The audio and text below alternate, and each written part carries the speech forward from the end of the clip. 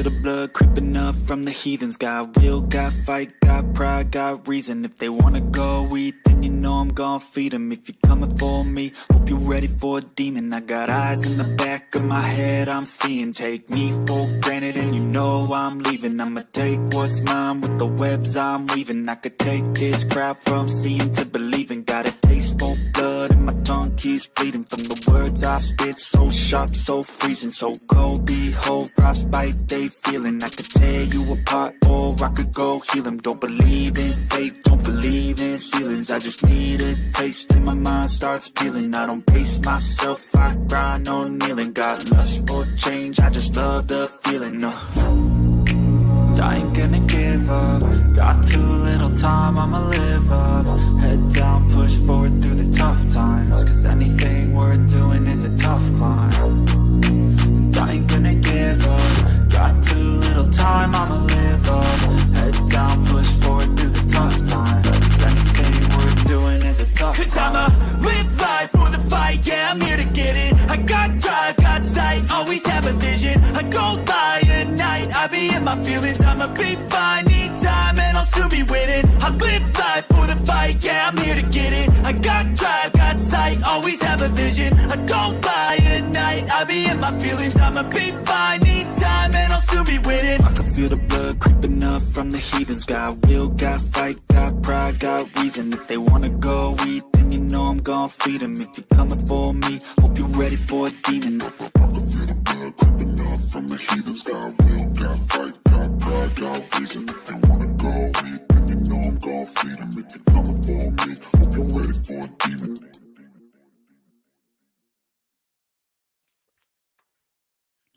What's going on? What the fuck? Hold up.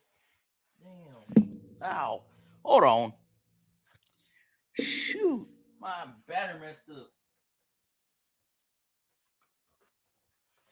There we go. Should be good now. All right, guys. Messed up my whole thing. Can y'all hear me? Let me get a mic check, please. Can y'all hear me? Thumbs up if y'all can hear me. Yeah. And we'll get into this thing. Loud and clear. That's what I like to see. All right, guys. How's everybody's Friday night going? Mine got delayed. Delayed like a mug. Had some unexpected work get approved, and I wasn't trying to go in tomorrow, so I had to get that stuff done. So, let me see. I don't see Sergio up in here yet. We'll wait till Sergio gets up in here, and we'll get to the topic. So yeah, let's jump straight into the. I don't have a topic tonight. Nah, no topic tonight. So let's get straight to the comments. Oh. Y'all remember this? Man, what was his name before? Sayer Mobile Automotive. Y'all know who this is. Atomic the Cat. Something like that. Okay, he changed his profile picture and name. It's a lot better. I made a stream. Oh, did you? Wait. Yeah, I've been seeing you go live. Actually, come to think about it. Yeah, I've been seeing that. Been seeing it pop up. TBS says, yo, what's up, Big Flo? What's going on, my dude? Let's go. Hey, so I heard, so we had a track here in town, right? And I heard that they're gonna open up another track, an old track. Yeah. So when that happens, y'all might get some drag racing content because we haven't had an open track in a bit. So if that happens, I might just be taking the yellow Bumblebee to the track. I'm excited. Let's go, Robert. What's going on? What's going on, Fluffy? Getting in the shower real quick. All right, bet. OCD, what's going on? Driving. Stay safe, bro. Get woo. Fluffy, Dom, what's going on, my dude? Yo, Trans King and FM fam, what's going on? Chris, how are you doing? What's up, Chrysler Tech? You getting on stream tonight or what? Bill Beckett, good evening. Good evening. Yes. I am so happy I'm awake for the stream. Been so tired all week. Oh man, you're tired and I'm full of energy. We ain't had ish going on at the shop. Ruben, saludos. How's it going, bro? What you got planned for tonight? Stream, bro. Stream Friday night. That's what I do. That's what we got to do. That ain't right. That ain't the right hat. Hey, hold up. Super. Hold on. All right. Gotta wait for the we gotta wait. Hold on. Loud and clear. Yes, thank you. What's up, Fluffy? What's cracking, bro? Scuba, dude. Where you at on that $2 tour, bro? How the hell? How in the hell? Last I saw it was at what 5K, doing better numbers than me. I was like, yo, that's crazy. That's what's up. And I hope you gained a good amount of subs from that too. Bill Beckett, I've been sleeping all week. I am tired of being tired. Hey, I feel you on that. That's how I am on my vacations. Yep.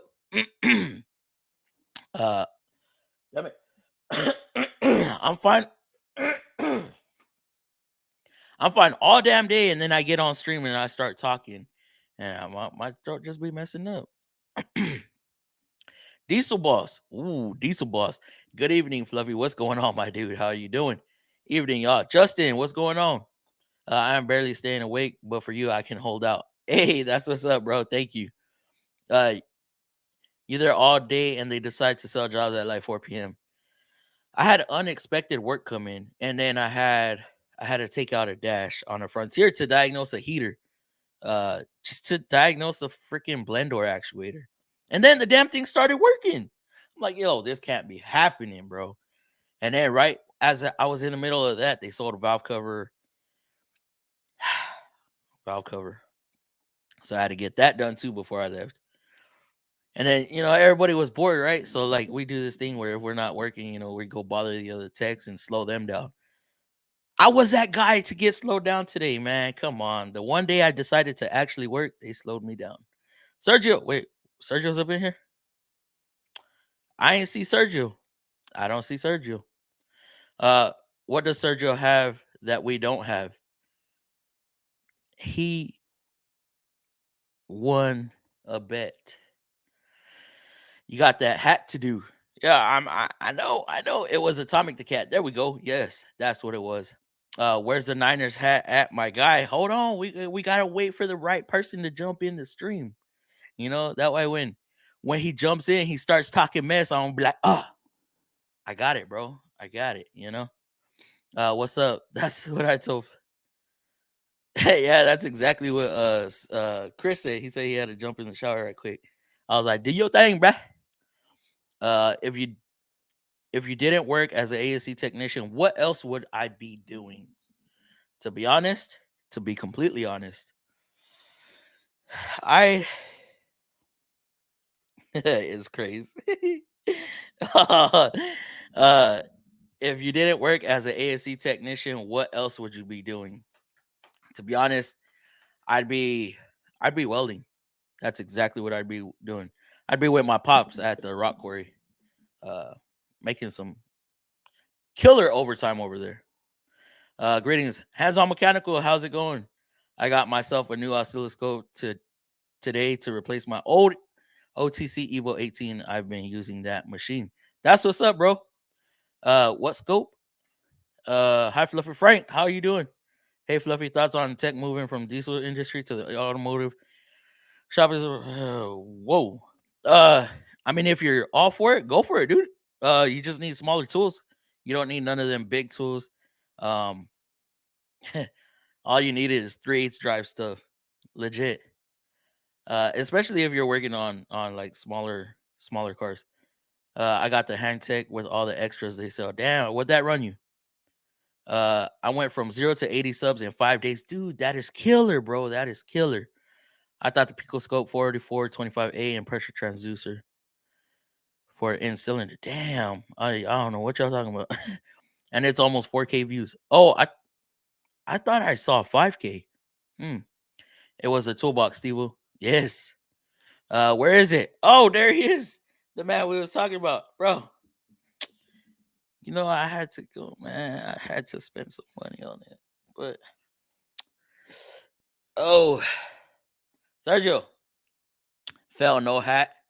Is that what he said? Is that where why is it not popping up?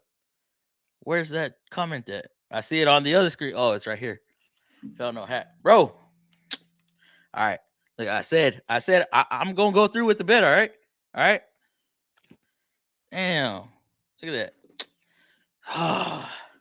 I didn't want to. I was really hoping. Oh my god, this thing is fitting too damn big. I didn't want to do it. I didn't want to do it, but I had to. Y'all notice something about it though? I had to find the right hat because if I wear this thing in public, it has to match clothes that I wear. So I wear a lot of reds and blacks and grays. It also matches the logo. It was so yes, Sergio, I came through, bro. I came through, man. That was one of the first things I did on Monday. Was it Monday or Tuesday? Something like that. But yes, a bet is a bet, bro. I mean, I gotta stay true to it. And let me give you a backstory on this, bro. So I was like, fuck, man, I gotta spend $40+ on a damn hat. Well, we walk into Lids, right? And the dude's all like, "Hey, how y'all doing?" And then It's Crazy goes, "He lost a bet." He lost a bet. I was like, "Bro, really?" So I'm looking, man. They had a bunch of fitteds, right? And I saw this camel one. This camel they were wearing on the sideline. I was like, "Yo, that shit's fire, bro." Well, let me see that. Is that snapback? He's all, "Yeah." He pulls it off. I'm like, "How much is it?" $40. I'm like, "Oh. I was like, man, all right, I'll take it. Right. So then he goes, this is a final sell, no returns or whatnot. I'm like, all right, cool. Check this out. So I think just because It's Crazy said it's a bet that I lost a bet. Let me hide my information on there.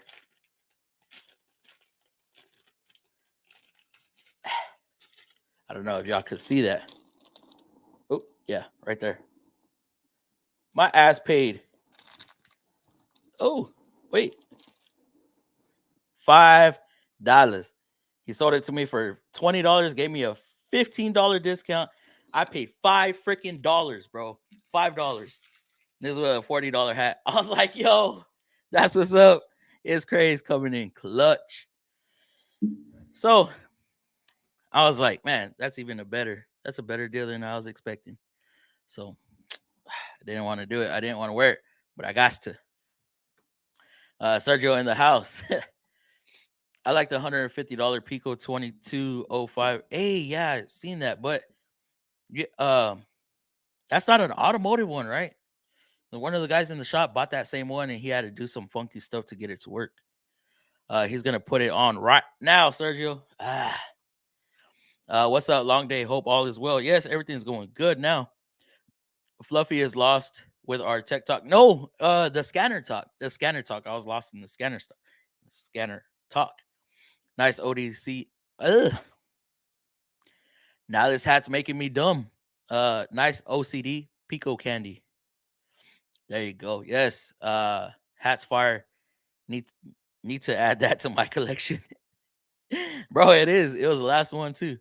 Yeah, I got the 8-channel unit so I can do 8 injectors. Damn, and 160 for the main unit and another $600 in extras.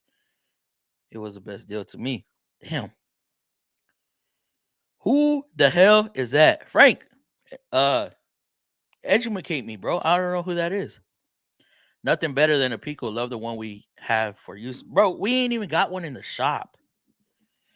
We're supposed to have one and we don't even have one. San Fran hat. Are you getting paid to wear that hat? No, I lost a bet.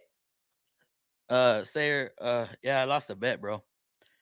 Hell of a day today at the shop. Complete front end rebuild 2006. F-150 front lower control arms and front brakes on 2010.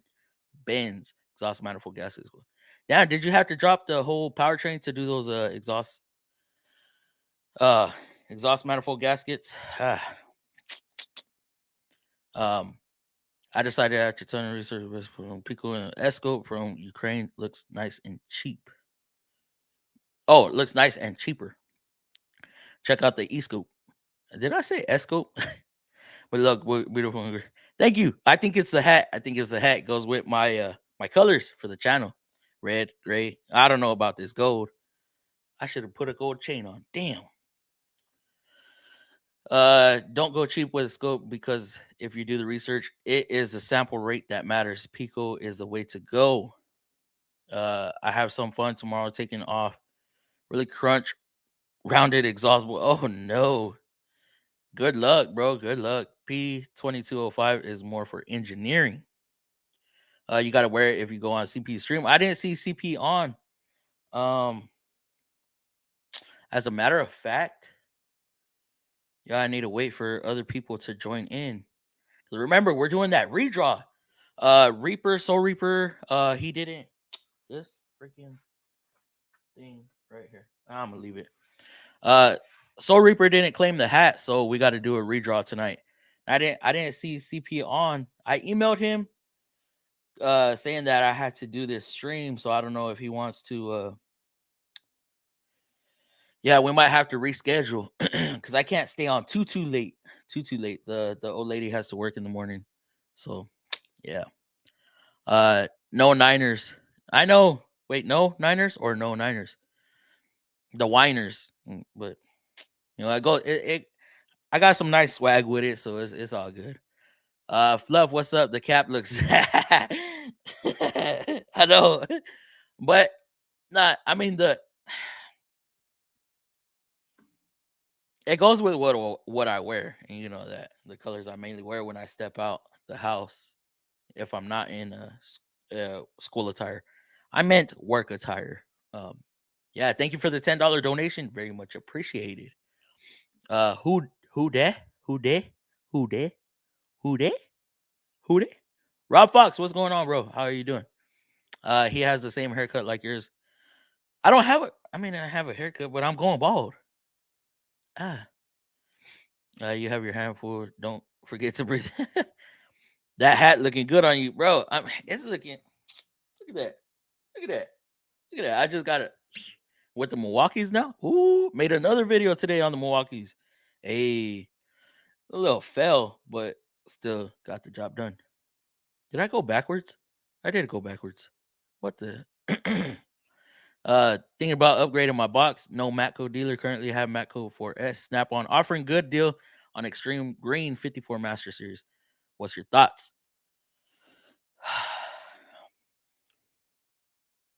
What is the price? Currently have Snap-on offering good deal on Extreme Green 54.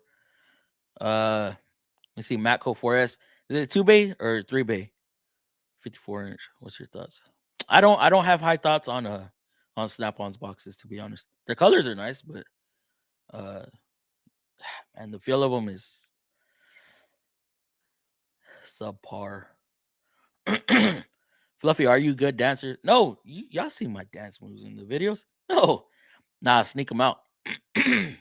Sneak them out. Sneak what out? Sneak what out? Steve, what are we talking about? I'll be on till 10.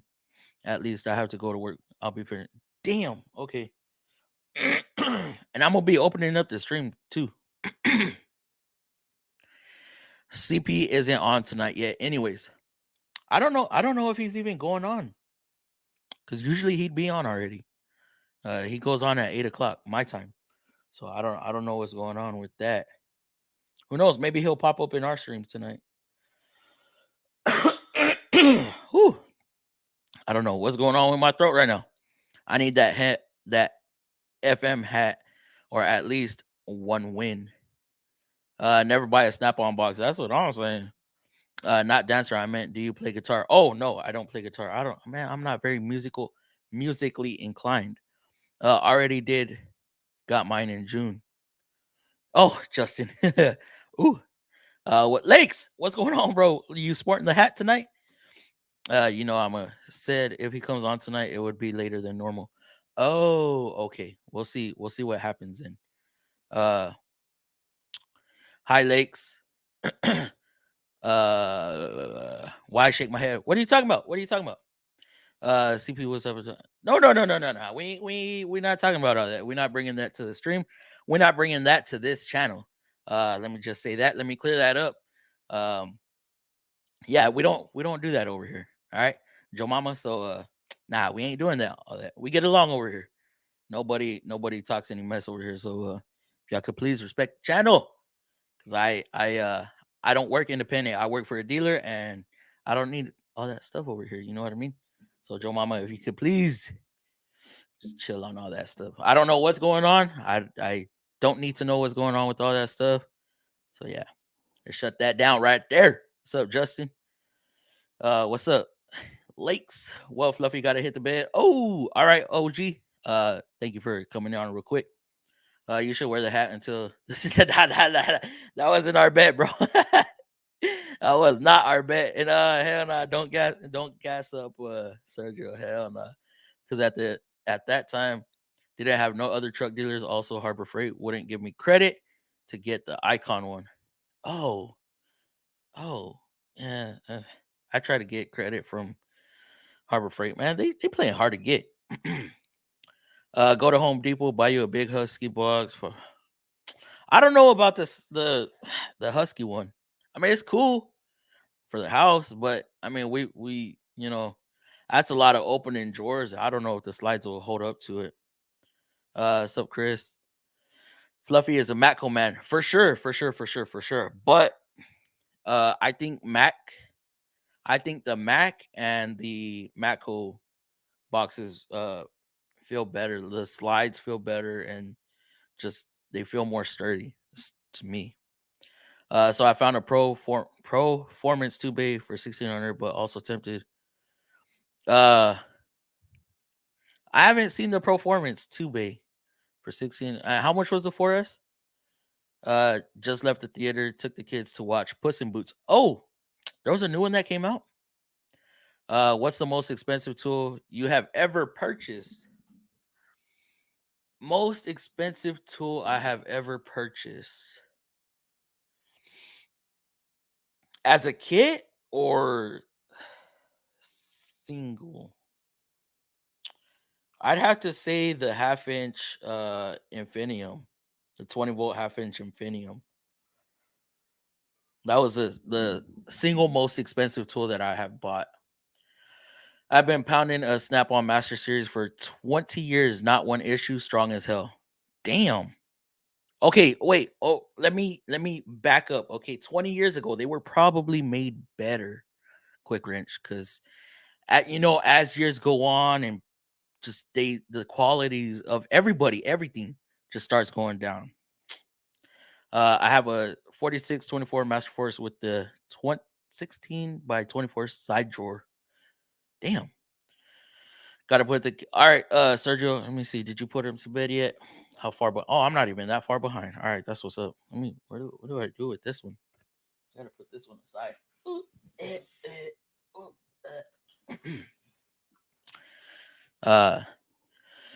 Sergio gets back, we will do. I'm gonna jump straight into this hat giveaway. All right, need to make me a moderator. We're gonna get to that. I love that energy, Fluff. Thank you, bro, very much. I love your wall poster. It looks so sharp. It's because it's me right there. Wait, where's my Matco guns? Yeah, I should repose right with the longer beard. It looks sharp. I thought,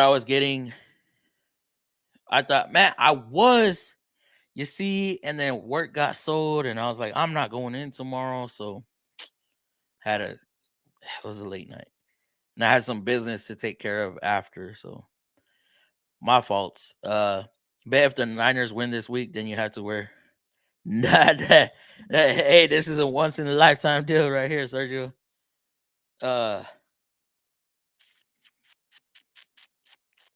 Let's say this, all right. If the Niners win the Super Bowl, the next day I stream after that, I will I'll wear the hat. Yeah? That's if they win. Or you know what? No. When is the Super Bowl? We'll work something out. Bring that up when I bring y'all in. One of the associated shops hired a Mexican mechanic, and man, he is short. We have to raise the lift to see what he's talking about. Yeah, that's funny. This community is nothing but fun and for oh man, Sayer, uh, rewrite that joke, man. Rewrite that joke, man. Oh, what did he say? Like I have a sense of humor, right? I don't get offended easily. So he goes, what did he write? He said, what do you call a Mexican that's been baptized? Okay, I'll wait for y'all's answer. What do you call a Mexican that's been baptized? But yes, Chris, definitely correct. What's up? Nice vids you put out recently. Oh, he put out more. So wow, the Snap-on Toolbox 8. I just don't like the feel of them. That's all. And I think they're overpriced. Yes, all the boxes are overpriced, but the Snap-ons, I just feel like their quality could be a little better.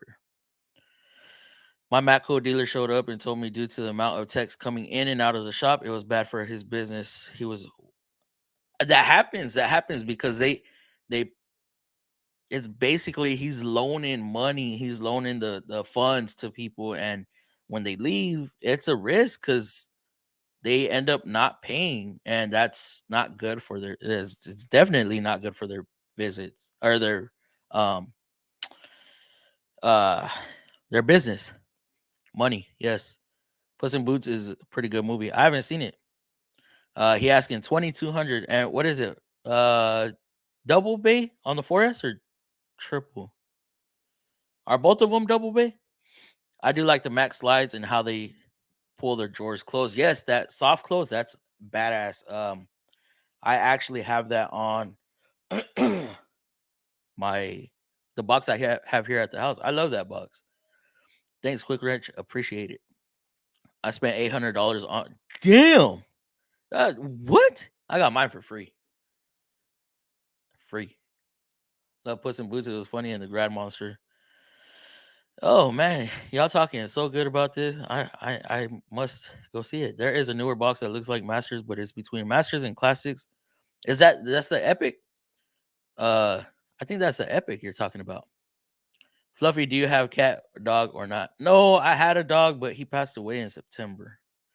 Hello, Fluffy, and everyone in chat. Raging, how are you doing, bro? What's up, Raging? If they even make it. Yeah, that's true. If they even make it. Trying to capitalize on that. I know he really is. This year we ate menuda. For what? Right. I love my Snap-on box. How much? How long have you had it? How much did you spend on it? Gonna add a hutch and locker, dude. That man, once you get a hutch, bro, you feel so much better. What's up from Buffalo? Ed, how's it going? Justin, the only thing I wish Snap-on didn't do was the plastic latches. With the spring, yeah. Let me see. All right. You know what? We're gonna do this right now. All right. All right, bear with me, guys. I am going to set up this giveaway. Okay. Let me see. Go to the channel. So we're gonna do this for the hat.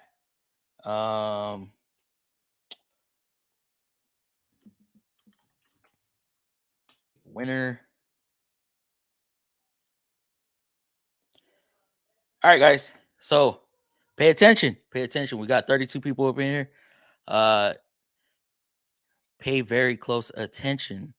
Is Chris in here? Yes, Chris is in here. Oh, entire screen. I'm gonna show the entire screen. Here we go. All right, guys. So I am going to need y'all to go to the channel. Now, wait, hold on. Go to the channel. Oh, not that one.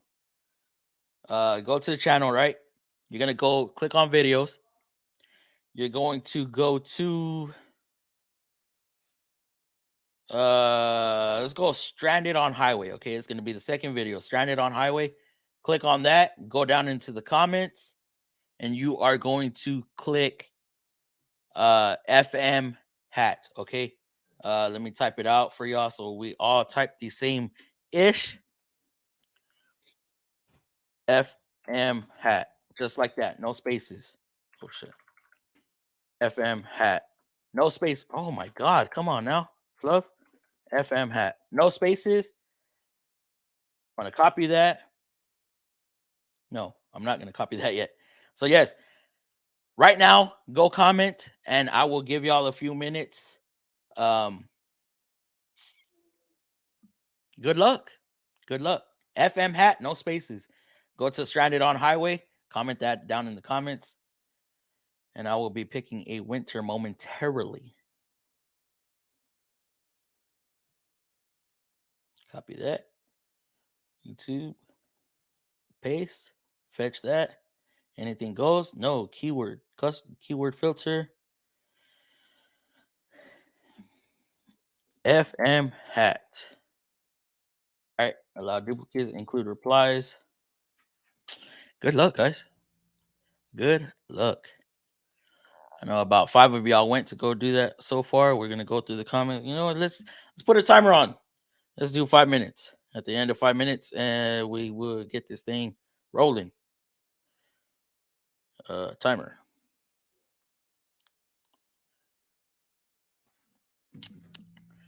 Okay. Where do we left off? Where do we left off?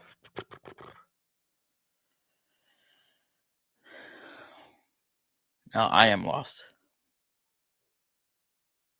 Oh yes. The only thing I wish Snap-on didn't do.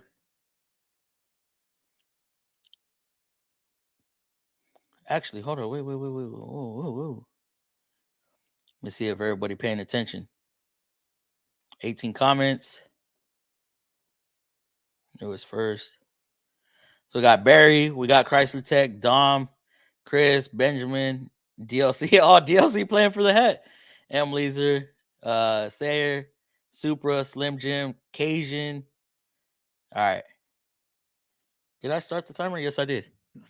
So yeah, I mean, I hope one of y'all, of course, one of y'all gonna win, but that's gonna be what's up. That's gonna be tight. Finally getting Lakes. Hold up. If Lakes wins, I'm gonna have to redraw because Lakes already has he already has one. So he over there trying to be funny. I got you. The metal, yeah, that is kind of cheap. But you know what? Matco has the plastic detents. Which I'm gonna have to replace I'm gonna take my kids on Tuesday to watch Puss in Boots. That's what's up, bro. Hell yeah. Menudo time. Chrysler Tech. Menudo. It's yeah, I say right now, nice, Chris. Snap on 11,000. He's offering me 2K trade in and rebates and all that. Dropped around. See, that's what that shit pisses me off. You know that box is probably 6K. They do all this markup and rebates and stuff like that just so they can make it look good on the discounts. So that box is probably worth around 6,000. Right? They do that to cars. They do that with everything. These discounts, right? Discounts. Not the biggest Matco fan, but their boxes are built way better. They feel more solid than Snap-on boxes. All I own is Snap-on. It's either we own all Snap-on, all Cornwell, all Mac, or all Matco. Or now Icon. Icon's coming in big too. Epic is the top of the Snap-on. I thought the Master Series was. Am I? Oh, maybe. I don't know. I have 2 dogs and 1 cat. How do they get along, Frank? I'm never spending that much on a toolbox that doesn't make me any money. Man, it's just looks for me. It's just looks for me, to be honest. The Matco Performance is the older version, pretty much A4S. Oh, okay. For 1,600, you think you could work that price down a little bit? I agree. Plastic latches are a downside. Here comes all the non-regular viewers. Supra, come on now. It's all right. It's all right. That's the whole point of doing the draw. But I'm seeing a lot of comments from most of y'all, to be honest. So I ain't too worried about it. Warranty plastic lock and roll latches for life. Oh, so now do they do that if you're the original owner? I know Matco, you have to be the original owner in order to get those uh warrantied out. Performance doesn't have the second full length drawer though. Oh, another $10. Fluffy, if you take a new photo, I can have your logo redone. Vato, I don't know if I want to do that, man, because I got so much invested into this logo, you know? I don't know. Maybe? I don't know. I know Quick Wrench, but that's the only thing I didn't like of my Epic. Done. All right. Thank you, Raging. I saw you did comment. TBSS. No, that has to be in the video, bro. Has to be in the video. Man, I am hungry as beans. Not enough food and cooking takes too long. Lord save me. Done. Chris, Dom, hell yeah. If you have lock and roll plastic, it's a master's or lower. Epic doesn't have such. What? A pozole time too. Hey, pozole. I can eat some pozole. I can show. Show in the Epic has plastic drawer latches. It's crazy. I'm gonna get one handed to me anyway, so I don't need. It's crazy. Come on, get your ass in the damn. You better go, man. Cause nah, you ain't getting a hat for free, bro. Just cause you primo don't mean nothing. I mean, what? You better hurry up and go. Uh-oh. It's crazy. You better hurry up, dog. You better hurry up. I'm gonna laugh. Should we give Is Crazy a chance? Yes, no, yes, hurry up, guys, before I do this. Should we give Is Crazy a chance? Chris JRS looks so cute and adorable. I love your picture. I'm throwing my hat in to be an ambulance. For real? Nah. All right, guys. I want to snap on. So, yes. See, I'm telling you. See, it's not just me being biased. But anyways, yeah, we're gonna go straight into this. All right, guys. FM hat. Make sure everybody is in here. Oh my god, dude. What the hell am I doing? I don't know what I'm doing. Make sure all y'all are raging. Sergio, Justin, did you apply for the hat? FM. Okay, Sergio, Justin, TBS Lakes, Barry, Chrysler, Chris. All right. I got. Ready?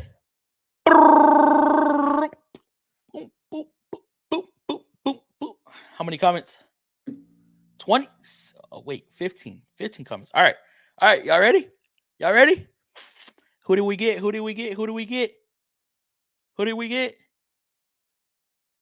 M. Leeser.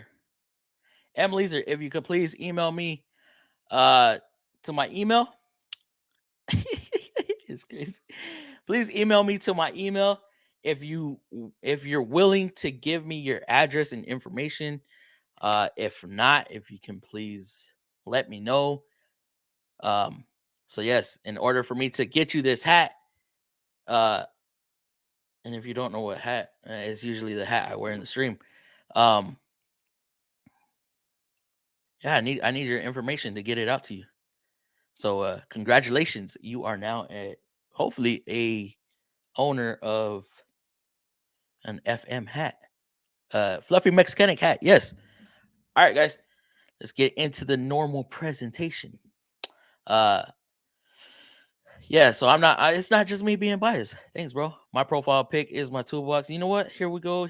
We need to bring y'all up in here. Join me if y'all ready.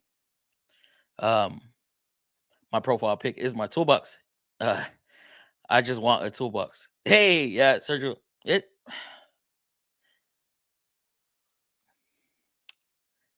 Sergio, get a roll cab, right? A roll cab. Take the wheels off and just bolt that thing down. I wouldn't trust it though. Maybe if you had a van, actually a roll cart like the Combat Green ones, Snap-on ones. Why don't you get a U.S. General or U.S. General? Those ones are nice. Supposed to be original owner, but a good dealer would take. Oh, okay, yeah. Damn trucker, almost ran into. Oh, you're at the fuel station right now? Nah, sure. We had one that said nah. Yeah, Epic does not have lock and roll yet. Lift up drawer handle to open. Yeah, that's true. That is true. I'm talking about the latch mechanism to open the drawer is plastic. Oh, congratulations. Yes, congrats. Congrats. Thanks, Fluff. All right, cool. Appreciate you participating. And thank you for watching the stream, as always. But yes, if y'all are ready to join in, let me get my emails. Let me get the invites copied. And Benjamin wants. Oh no, Benjamin. Oh, that damn. I haven't replied to some emails. Oops. Okay. I don't like the bright green. The blue isn't bad though. Epic drawers also all flush with they don't stick out. True. Yeah, that's true too. Also, I'm bougie. Bougie ass. Let's see. Benjamin. Who wants to join up? Oh, Chris. Okay, yes. Chris. Gotta have my boy up in here. Who else? Justin, you want to come on? Let me see. Justin, Sergio, you down to come in tonight? Or are you out? Leo, why the fuck did I say that? Y'all don't know who that is anyways, so it's all good. Who else? Lakes, you down to come in? Yes, Lakes. Right as I said your name, you popped up. Sent. Who else joining in? Maybe I'll save up, ask the Matco guy how much for a roll card. Ooh, no. They're expensive, bro. They're expensive. Oh, I wouldn't. I heard someone say Snap-on boxes feel like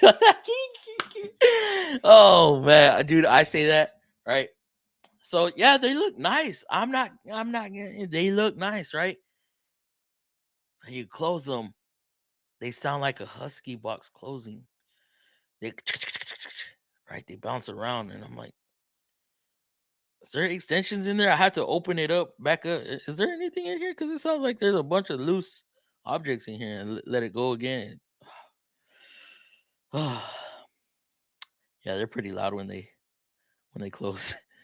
Hey, you foul for that. It's crazy. Dang. I've been looking at Ansel MT700 motorcycle, all system motorcycles. Damn, you're getting into that too. I got to take the wife to go hang out with her friends in a bit. All right. Well, I'll send you the link anyway. That way you could just join up when you're ready. Supra, you wanna come up in Chrysler Tech? I'm waiting on you, bro. Sergio, the blue one is nice. I have a 56-inch bank box. Oh. Lakes. Hey, what's going on? Hey, you a little cold today? I just got in the house. Look at that, baby. Let's see. Let me take it off here. I can't see. Boy, look at that. Hey, Kind looking sharp. It's hard to figure out. Yeah. Boy. Man, I was Boy, having look issues at with that too.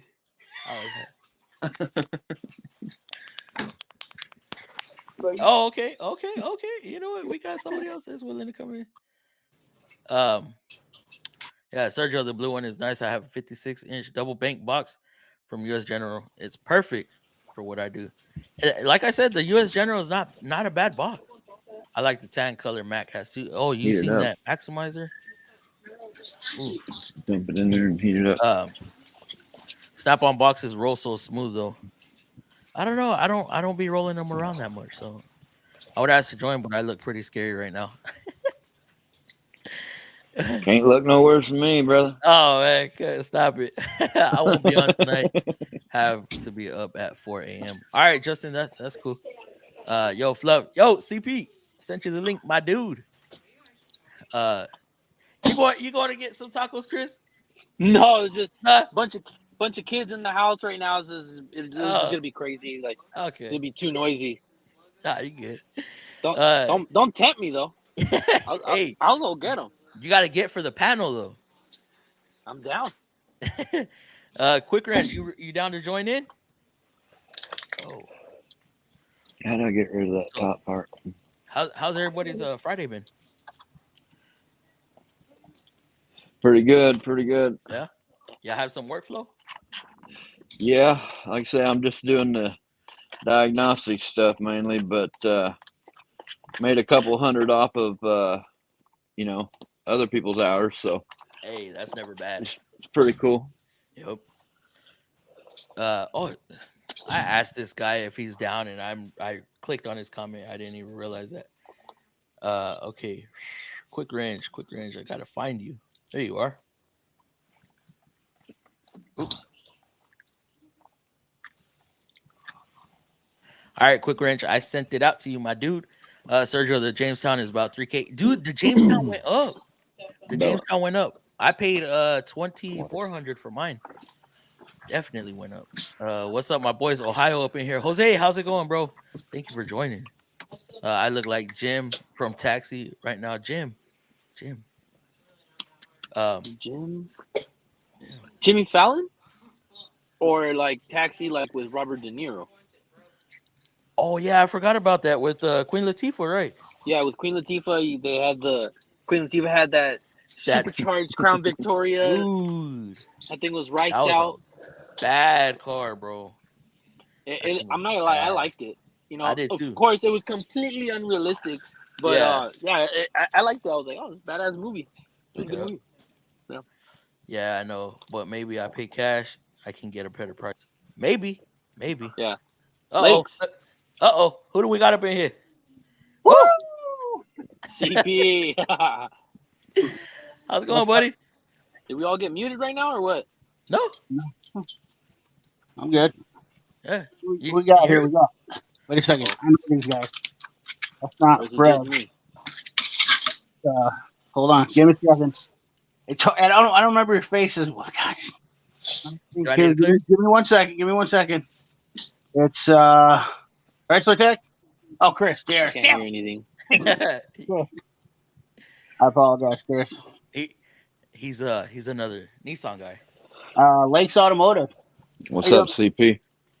I don't think I've ever seen you before. Just your look. Oh, look at the dog. Hey, Henry, look. Check it out. That's puppies. I know he's got to get right up in my face here. Don't worry. You can grab the show, buddy. Go ahead. Sorry, I didn't mean to bomb you guys here. Ah, you're good. You good? How was your day? How's your night? I was watching. Or is it just me? Chris. No, it's just you, bro. I can't hear anything. Oh, you can't? We hear you. I can see you guys' lips moving, but I can't hear anything. We hear you. We can hear you. Okay, you guys hear me, but I can't hear you. Okay. Yes. Something's going on. Go out and come back in. Leave, and then get back in. Yes. Okay. Yeah. All right. I'll be right back then. Hey, Fluffy. I love the hat, brother. Oh man. I lost that bet. Oh, you're because you live in Texas. You got to be a Cowboys fan, right? Yeah. Well, I go for them. Not too much of a fan anymore. I don't. What's that hat say, Fluffy? I see on your head. San Francisco. Uh-oh. Yeah, I lost that bet. I bet Sergio. Yeah. So you hear us now, Chris? Okay, there you go. Yeah, there we go. You guys now. Right. StreamYard does that crap sometimes, man. Does it? Should be playing too much. No, I mean you guys could hear me, but I couldn't hear you. That was weird. Yeah, it trust me, StreamYard. It's just StreamYard. They glitches like that. Yeah. All right. CP, I got something to ask you. I'll put you on the spot right quick. What do you think of What do you think of the blue Matco? The blue Matco what? The blue Matco power tools they're coming out with. You know what? Did I see them? Are they the blue Infiniums? Yes, I got word that they're gonna come out with solid blue. Oh well, they're definitely keeping Infiniums then, huh? Yeah. I think it's cool. I don't know. I like the blue. It's just, they come up with different colored blues. The problem with Matco is that because they don't. I'm not trying to be negative, but because they don't make anything, they don't control the pigment colors. It's all due to the vendors and what they're get. So true. You know, that's all there is to it. He showed me the die grinders. He had die grinders that were blue. Those die grinders that came out, but they're not in the flyer. I Huh. was like, oh, okay. Well, I haven't seen them, so I honestly can't really say whether or not I like them or not. I think the blue lineup is a good way to go. What color? What's the blue look like? Is it? Um, You have a picture of it by any it, chance? You can share no, it? I don't have a picture, but from what he showed, from what he had in his tool bag, you know how they usually walk around with some tools, right? Mhm. That die grinder looked like the blue hand tools. Like it looked the Okay, same. so it's the lighter blue. It's the one exactly Yeah. like. Okay, it could be all right. The problem is the lighter the blue, it's dirt. You know Yeah, how that's very true. like I love the high vis from Snap-on, but it does get really dirty fast. Yeah. Like that's the only issue. I don't know how anybody else. Which I mean, it's not. They're supposed to get dirty, so it is what it is. But Yeah. I mean, that's not really what changes my mind about a tool. But when they look like crap when they're dirty, and I got to clean them up, and they just get dirty again, it's kind of redundant. You know what I mean? Yeah. Like, so. I know with the Milwaukee tools that I'm using, I'm over here cleaning them up the best that I can, and like, no, I spent, you spend a lot of money, you want to keep them looking nice for a while. But the Milwaukees and then like the Burgundy Matco, Yeah. they look like all the reds seem to hold up well. Black obviously does well. Yeah. The Flex green does okay in some cases, I guess. I don't know. It looks pretty crappy in some. Like the Snap-on green looks terrible. It gets all trashed. Yeah. But color for me is kind of. I'm a big green guy. Yeah. Oh yeah. No, I totally understand, and that's why I say that. It's just color for me is kind of a moot point because at the end of the day, it tends to. Like I've done a video about this before, so yeah. Color changes are fads, and when a tool company decides that they're not selling a product, they discontinue it. So Mac used to have orange, and that's right, and it's gone. Yeah. I bought a set of tamper-proof Torque like red hand or orange handle screwdrivers, and I loved them. And then I broke a couple. I broke them, and then eventually, like 7 years after that, they didn't make them anymore. And I was like, what? Because I wanted to go with all orange. Back in the day, it was like black, orange, and red was all you had. Yeah. You see the orange pop up every now and then. Yeah, but then they just basically screwed me out of that. And I was like, well, this is why I'm just going to stick with red. Because they've had red since 1938. It's generic. It's a generic color. Yeah. Well, everybody's going to have it. That's exactly why I was like, screw it. I'm just going to stick with red because it's one color. Red or black is like the one color that's been pretty much tried and true throughout the whole day. I know it's boring, it's bland, and I know tool colors make a difference to people, but yeah, yellow toolboxes were a huge deal back in the early 2000s. Huge. I mean, like stupid huge. Yeah, I see the older text with the yellow. Yeah, but guess what happened when that fad ended? Then nobody wanted those toolboxes. Like I couldn't even sell a used toolbox when I was a Mac dealer. A used yellow toolbox was basically the same as getting something that was worthless. I mean, I'm telling you, like guys didn't want a Maximizer. They're like, "Oh man, that color is so yellow." Just. So let me touch on this comment right quick. Jose said Hyundai Tech here swapping motors on the daily. We know who's really making money. Oh yeah, for sure. Is that a bad thing for Hyundai? I mean, the technicians, if they're that busy, GM techs are too. Are they with the lifter issues? Yeah.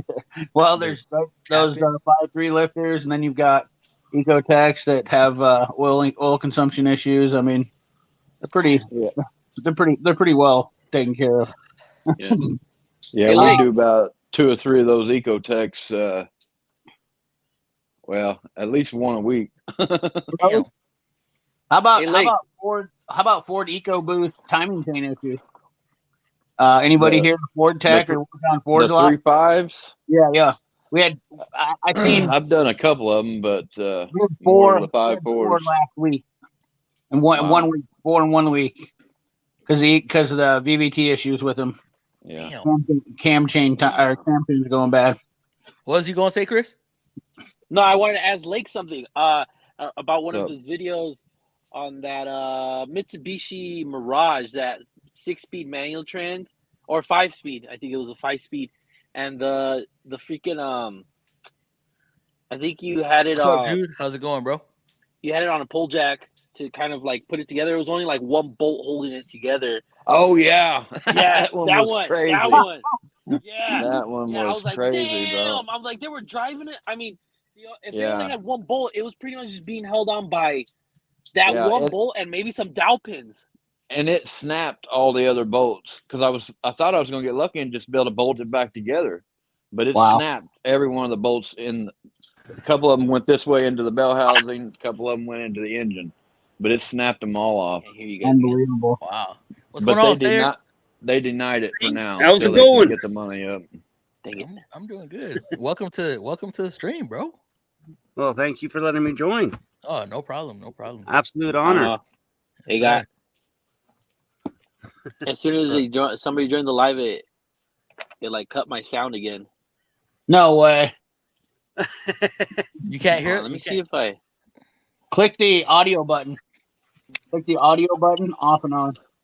I can hear you guys now, but I don't know. Maybe it has to do with the AirPods because now I can It hear you might guys, be- but it might be. Hold on, give me a second. I can hear You you might guys be now though.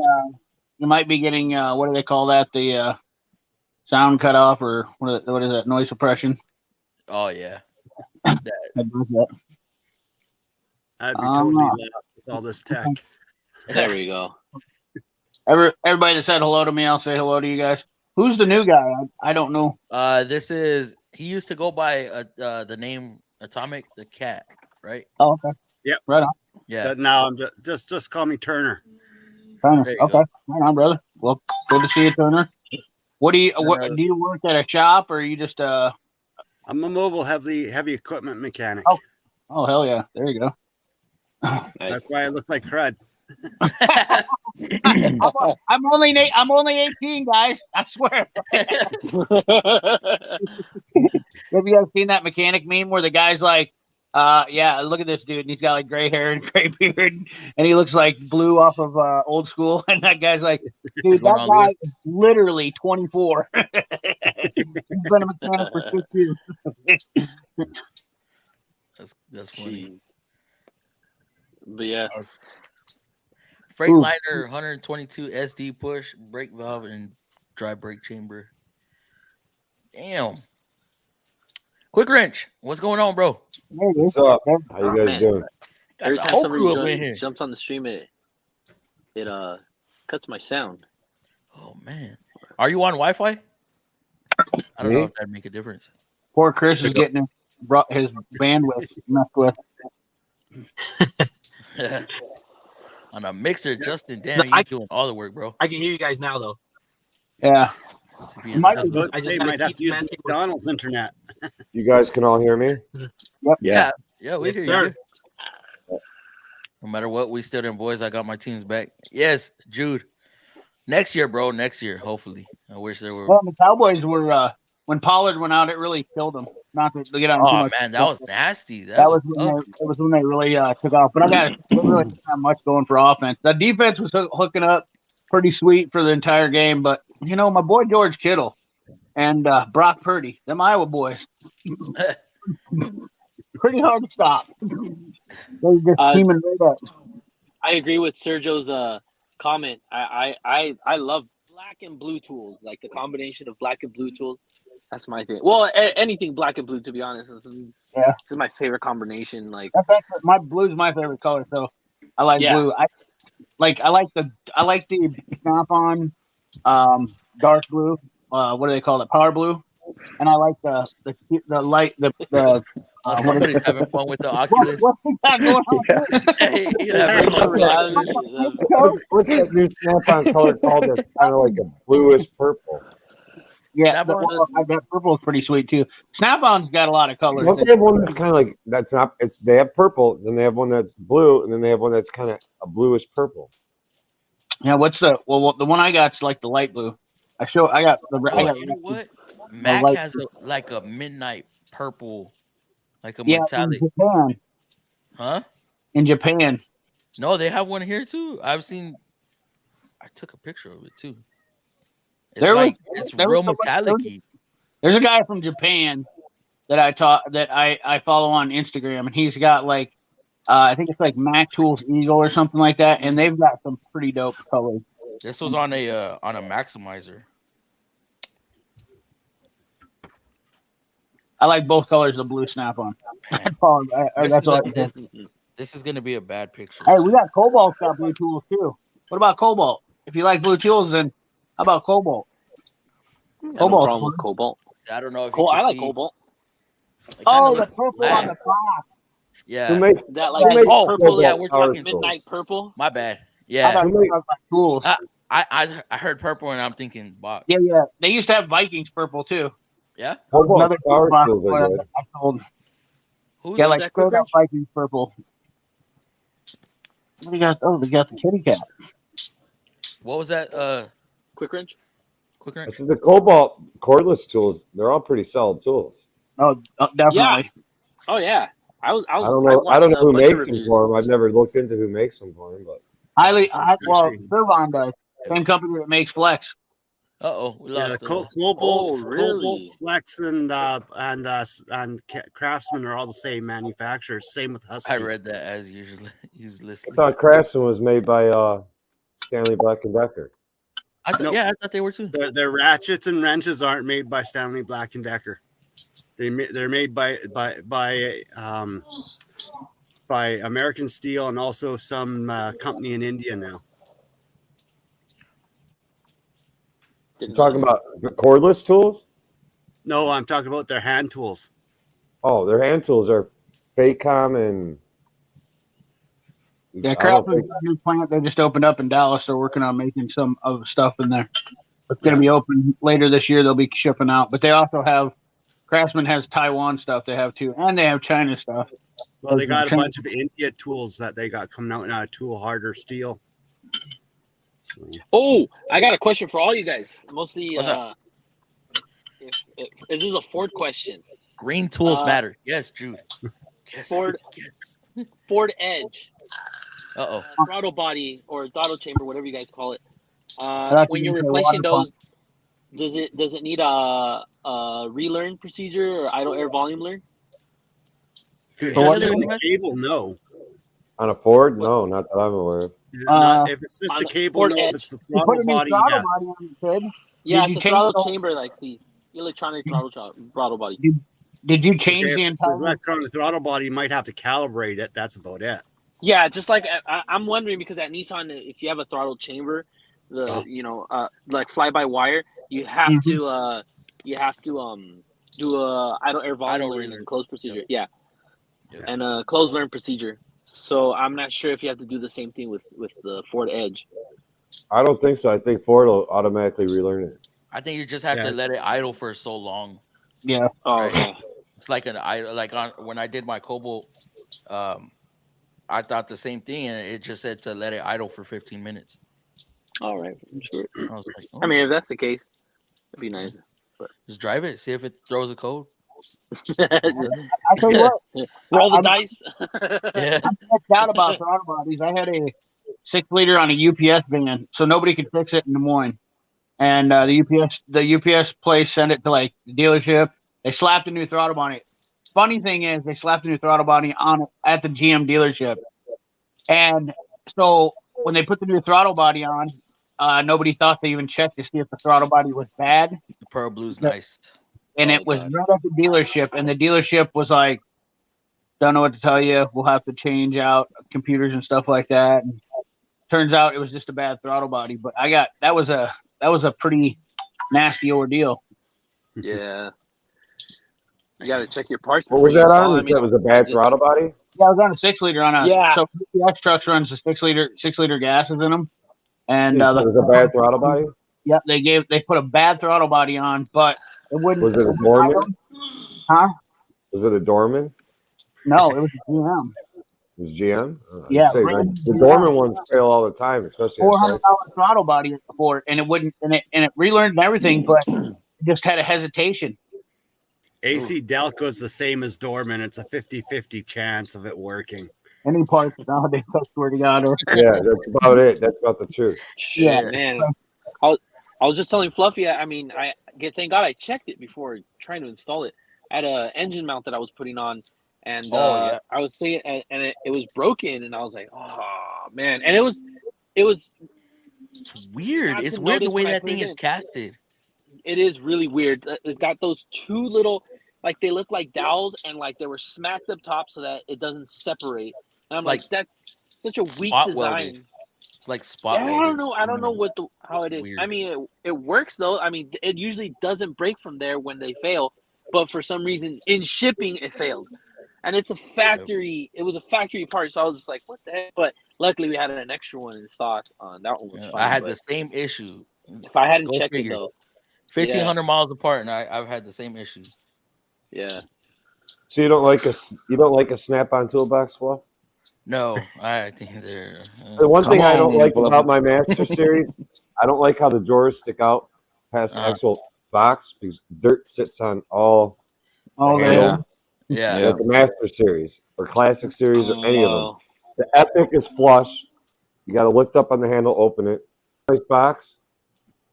I like their colorways. I like their colorways. Well, I like the Mac boxes also, and I also like the Mako 6S boxes. They all make pretty good boxes on those three as far as like a high end, like over the top, really expensive box. There's no doubt about it. You're not really going to go with a really bad deal, but Have y'all seen Lake's box? Huh? Have you seen Lake's Automotive's box? Huh? No, he has on the channel, Lake? he has that pit box. wagon. Oh, you got a pit wagon? Yeah. Dude, Damn, those things are so cool. Listen, I'm so old. I remember when those things were introduced by that box. Oh yeah. Yeah, Is that the one with the big wheels on it? Yeah. I was like, there's no way anybody's going to buy them. And my Snap-on 4 guys one. The first week that I was like, you got to be kidding me. I was like, no way. But in a heavy duty diesel shop, they actually make a ton of sense because those guys move those boxes all the time. And that's exactly where he sold them was a bunch of diesel shops here. And it was like, it just, I mean, you move to the way those guys move toolboxes in the diesel shop. They always put them in like corrals and stuff like that, truck shops, like your Kenworth, Freightliners, and all those guys. And those wheels made a huge difference for having pit wagons, moving it around and whatnot. They're definitely easy to move around. Oh yeah. Have you seen that YouTube video where the guy made one of those motorized? That would be cool. I want to say I have. Yeah, he's in the big aircraft shop and he drives it back and forth. He's got a little seat on it. Oh shit! I have not seen that, so that's actually pretty cool. That's funny.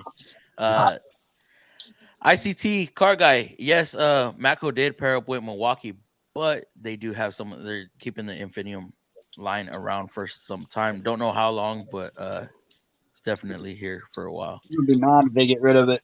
Yeah. What? I just hope they drop the prices on it to be more competitive. There's a deal. They had a deal on the stubbies this weekend. Dude, have you seen the Mako app? The Mako one? Well, so they've had the Mako app out for a while. Okay? Yeah. But they finally got it up and working. So now I can pay my dealer. It's worse. Yes. It's like you can just have free reign. Like it shows you the flyer deals. It's like, bro, you're just shopping all the time now. So I'm like, it's not good.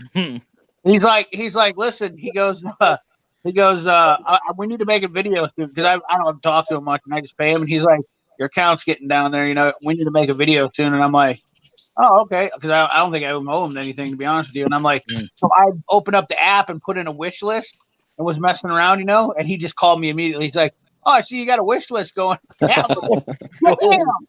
He's in my business now. No. You guys are lucky. You guys got Mako and Mac. We don't have them up here in where I live anymore. Where are you at? Well, I'm in Victoria, British Columbia, Canada. Oh, Snap-on's the only trucks that are running right now up here. I had a Mac and Snap-on truck probably for my first. That's all I had for probably my first 25 years of being in the business. The last 3, I actually have a Mako dealer now. Yeah. One thing I don't have is we had a good Mako dealer up here, but he just disappeared. That's weird. That's weird. In certain areas, they're not. I mean, certain areas Matco is like it's just like everything though. But Snap-on's the only one that has they have twice the dealers that everybody else does. So not to say they're all nice, but I know everybody has their own preference on stuff. It's kind of like underwear, I like wearing looms. You guys like wearing Fruit of Looms, big deal. But at the end of the day, like, I like shopping around everybody. Yeah. I think it's tough for a Matco dealer to get established in my area because he was competing with his territory. The Matco's territory was almost the same as the Mac and the Snap-on guys' territories.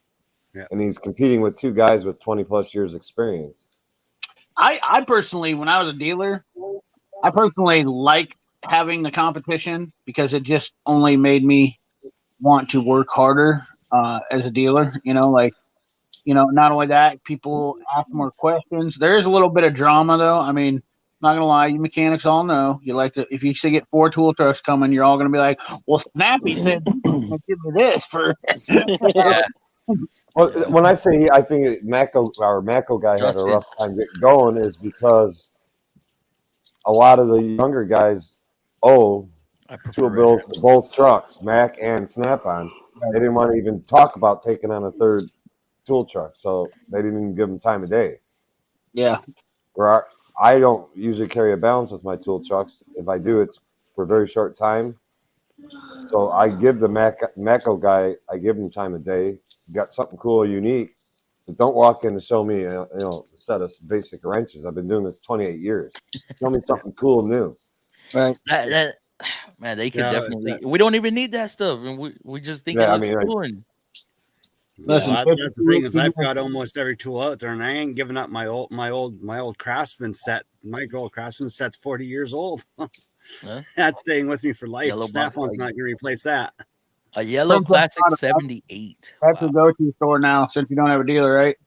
Princess Auto. Is that where you hit up a lot of Princess Auto up there? Do a little bit of Princess Auto for the stuff I don't use every day. The stuff that's not important. I have a lot of Snap-on stuff, like all my pullers and presses and ball joint stuff is Snap-on because it is the best. They make the best ball joint tool in the world. So, but like my hand tools and that, I get a lot of Craftsman, some Husky stuff now, but I order a lot of my stuff online now. You happen to watch CP's video tonight? No, I didn't get a chance to watch it. When you do get a chance to watch it, because you are correct about the Snap-on ball joint press. It is the best in the industry. All the way up to what I would call light duty trucks. Yeah. And as CP will tell you, the Slay one that's made by, or they Matco also had exclusives to it for a while, but the Slay one is a very serious piece of equipment for 3/4 ton trucks and up. Yeah, 4,500, 5,500 Dodge or heavy duty. I've used that ball joint press to do kingpins on F550s and also some internationals. It's impressive. What about like what's the one that's a son of a gun? Shannon, how's it going? The GM 2,500, 3,500.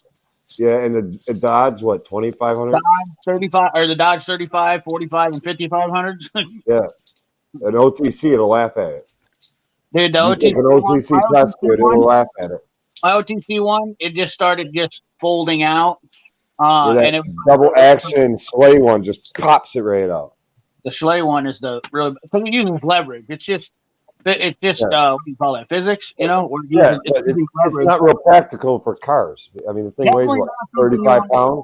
It weighs 35 pounds alone. Damn. Yeah, the tool alone weighs. I mean, you're like, holding this up I'm only doing a Chrysler 200 here. I mean, come on. Yeah, that's when you don't need that tool. You don't need that tool. Me and Chris are lucky. We don't have to press ball joints out. No, you change control arms, right? Oh yeah. Yep. That's the future. I don't use a ball. That's probably why I haven't bought that Slay set. The old Chevys, you just unbolted them and bolted new ones in. Yeah, that's true too. You can't do that on the big ones, though. They don't have any options for it. But I was just saying that though. We were talking about this actually because we had a guy a lot of guys borrow my Master one because nobody wants to buy them around here. But they were talking about like pretty soon, like How many ball you don't change any ball joints out at all, Fluffy, at all? You or Chris don't know? On some Infinity, the G35s, I've done those. I've worked on a couple of Hondas where I've had to press out the. I mean, it wasn't really hard at all on the Hondas. Right. On the G35, it was pretty. It was annoying actually, but not difficult. It was just annoying because of the shape of it. So trying to get something straight on it, it was annoying. But just on only the G35s, and I'm talking like the older G35s. Yeah, right. The So only not time, the cute. the Go ahead. only time I've had to press out a ball joint was when I was in tech school Shut the for front training. door. Swear. Swear. Fluffy's got it so easy. Well, I had to take over a Fun. job today. I take over a job today because I have one of my coworkers, supposed to be the guy right under me or close to equivalent to me, had a brake line job to do, and after about 4 attempts of trying to flare a brake line, and they all kept leaking, I looked at it, and I'm looking at his flares. I'm like, who taught you how to flare a brake line? He's like, I've never flared a brake line before. Oh no. I'm like, you've been doing Are this you for using 20 the old years. manual or the hydraulic? Well, The that old-fashioned manual one, but the old manual one, I could see somebody screwing that up if they've never done a lot of them, because that does take a little practice. 20 years in the business, never Yeah. having to That's flare a crazy. brake line. But those Lyle, like that Lyle one that I got, you can't Yeah. even mess. If you mess that brake line up, you shouldn't even be working on cars. That's the one with That's the what he dice. was using. I gave him that little kit. Well, there's Double a flare. cool one. There's the hydraulic one, but Lyle has one that does your 1/4 and 3/8 lines, and it's sorry, I didn't mean to finger in you. It's a 1/4 and 3/8 line. You stick it in. I mean, it's foolproof. Capri has one. There's a bunch of companies now that rip them off. They're just a handle. I have it because that way if I ever get the opportunity, which in the Rust Belt pretty much never happens, but if I do get the opportunity to reflare a line or something to fix it, that Lao one's super nice. You can slide it up in there, but you cannot mess it up. It has a die that screws into the end, and you tighten it down. The line comes out, and it has a peephole that you can see it, and then you just screw the die in, and then switch it around and screw it back in. Yeah, I have that one.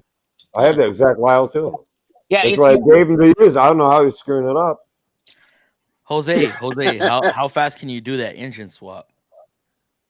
Yeah, how fast can you do it? If it paints 6 22 hours, minutes. you got to be doing it like 4 or 5 hours to make any money. Want to replace my flex header with Snap-on, but got to save up for that. Oh yeah. With Snap-on, you got to save up sometimes, man. Oh, man, you know what? Snap-on's prices are. Hey, It's a master cool set. Malco ratchets Is and it? Snap-on, there ain't no difference in prices, bro. Have you noticed? Maybe it's because I haven't inquired any on Matco, You but should inquire. you know, I've Matco's just- actually higher than Snap-on on a lot of stuff. I paid $300 for a 3/8 flex head locking, the black and red one that I have. $297. I have the receipt for it. So I haven't bought hand tools in a long time. Yeah. Hand tools. So I guess you're right, because I'll hear I'm talking to Snap-on more and more because he actually shows up. So I'm just, hey, how much is this? Just seeing how much he charges. And I'm just like, what the hell? Then But you're Snap-on right, 'cause prices are scary. I'll go on the Matco truck. I'll go on the Matco truck, and the same tool or the same set that I bought 3 or 4 years ago is doubled in price. Yeah, man. Now, see, you guys got to remember when you turn 40, stop buying the expensive tools, buy the cheap tools because you want to retire someday. Listen, I'm 44. I was dreaming the other night about What's buying. up, Shannon? I bought a new tool today just because it's pretty. Yeah. And I don't have it yet. Hey, Oh no, we do that all the time. It's sexy, man. I only work I on have GM. Besides I have it here. It's sexy. Show and tell time. I bought a new German tool. That's all I bought. What's the last thing I bought? Yeah. Last thing I I just bought got a was funky box. Oh, That's there a you go. 40 ounce. That's a 40 ounce. Right? That was their biggest. That's a small one. No, that was their biggest, the 40 ounce. Right. Yeah, the biggest one Snap-on makes and Blue Point makes. Oh, This is there you Router go. 56. Oh, I gonna say Hey, the first one looks Can you used. Can you swing Huh? that? Can you give it a full swing? Look at that thing. Boy, I'll That's tell you fucking what. John Holmes. The The John 56 Holmes. Look at that thing. hey, is sexy. I don't know if I'm even gonna use it. I might just like hang it on the wall. It's like Quick my new Wrench. Thor. My new Thor. Do you need a purse that big? That's Do the I need a finishing hammer that hammer. big? Do you need a purse that big? hit it with your purse. Hit it with your purse. Yeah. How much was that? How much was that hammer, by the way? Just out of curiosity. What was MSRP? You know what? You want to know what MSRP is? You're gonna have to look it up online. You know what? I didn't even ask how much it was. Right. I don't know. That's I just so told they have it. I told him, I said, dude, I don't need the whole set. I said, I see you came out with a 56. I don't have the 56. I said, when you can get me the 56, get me the 56. He said, what color do you want? I said, red. All the rest of mine are red. I'll stick with red. And he came in today and he's like, I got your 56. I'm like, thank you, Chris. That's my Snap-on guy's name. You know, like, thank you. I never asked how much it was. Probably 150, 160 bucks, maybe more. I don't know. Damn. Well, see, now you can do track pins. I'm I sure have all the- I'm sure he gave me a discount because I have a pay in full with him. I have all the I love people who buy cheap tools and they are great, happy with their purchase. What I don't like is when people buy cheap tools and try to act like they're as good. That pisses me off. Like, it's like, listen, you know, like I've had guys argue with me till they're blue in the face, and they'll sit there and tell me, "Oh, this is as good as you know, blah blah blah." And I'm like, "Listen, man, I've been there and used that shit, dude. I've had a puller. I bought a cheap 3-jaw puller one time that almost put me in the hospital. You know, and I've had multiple like wire wheels. Buying those cheap wire wheels from Harbor Freight. Had one of those. Up with them in your nose. I mean, like, dude, it's just like I'm not trying to knock on. Find in the nose by a wire wheel once that was cheap. Oh. Cleaning a rim up, and all of a sudden they went bing, bing, bing, bing, bing. Yeah, like, son of a bitch. My eyes are watering. I'm pulling needles out. Like a porcupine got you. Yeah. Like, if you buy cheap tools, like, dude, what I say is be like, I love my cheap tools. You know, they're awesome. I'm happy with them. I just don't get mad at people when they buy because they want. I don't understand why people get all upset about. I mean, have you had any comments on your videos, Fluffy, where they're all like, "Oh, all the time." Yeah. Oh, Matco's just rebranded. I know that. Like, dude, whatever. There's a lot of Snap-on, so there's a hell of a lot of Mac. They talk about their central pneumatics as powerful as the Infinium, or not the Infiniums, the central pneumatics are not IRs and stuff. I'm like, stop. Hey man, every tool has its place, right? Like, it's, yeah. I mean, I have everything from Harbor Freight to Snap-on, you know, and it's. I'm definitely not gonna buy like those wire brushes from fucking Harbor Freight or anything like that, you know. But I'm also if I need a 10 mil, I'm also not gonna go to Snap-on and be like, I need a 10 mil, and like this is the only thing I can get. I'll go to Harbor Freight for a 10 mil, you know. But again, everything's got a time. It's time and place, and if you're on a budget, you gotta play everything by ear, right? I mean, there's some stuff like the push pin pliers. I'm not gonna buy them from Snap-on. Harbor Freight. They lasted me forever. I just lost them. I had to go back and buy them, and I bought them from Harbor Freight because they lasted me a long time. Are they the best? No. You know, who remembers when they were under $5? Yeah, well, I remember. The thing is you got to learn to notice which tools are the ones you have to spend money on. Yes, and tools that you don't need to spend money on, like pullers and presses, stuff that are detrimental and take abuse. Those that you lose a lot. Kind of depends on how much you use it too, because you can get away with using it 2 or once or twice, but if you're using it daily, you're asking to go to the hospital. What's going on, Gil? I mean, like my torque wrench. I have the Snap-on Tech Angle. I wasn't gonna cheap out on my torque wrench. Those are freaking nice. Those are nice. Yeah, Very nice. The Snap-on Tech angle. I mean, that one's a really Well, those good things, tool. those Snap-on. tech angles have gone up in price. I don't know what Mac wants for theirs or Matco wants for theirs, but I know Snap-on's has gone up. On which ones? Oh yeah, it has. Tech angles, the electronic tech angle torque They're like wrenches. $800 now. 600. I mean, but Yeah, it's they're so over good. I mean, 600 my for all of tech them. angle with the gear wrench. I bought mine 4 years ago, something like that. I had a for Matco when you about bought. 550. Yeah, it was about 550. How's not it the been flex holding head, up though. for you? What's that? How's it been holding up for you? Fine. I mean, I only really use it on head gaskets. Well, I mean that's actually Once every probably few one of the months. major. That's one of the major. Well, like so sequential torque. Do you set yours up for a sequential? Can you do that on yours? You set it up for sequential torque. I don't know what that is. Well, where you can set it up for your torque setting, so you can go and like I can program my Snap-on to set up my torque setting. So where you go through and you set it up for one round of 80 foot-pounds, and then it'll go to the next round. It'll go to 120. I have no idea. I haven't played with it that much. I just said I just do. Yeah, the see, angles. Snap-on tech angles will do that. Wow. Mhm. yeah, I know mine counts it. Count it like it'll go 1, 2, 3, 4, Well, 5, Mac- 6, and it'll Mac tell me one- when I've done how many. Mac But I don't know. Sorry, I don't mean to interrupt you. Sorry, I'm bad about No, that. it's like I want to hear what I wet behind the ears when it comes to this. Well, Mac has one that really hasn't been talked about a lot. And so it's set up by Bluetooth and it connects to your phone on NAV.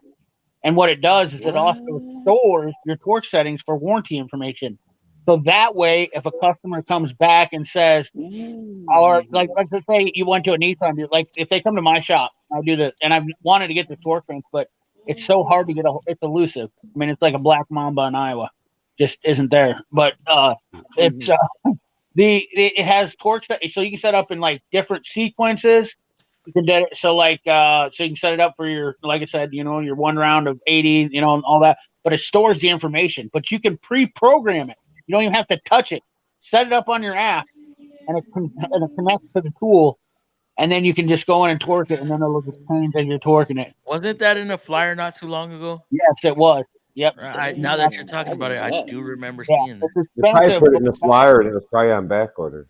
A lot of guys that don't work in dealerships will be like, "Oh, that sucks." But in a shop environment, it's just like the Snap-on Zeus. I've been playing with the Zeus lately, and I really hated the Zeus because of the price.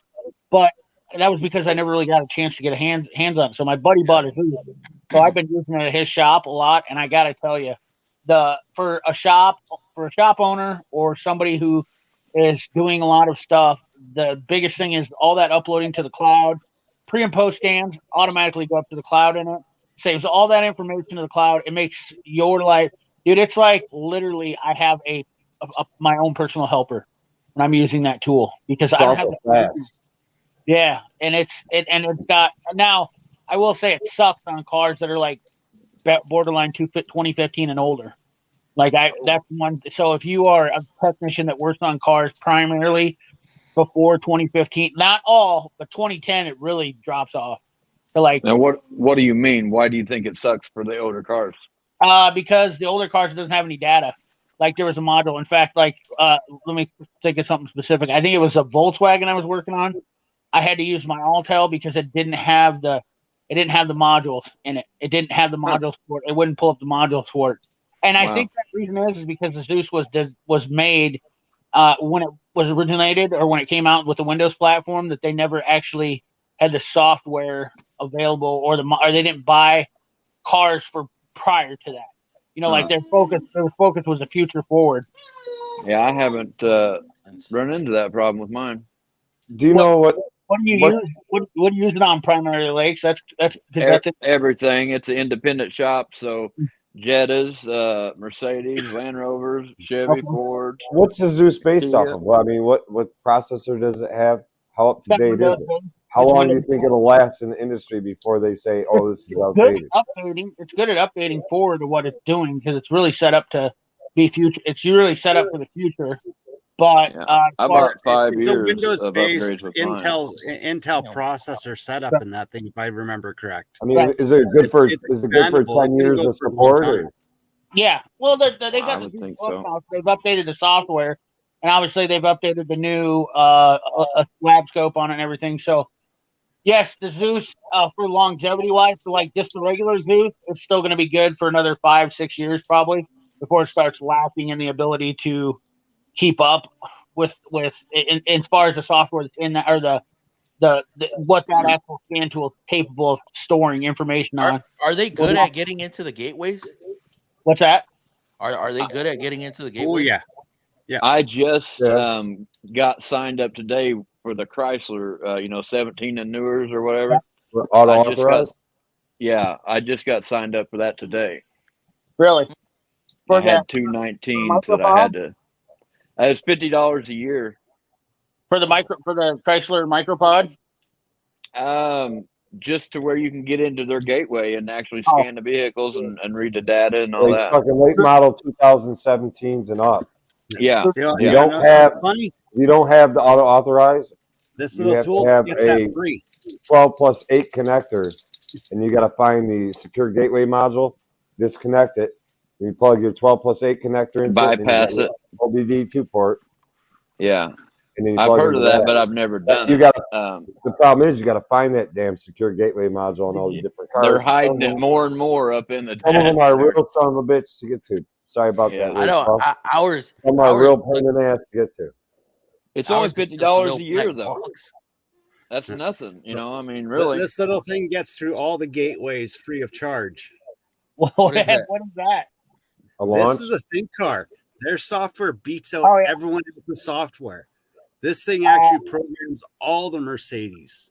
All Well, Mercedes. Aren't No they mistake doesn't. getting? Aren't they like in a lawsuit or something like that? Yeah, They're I with think Launch, right? because Bosch has partnered with them. What is it called? Think Car. Think Tool. Yeah, I have ThinkCar, I have Launch, I have Autel, I have X-Tool, I have 3 X-Tools now. The X-Tool and the Autel are very similar. Launch and ThinkCar are extremely similar. And then you have TopDon. It's kind of they're all They're very Top- similar to Launch. They are the Top Down and Think Car are the same company. Top Down and Think are almost the same. They are Yeah. the same company, just different brand. and then the Same Launch is software, same everything. I was But they're- thinking about they're getting now that partnered X-Tool. with Bosch Diagnostic for licensing. I use HP tuners for my scan tool. Yeah, Well, Bosch Diagnostics took over the OTC scan tool line, didn't they? Yes. Oh, Bosch has always owned. I really OTC. like the green It's Justice. a subdivision of them. Road blues. But Nice. Bosch They don't- makes all the modules for Black one and everything. dark one. So that's why, like, Bosch used to be the best software, used like to be. for diagnosing, programming, calibration, that because they made all the sensors, they made all the modules, and Snap-on would purchase from Bosch. Yeah, I wasn't. I But wasn't. now Snap-on's got their own reverse engineering department. So Well, they actually buy the software from the manufacturer. I didn't know that, Justin. Damn it. yeah, they reverse engineering it now. So No, they pay for it. They pay for the software from the dealers, from the manufacturers. They They actually pay for it legit. That's why their that's tools part are of the so reason much. why the Snap-on scan tool is so expensive, is because they actually pay it. So, and unlike Launch, Think Scan Tool, X-Tool, TopDon, all those guys suck the information out of modules. There's guys over in your Asian countries that are basically pulling my information, backfeeding it out of all modules, and that's how they get those. That's how they get the information. They're for it. pulling TSI information out Yes. of these vehicles. And that's Classified. how You can't Autel talk got about it. sued. That's how Autel got sued. You guys know why Autel got sued for getting into Gateway? Is because of the deal in Arizona when the guy was stealing the Jeep off the lot with a Autel the MS 909, and he was going in and just breaking the Gateway codes, taking the new keys and just stealing Jeeps whenever he wanted to. Dude, that is crazy. Yeah, and Not so a crash Autel event, those are got made in sued by Texas, Chrysler man. because Yeah, that's they were doing that. They're like, why would you allow any Tom, Dick, and Harry with that scan tool to Is just that how bust- they were stealing all the freaking chargers? What's that? Is that how they were stealing all the chargers? Yes, that it was a. Because I mean, I know here in Metro Detroit, chargers were disappearing like boom. There was, they actually had video cameras of people like walking right up to a charger, and they like took like it looked like a cell phone thing out of their pocket, Next thing you know, the doors open. Next thing you know, they got in the car and they drove off with it. That's See, my but launch will do that. RF, right? RF. That's That's happening everywhere. Right. I mean, Well, they got like a launch, like a little launch. My XS or my X431 Diagon, it gets into gateways, and it's literally the same size as my phone. I programmed keys for a long time with that thing. All you gotta do is have a blank key ready to go, or your fob, and you can buy those off Amazon. Yep. Yeah, So buy everything off Amazon. as long as you get the door open, it's over. Game over. Amazon's so nice today. They actually deliver and put it inside your garage for you and close the Interesting. door. Right? Yeah, that is very interesting. Now, All what's your name? Trevor. right, Jude. Take care, bro. What was your name? What was your name that again? Power Stroke Jude? You're talking about Mercedes. That's a tough one. Mercedes are a pain in the ass. And a lot of times you got to use the module that, and then Toyota's older All right, Toyotas. Justin. Appreciate you coming by. Laters. Deprogramming is like the best thing if you can get into doing it. Yeah. For a little bit of time. But it's an expensive game to get into. It is, but you can make money quick back on it if you go like hit up a bunch of used car lots where they don't have the ability, they won't program, and you just hit them up, and especially if you got access to a couple of car lots. That's what I do. I've got 12 car lots that I program keys for them. It can generate a couple grand a month for revenue. What do you think of the Matco Rebel? ICP car guy, Trusty Cook hammers are also a very high-end hammer, top-notch, made in the USA. I own many of them also. You can turn the light on. Great hammer. Just saw a question was thrown up in comments. What do y'all think of the Rebel boxes? Rebel X. They got rid of them, didn't they? Yeah. Oh, Did they? They got rid of Rebels? Oh, really? They're discontinuing them. I don't think they've done it yet, but they're discontinuing them. Yeah, Well, they weren't a 30-inch depth, were they? Mhm. They were 30-inch? I thought they were 31. 20. They were 31? The Rebel X, I think, was a 31. Yeah. I honestly, I didn't like the drawer configuration of them. And to be honest with me, they were really just the same as the 6S anyway, with corner guards. I hate, yes. I don't know. It was like too edgy. And so many edges for what? Because you pull those off and it's just boxed. Right. It's just a trim piece. They didn't. The one thing about Matco I don't like about their toolboxes is they try to fool everybody into thinking that they're making a different box, and they're really using the same drawer. So, like their drawers are all the same width. Really, they don't have, and they just move them around. If you look at a Matco toolbox, I think their widest drawer is like 55 inches or something like that. And I don't know. Widest? Yeah, like what's your widest drawer width? 55 inches. Fuck, that's a good question. I don't know. Yes, maybe. Yeah. I think 54 inches, CP. 54, 54 and a half. That's the widest drawer they have.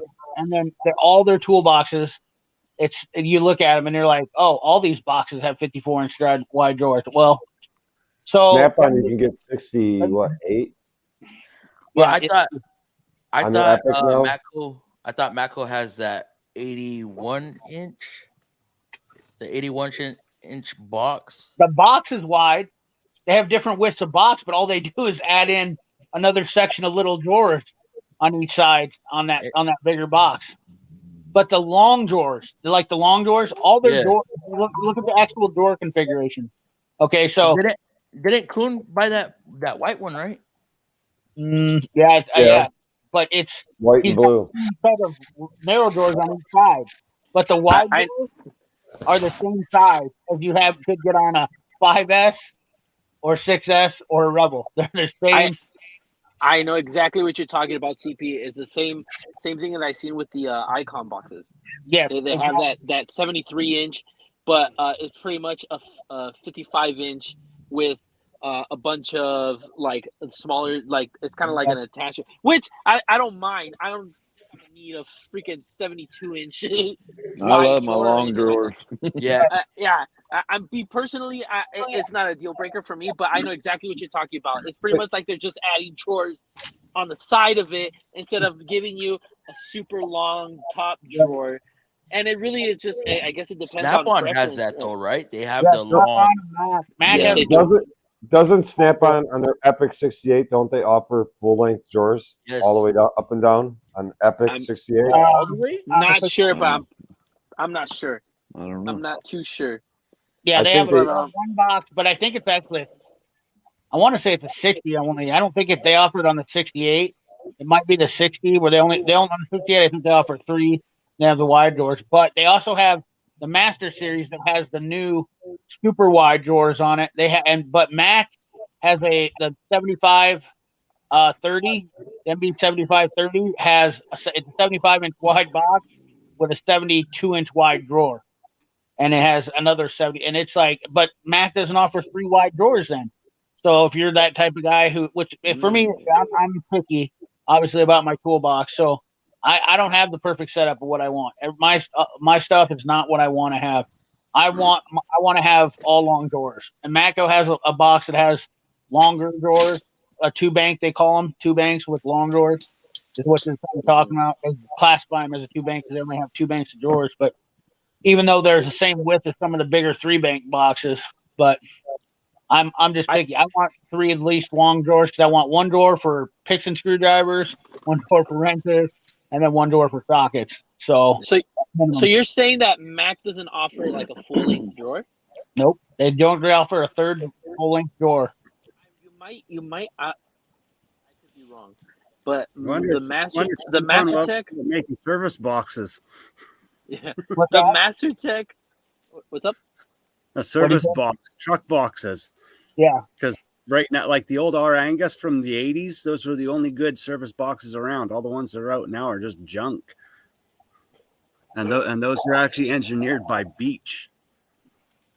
Look at this. Oh shit! Yeah, that's the one right there. That's That's 6. Oh, it is 68. 68. Okay, so I was wrong. I couldn't remember if it was 60 or 68, but yes, that's the box I'd be getting if I was getting a Snap-on Epic. So Yeah, it's I like that. 68. It looks good though. Yeah, I don't want to open up more drawers. I'd It is rather a- open up. Yeah. It's a 68, right? Yeah. So I I can mean- have That's 1 what I thought. drawer for sockets, 1 drawer for pliers, 1 drawer for screwdrivers, and I open up 1 drawer at a time. I mean, does it have dividers in it? Does it have Nope. something Well, like a I think dividing there's a system? 2-drawer option in that box. Hmm. Yeah, Matco has one too, but it's hard to find it, and it's a 2-bay. I can't think of the number on it, but it's a 2-bay like that, and it has a smaller door. It has a set of smaller doors off the side. And Mac does have one box that has long doors like that. So I couldn't say. I guess technically you are right. I am wrong about that because they have a 70. You can get a Maximizer MB 8830, but it has one. It's like a 2-bank long box. It's not. They don't offer that in any other box. You have to get that all long drawers. I was gonna say because one of the Master Techs where I work at, he has a Mac toolbox and he has 1 super long drawer, and I think like you said, I don't know how many inches. It could be 72, could be 68. You know what? I'm not I sure. think that's on the Maximizer. I'm not Yeah. sure, but it's an old box. It's an old box. It has 2 long drawers. You can get there. So Mac's drawer is really deep. It's deeper than anybody else's for their long drawer, their top drawer. What you talking about, Habib? Yeah, like their deep box. Their top drawer is really deep, but then they have a second Velvet drawer. Benjamin. Their second long drawer, but they don't have a 3rd drawer like Mac or like Snap-on and Mac though, and even Cornwell has, where you have it where they're standard toolboxes. Kind of hard to explain. I don't. Yeah. I've been, and the only reason I know this stuff is because I've been looking for. Obviously, I've been toolbox shopping for well over a year because I have something planned up my sleeve, and I think I don't know if personally- Sergio's still in here. I gotta show him this. Go ahead, Chris. This is actually a question for me and you, since we both work at Nissan and we kind of work in similar. I'm not sure if you and I don't really care too much about the long ones because we usually work out of our roll cart. Yeah. Nice that's not and it's black and blue. That blue is tough, bro. yeah, I love Black that and blue blue. is tough. That if I could have a black and blue box just like that, I would, man. Oh my god. It's nice. there's the Mac with all the Yeah. long doors. Oh The yeah. Maximizer. It's 8, but it's only 27 inches deep too. But that's what I was looking at getting. But otherwise, they're Oh, okay. Master Cool. What is a Master Cool? ICT, is that a scanner? Master Cool is a flaring tool. It's a hydraulic Oh. flaring tool. Ah, Oh, gotcha, okay. gotcha. It Mine's can flare a lot of Shure. lines, a lot of different style of lines. It is a awesome tool. But if you're just doing brake lines, it's kind of pricey. Yeah. yep. Or the I see Calvin. what Master Cool does perfect Chevys. Please. Like all the Chevy fuel lines does them perfectly. Yeah, Yeah. like fuel You're lines. no stranger to that stuff up there either, are you? Works for Tools. What's up, my dude? How you Hey. doing? Thank you. Welcome to the chat. Trusty Cook cameras. Trusty Cook camera. I was like, that's all cool. I was taking Our a advisor was just always taking our snap on. The hell does an advisor need that for? All they need is a little code because reader. pre and You- post it uploads to the you- cloud. That way he can push it right to the customer's ticket. That's why. You got, but also But you don't have they got those a tech advisors too? that are like, Huh? Was that Chris? you get those advisors that are those that they're the service drive diagnosers. They try and diagnose everything, just like that one that I was telling you guys about, where that Maxima came in and he had a concern for loss of power, and he said, "Oh, it's gonna be spark plugs," you know, and so he writes it up as, "Oh, spark plugs and EFI," right? And there I go. And if it wasn't for the EFI, we would have never found out. Change the spark plugs. I cleaned the throttle chamber for the EFI, and I go into the computer to do idle air volume relaying, and it's got codes for the trans like all day. Like it's got the worst ones, and you know that's why I think service advisors should just not be doing that kind of stuff at all. Because Now, even if they scan something, they could put something in the customer's head and be like, "Oh my God, this is like the worst code in the world," or just be like, "Oh, it's not a big deal," when they have no idea. Sometimes they really don't. Chris, this is where I feel like they should have something on the drive. Okay. You ever, we got to have current codes. Mm-hmm. Sometimes it don't happen with Oh, us. yeah. We ship it. Like the radar stains, they have to be current.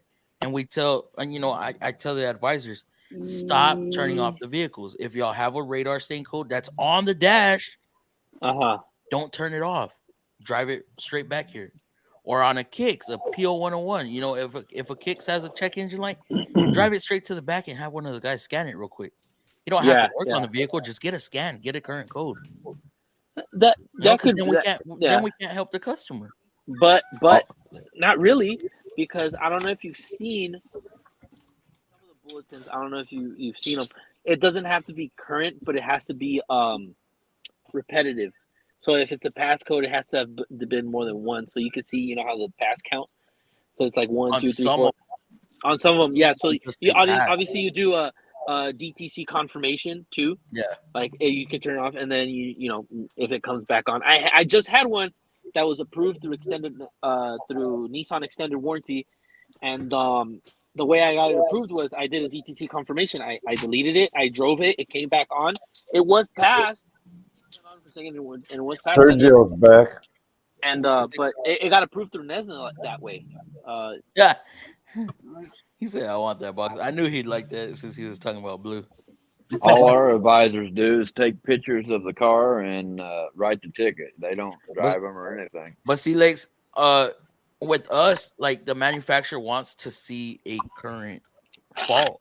Like if it's a past fault, they'll kick the ticket back. They'll charge the dealer back for it. Some. So you guys, I'm interested. Do you guys have like constant disputes with your service advisors? We're good on this at our shop. Just depends on the advisor. At the dealership, though, like that was the one thing I didn't like at the dealership. That's why I left the dealership, was because actually my service advisor and my service manager were both idiots. Yeah. I wouldn't say constant disputes, though. I would say there's disputes, but just like in any other place, and it has nothing to do with it being a dealership. I just think that there's just disputes sometimes. I have buddies that work at dealerships too, and they got to the point where they ignore the service advisors a lot of times. But I'm just curious what your guys' thoughts were. I just something. Link's showing Showing the off the fluffy hat. Mexican. Jealous, bro. Jealous, want got one the of those I'm gonna hats. have to get me one of them hats. You got merch out, Fluffy? No, I need one of them hats, Fluffy. Hide this hair. It's a prototype. Yeah, merch. prototype for merch. So I do plan on starting up merch very, very soon. I don't even see that happening with me. No, I can't. I don't have time Toolbox for it. magnets. it is some work. It is some work. Hey, the magnets. I've had magnets. I ordered 500 magnets when I first started, and they were gone. Wiped me right out, and everybody loved them. Really? I've never So- ordered them again because I literally spent all my time going to the post office, and I didn't like the minute I'd mail out a bunch, and I'd get like a bunch more guys that wanted more, and I was. See, that's sending why them. you gotta pick a day. Hmm?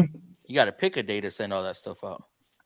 Well, I tried to get them to pick it up at my house. So I was like, I wanted to get a mailbox, the tote, so they could just pick it up. Yeah.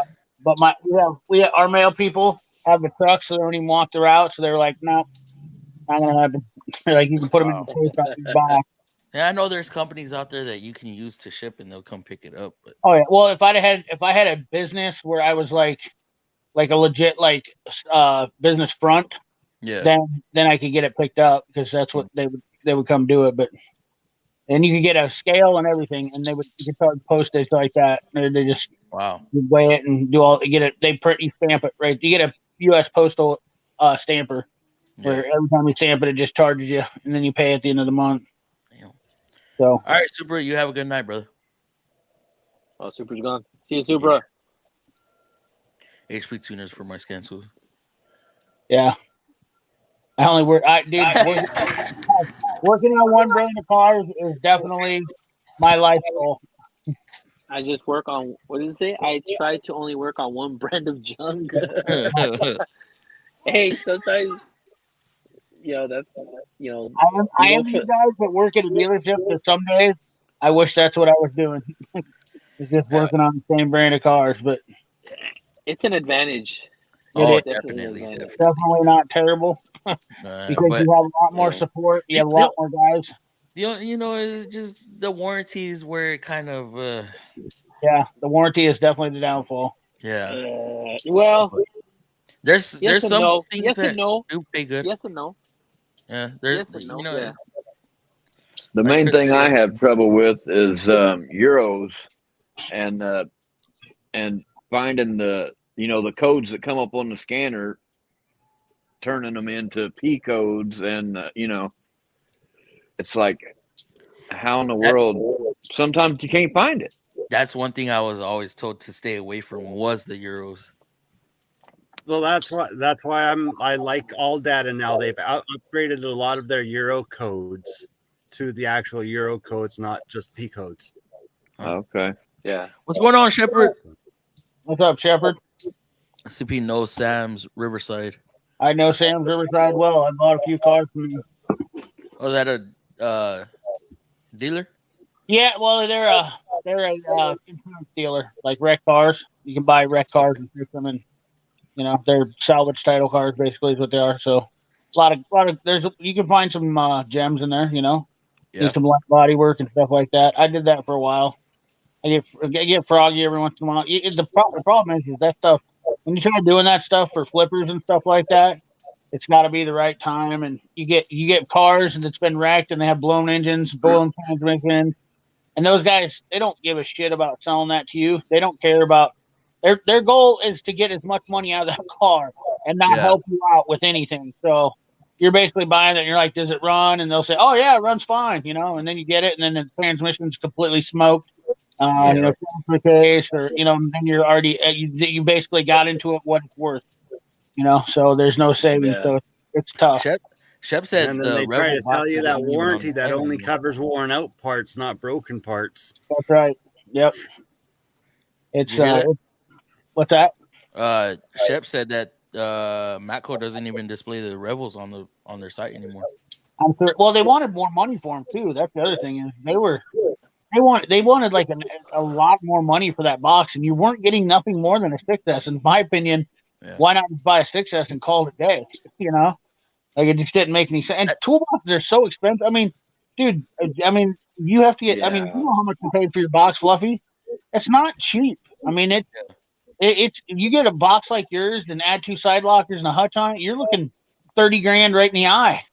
And And the Matco guy that I was dealing with before, he was pushing so hard for me to get a Revel.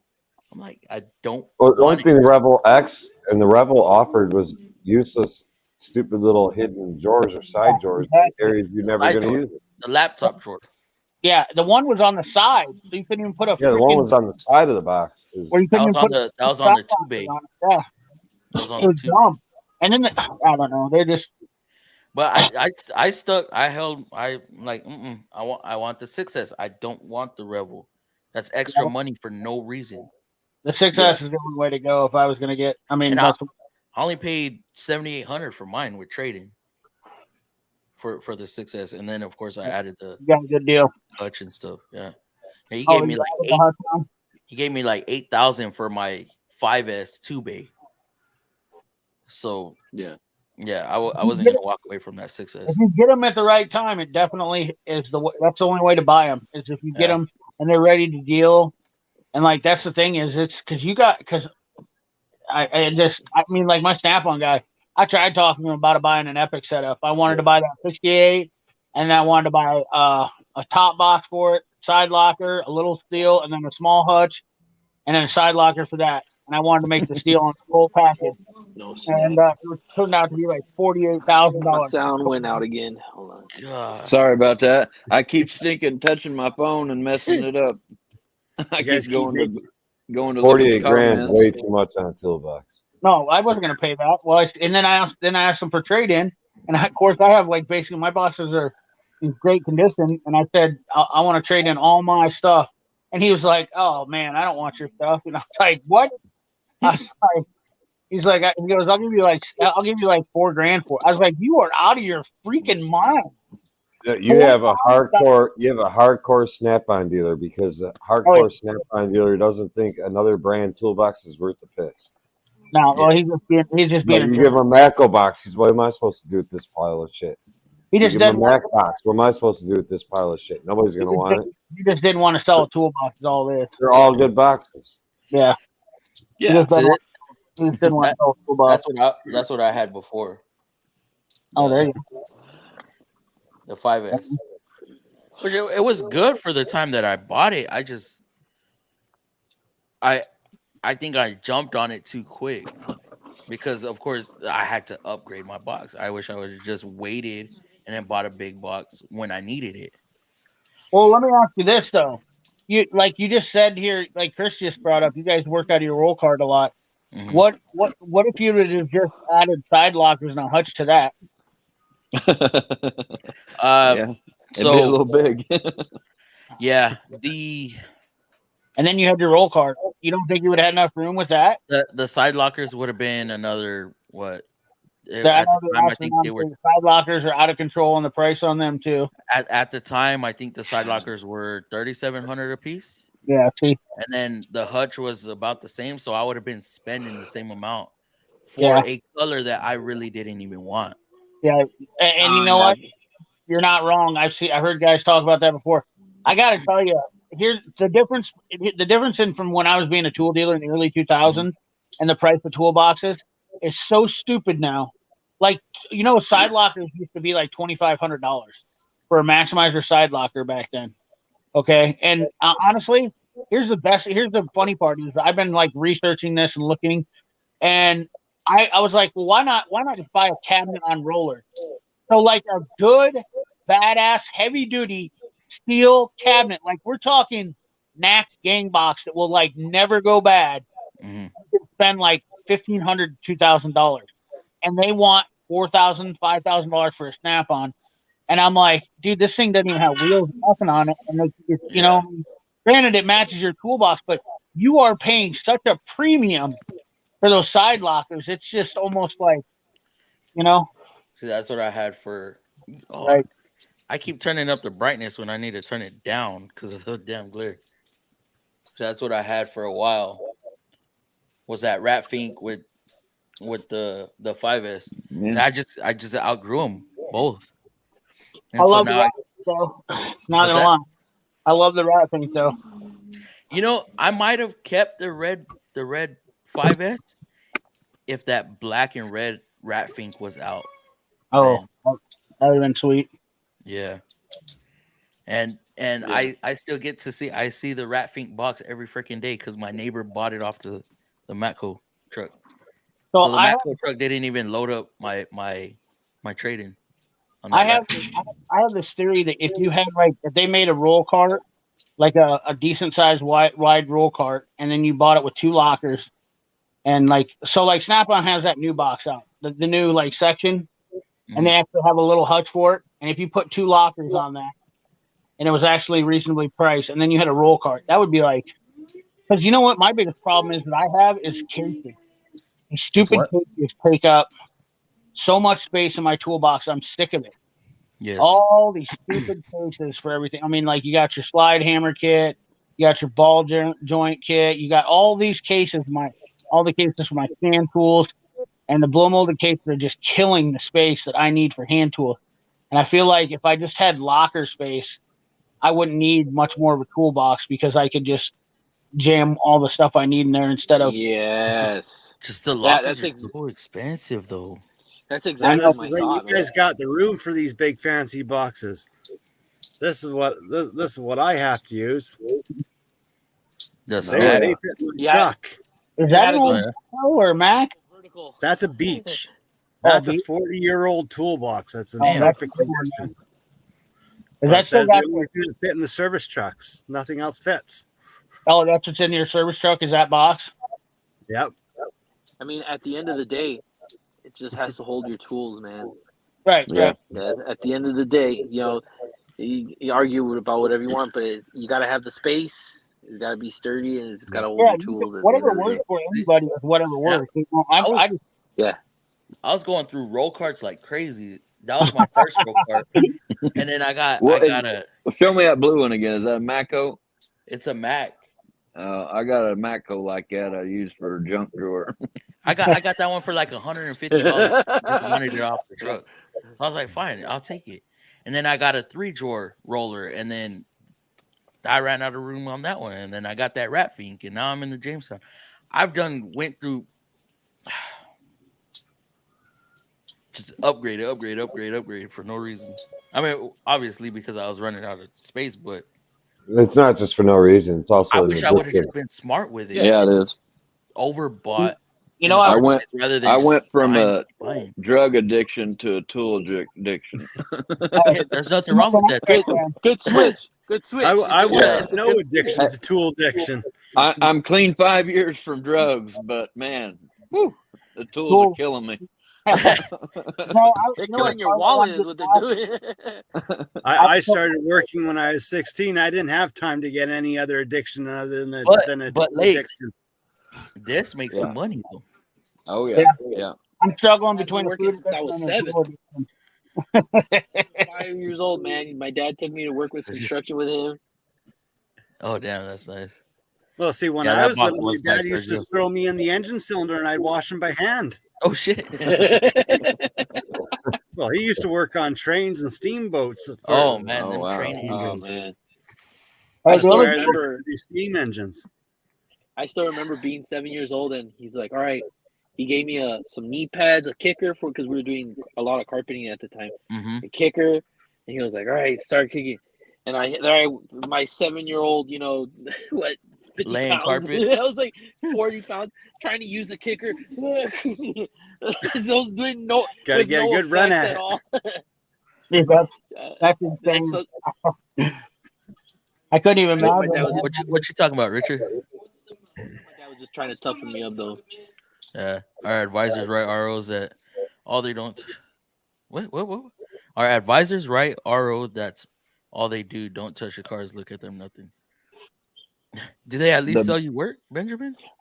True CP. Well, I mean, to a certain extent, advisors do have to.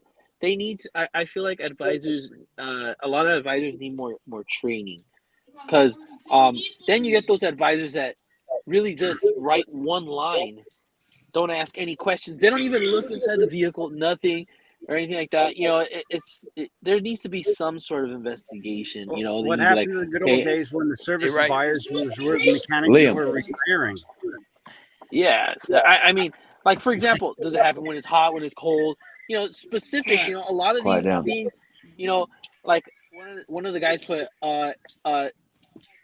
check and advise. I'm like, dude, what is this? Like really? Like it got down to the point where you're just like it's an issue. Or they write everything on one line. Oh man, that's the worst. That's the worst when they write everything on one line. Yeah. And but yeah, Oh, we got feedback on somebody. I can hear myself. Yeah, the biggest engine I ever changed. I used to work at a junkyard when I was 18, and we cut up army tanks, but we also used the army tanks to pull other army tanks around. And I changed a couple engines in an army tank back when I was like 18. I don't know. I think they was like thinking V12s or something, diesels. You know, great big old monster. V12s, air cooled, the big air cooled ones. Yeah, the Dudes V12s. I love those. Yeah, those things are beautiful. What was that, CP? Those army tanks ain't no joke to work on, man. I used to go to do the base out here to sell tools to the guys out here, and I was like, I got to looking at what they were doing. I was like, dude, forget that. They are not a big guy's area to be messing around in. No. That's like me working on a 370Z, a fuel pump. Chris, knows exactly what the hell I'm talking about. My God. Well, you have to I used to complain working on the new Hitachis. You couldn't get your hands in anything on the excavators. Oh man, those 370Zs to try to do, you gotta go Optimus Prime on you. You gotta go wah, wah. You gotta start transforming your arm into there. When you need an extra joint right there, look, I still got silicone on me. God dang. Cut up your arm, dude. It'll cut up your arm, and then the best is when they have fuel in there, and you cut up your arm. So you got those fresh cuts, and you dip it in there. I got one better. Which one? A blower motor on a Versa. Oh, I did one. And yeah. You think about it, and you're like, why? What was that, CP? Actuator on a Ford. Yeah, the one underneath. Yeah. Oh my gosh. Yeah. Now I have changed. You're supposed to pull that whole box out, right? But I changed them without pulling them out. Get that carpet pulled back. Yep. Get the little bitty snap on. Well, Kyle's got that tool that you can get in there and do it too. That actuator tool. For doing on what was he gonna say? They're still a pain in the butt. Oh yeah, they're not fun at all. Not fun. What actuator are you talking about? Actuator motors on the Ford, like the Flexes and the passenger side that always goes bad. Yep. It's straight up underneath the middle of the hump. And you gotta get straight up in there. This big wiring harness that's kind of in the freaking way. And, but you gotta get that bolt that's on that, like in the middle of the. It's a pain in the ass, and like that figure. It's a hard one. It's just as stupid as the 6 liter cam position sensor behind the AC unit. Yeah. What about the Ford? Like I know Fusions used them, the older Ford Fusions, like 2012 and before. The evap temp sensor, it would fail, so the AC wouldn't work. It was supposed to be a pull the whole dash out deal. In the housing. Yeah, it went through the top of the housing, right in the center of the dash. Yeah, you could sneak the dash back just a little bit, or you could actually bypass the whole damn thing. They just look like a pipe it, or do they actually go into the condenser or the evaporator? It's like a little pipe thing that's stuck shoved in the.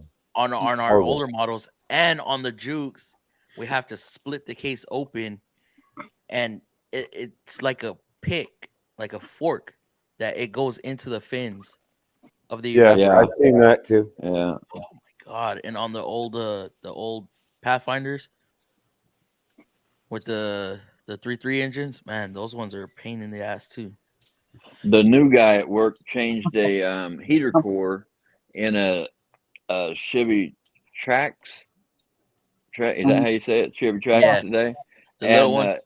10.1 hours And he Oh, had Yeah, it the whole done. dash you got a color car. He had it done in like 2.5 hours. It came right out. Yeah, just I'm claiming put that extended son of a warranty. bitch right over, flip it Hey, over on No, the seat. didn't have to pull a dash, anything. It had two little clips that held the lines on with O-rings. You just slid that back, pulled that little heat duct work out, and it came right out. I was like, Wow. oh my goodness, bro, I want that one. there was so much gravy on that one. It came with a whole loaf of biscuits. Yeah, and what sucks, I diagnosed it, but he got it. How about Yeah. how about the worst heater courses we're talking about them? The worst heater core in the world to do.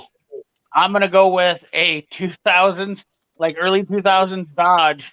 After it's been around for years, and you can't even touch the dash without cracking. Mine Yeah. was in a Range Rover. The worst one I did was in a Range Rover, probably. You must work on a lot of those, huh? I've been- Old 80s Quite a few. Jimmys. You had to take the whole dash out to get anything Well, out, the if- heater core or If anything. you do it properly, the newest Camaros, Chevy Camaros, you have to remove the windshield Damn. Oh, yeah, I saw a video on because that. there's a bolt that you're supposed to remove. What is it? loosen I've been everything. lucky enough to where I know a lot of guys just cut that son of a bitch, but if I'm Hey, I guys, doing I a don't gotta know. heater take core, off. all right, Chris. I gotta head out. Thank you for I'll Good probably still night. be on the live, but just not See you, Chris. on video. you know I'm But I'll- far behind. See you, Oh, brother. It was yeah. awesome meeting you, buddy. All right. Um, Thank you, guys. yes, sir. Thank you for Blessings, joining. guys. Have a Thank good you for night. coming on. Have a Thank good you. night, Good night. everybody. Have a You good too. night. FM fam. Fluffy. Yes, sir. have a good See night. you guys. Good night. Sweet dreams. I've been lucky enough to where if I'm doing a heater core, it's getting a whole HVAC unit. Oh yeah. Yep. You sell the whole box? dirty rascal, you dirty You sell the rascal. whole box? You get the whole box? Yeah. Oh man, I sell the whole box. I ain't It doing all comes that. loaded. It's all Yeah. ready to put in. Living Loaded. that dealer life. That's There that you go. deal. 96 to 2000 Dodge because the Dodge comes out in pieces. Only is- one time I had to crack the heater box open was for Well, Dodges are so brittle. It's not funny. an Dude, evaporator. The on a- customer brought in a truck, and the dash was perfect. And I was like, "There's not a chance I'm getting this thing apart." And of course, you can't find dashes for them anywhere. And that the aftermarket ones are just they're garbage. And the guy goes, "Please don't mess up anything." And I looked at him and I go, "You're joking." Right?" And I go, "You could have just took a ball peen hammer to that dash before I started. There's any chance that thing's coming out." And he Well, took those the are so truck damn away. brittle. It's not funny. Oh no, he took the truck away and went to like 5 other places, and they all told him the same thing. He had no idea, and I was like, "Dude, there is not a chance that like you got the only original OEM dash in a 2002 Dodge pickup that I've ever seen." For I'm, years. surpri- I'm surprised it didn't even crack with y'all just looking at it. Dude, there's, They and usually you know, do. down south, they're even worse than that. Think about If this. you'd, Fluffy. if you'd have patted it, said be a good No, girl, I you'd mean, have cracked. I mean, just looking at it, like No, if you'd said be a good girl for me before I take you apart and just touch Yeah. it, pat it, it'd have cracked. I got a Well, Nissan remember the old Titan. Ford dashes? You used to be able to Shatters. rub them, they turned to dust. Oh yeah, that's what these Dodge. I had a Ooh, Nissan dust. Titan from down in Texas that was up here, was working on, and it was just as bad. I was like, it the oh one that- my, where the radio bezel went up, Yeah. like, yeah, and dude, it I was went like to kind of circular. broke it right away. Oh. Broke it right away.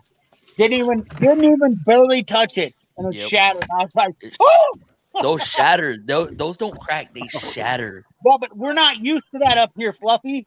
Like I was not aware of what I The was heat- getting into. So then y'all don't know about. Because like Nissan Titans that are up here don't experience that kind of problem. But since they're down south where that sun beats on them all the time, I was like, oh my God. Y'all don't know about the sticky dashes either No. on the Ultimas. Nope. Oh man. Yeah, so that's a little ammunition for you. Like that's the opposite of not dealing with rust. Like I seen your video the other day where you were talking about rust, and I meant to comment, but I seen Dave already did, so I was like, I'm not gonna say anything because Dave already gave him. You said something about Dave was like, that's not rust. What did you call that? That's just dirt. It's just Yeah. dust. Yeah. I said it Yeah, was just Fluffy, dust. Fluffy don't know nothing about no rust. Yeah. That was just dust. I know to stay That's a away new from it. car.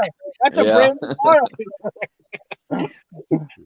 I did But a now the plastic gas stuff. 2016 Ford. I undid one bolt and the whole cab fell on me.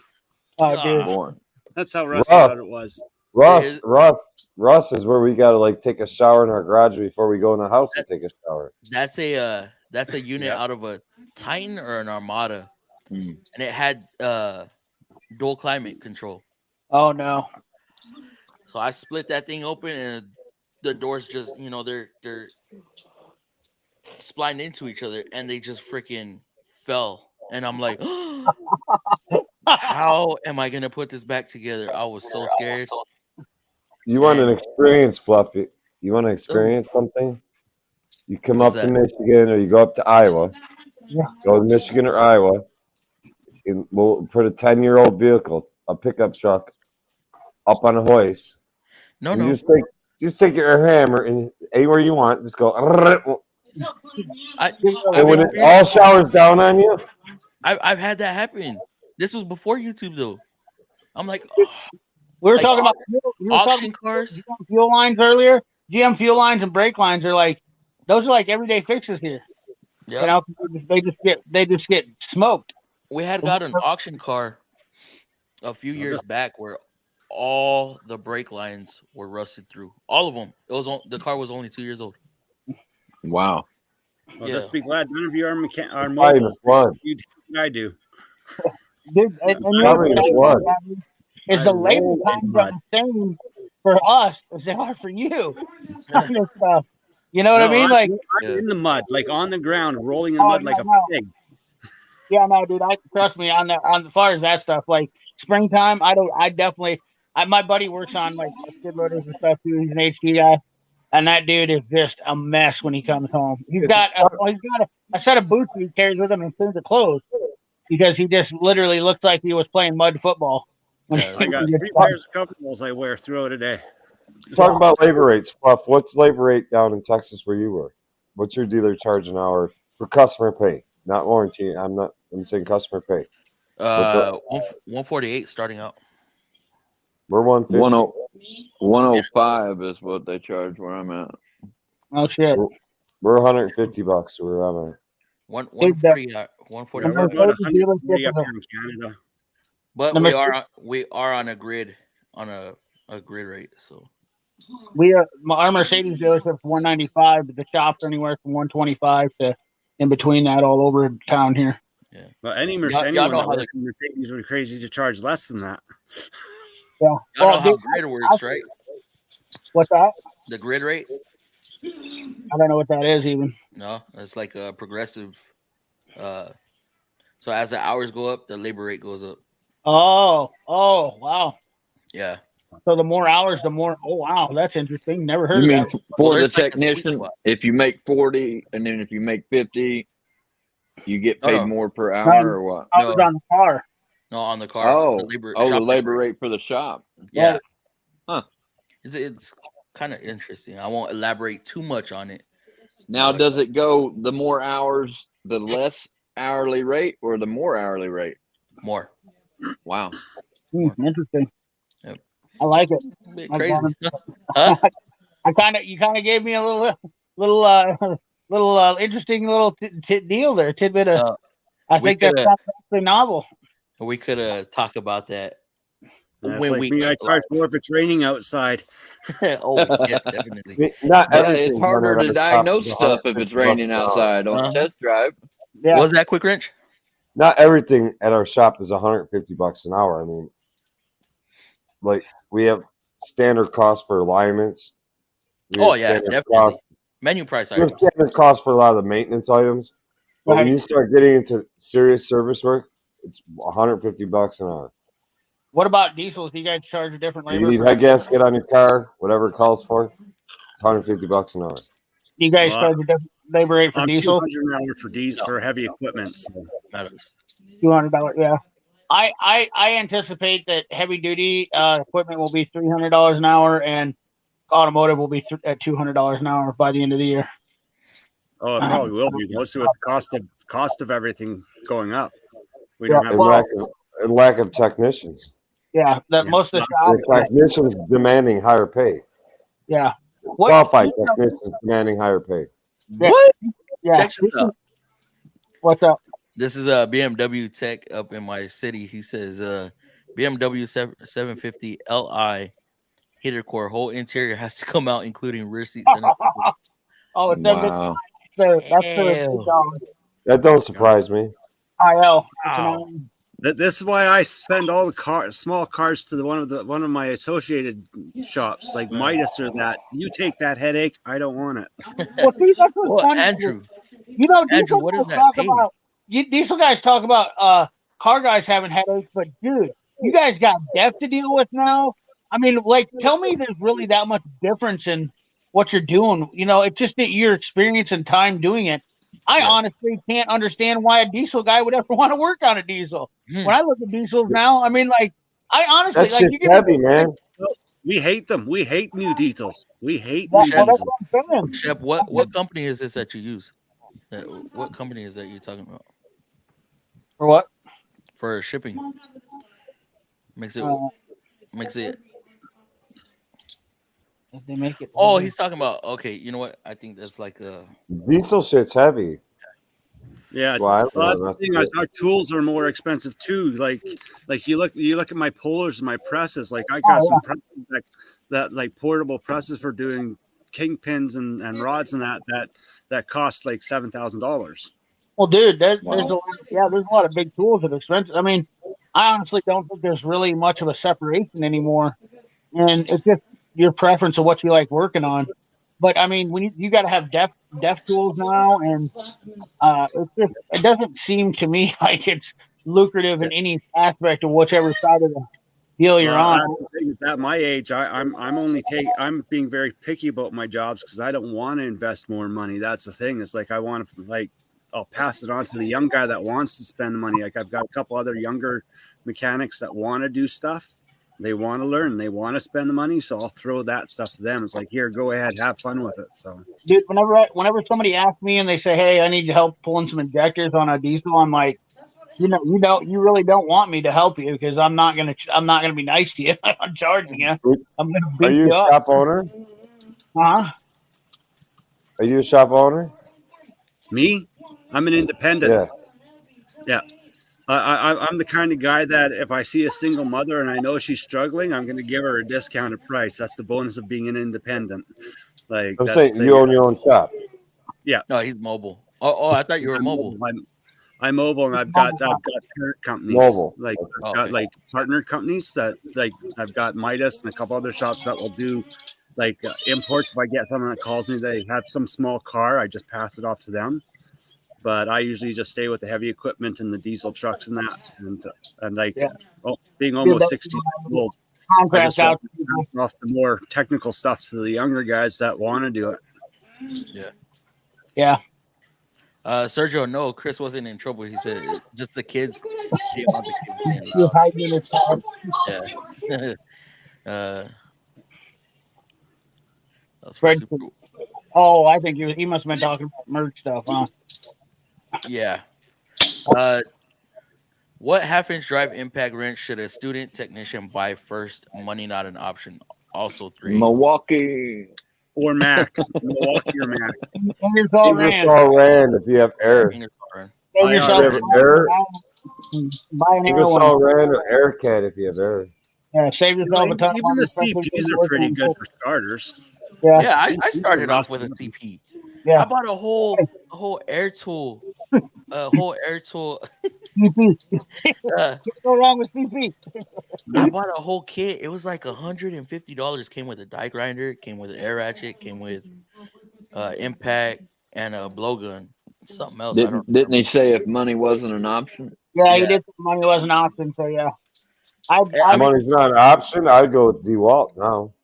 I go with the DeWalt. they I really don't got- know. Create. Mac, Let's A start here. DeWalt Is he, half want- inch and a DeWalt high torque half inch. They're winning is the he battle on all. is he wanting cordless or is he wanting pneumatic? Yeah. Well, I'm The money's not an issue. You can get the Thor off from Yeah, Astro Pneumatic for like what 100 and like. You know what? To be 60 honest bucks? with you, that'd probably be my number one choice is buy a Nano for like a 3/8, an Astro Nano, and a Thor Impact for your air, and like Did- save yourself a ton of money and have your. Because you know what? At the end of the day, that Thor still has more power than the cordless ones. Hook to a proper airline, yes. Yeah, and if An you airline that's feeding enough air, that Thor's air- gonna kick everybody's ass. yeah, if air isn't a problem, then I would definitely do that for a beginner tech because you're going to want an air impact regardless. In my opinion, you still use air impacts. I see you fluffy all the time. Oh yeah, I use. I Man, half inch drive. I use air impact 90% of the time. Not only that, I'll be honest with you. When it comes to this is another interesting. I don't like the 1/2 inch air. I don't like the 1/2 inch cordless impacts. And I know Lake said Milwaukee, but I'm curious, Lakes. You ever get tired of lugging a cordless 1/2 inch impact around? Especially with that big freaking that big battery I got. Yeah, with that 12.0. Yeah, 12.0. I got that on my little bitty 1/4 inch nut driver thing now because it's too freaking heavy, man. I come home, my shoulder's hurting, and it's like, oh my god. You know, the funny thing is back in the early 2000s, air tools were working towards being more compact and lighter weight. And then when cordless tools came out, now all of a sudden we've got a 12-pound package. We went the exact opposite direction, and we lost torque. And now it's the biggest thing. And I'm like, also, the cordless. Introducing the cordless impacts is also kind of set us back on what all the air powered tool companies were doing. Yep. Was trying to reduce the vibration.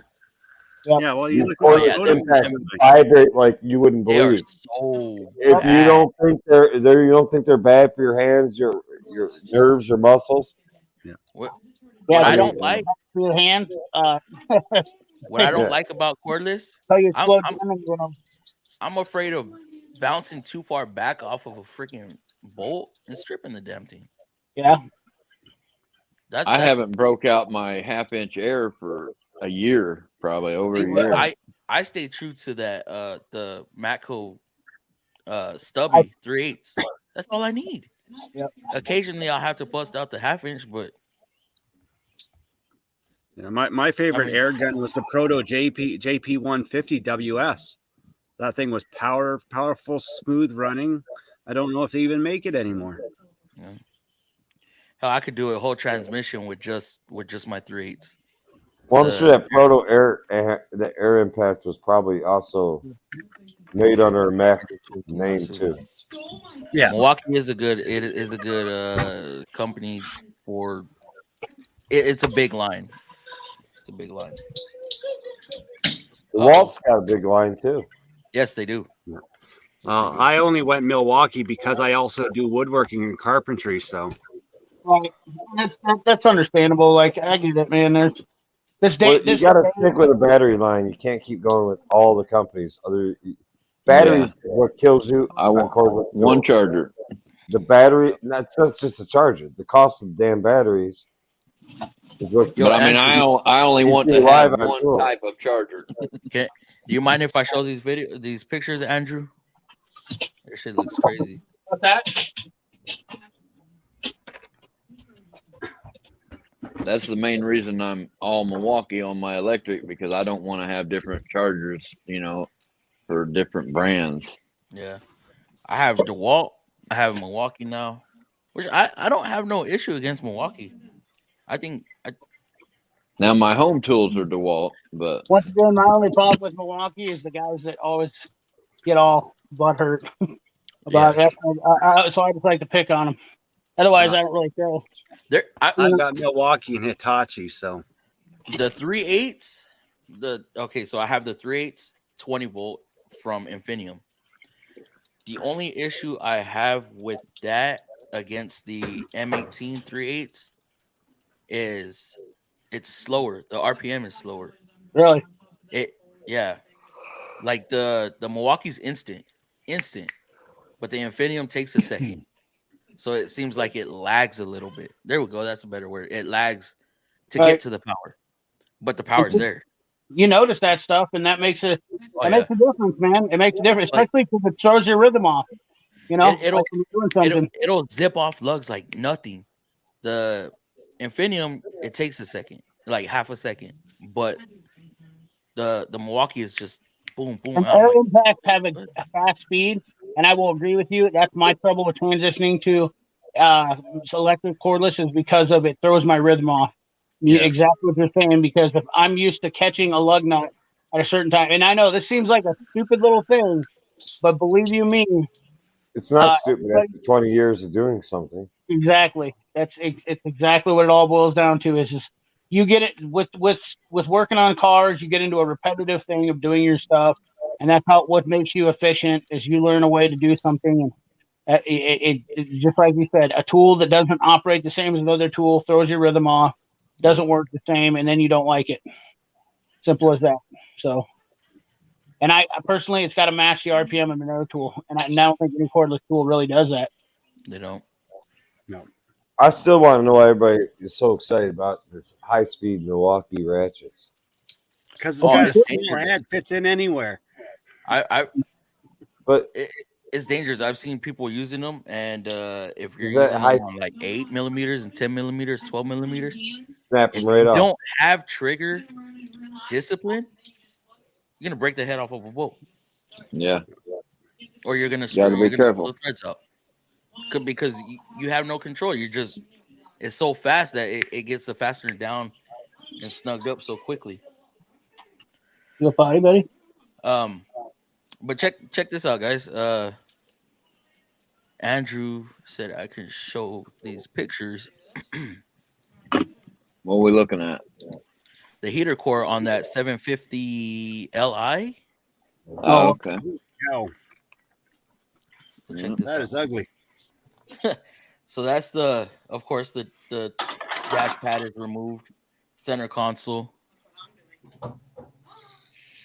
He took the whole Holy dashboard. crap.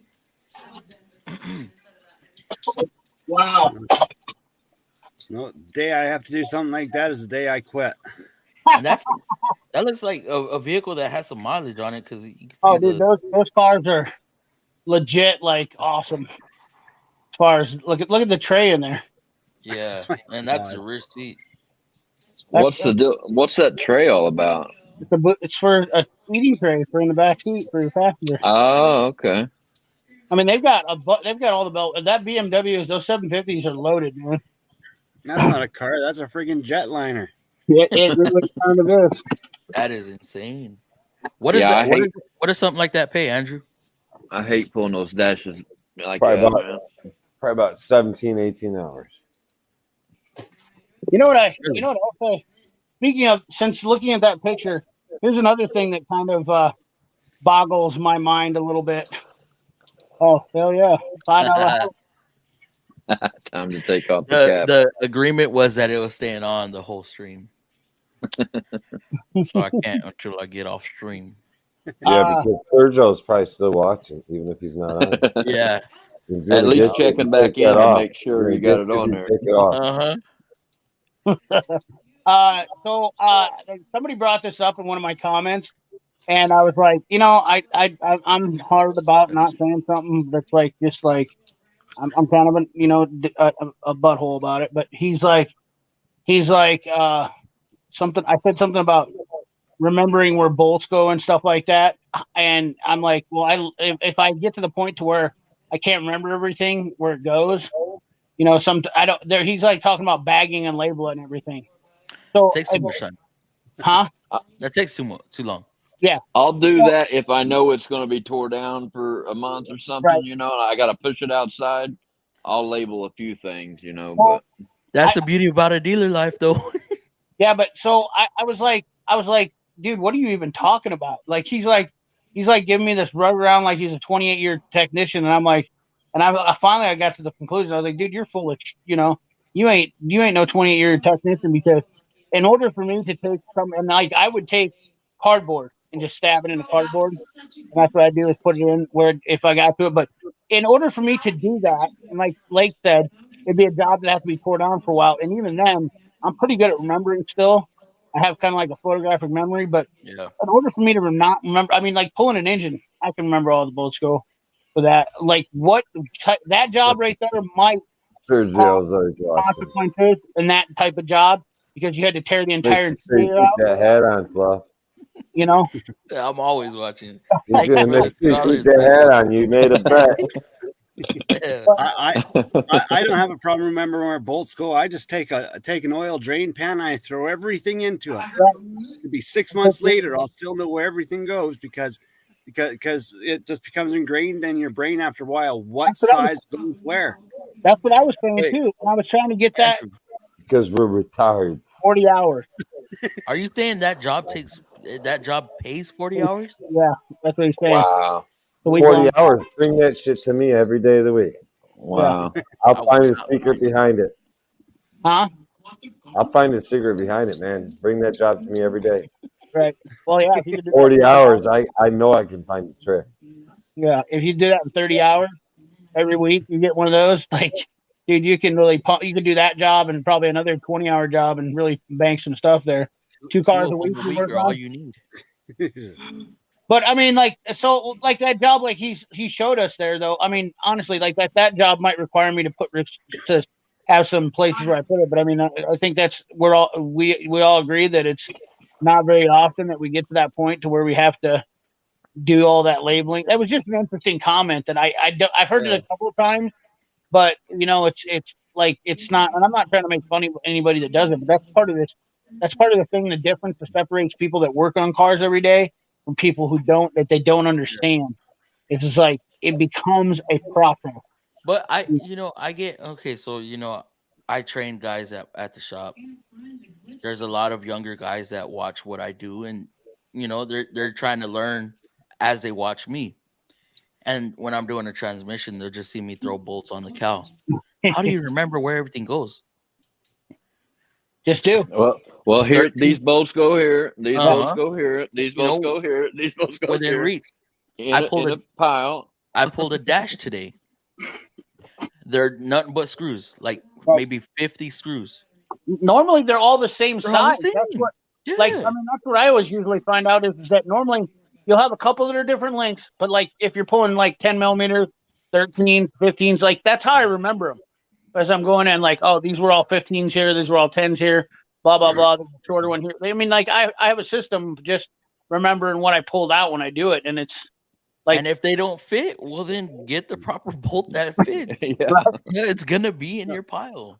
right. And if you also think just it's too people with long, torque specs. run it in like slow. I don't use torque specs Yeah, out of there a you go. book. I got it all in my head because every bolt in every grade has a maximum and minimum torque spec, Right. and you just have to be in the middle of those, and you're fine. Yep. Yeah. I don't know if anybody who uses a torque wrench on a dashboard. All you I have is two would- S4S6. The only place I use torque wrenches are Should be Weevil right. and I think some Rayman Ray is the closest I've ever seen to anybody that uses a torque wrench on the dashboard. and Yeah, he yeah. When he grabs a I think rat, he- he goes click, click, Yeah. click, I saw that one. Gravity. click. Yeah. Oh I man, I've gotten so I much saw help that for one. not. That was funny. I've gotten so much help for not using a torque wrench On a on bell wheel? housing bolts. Oh. On How the you guys video I been did a doing? while Oh, back. yeah. When you Racing. when you go to do those, this is the new thing that I like to do. Is when you do something, just comment generator inbound, and then Well, when it comes down to torque specs, yeah, how many of you guys have ever changed an original oil filter on a Chrysler vehicle or FCA, Stellantis, whatever you want to call this company? You know, Never me. What do you mean? Just I don't know what you- I don't know about original. I don't know about original. like the oil filter that got Yeah. installed in the No. factory. no, No.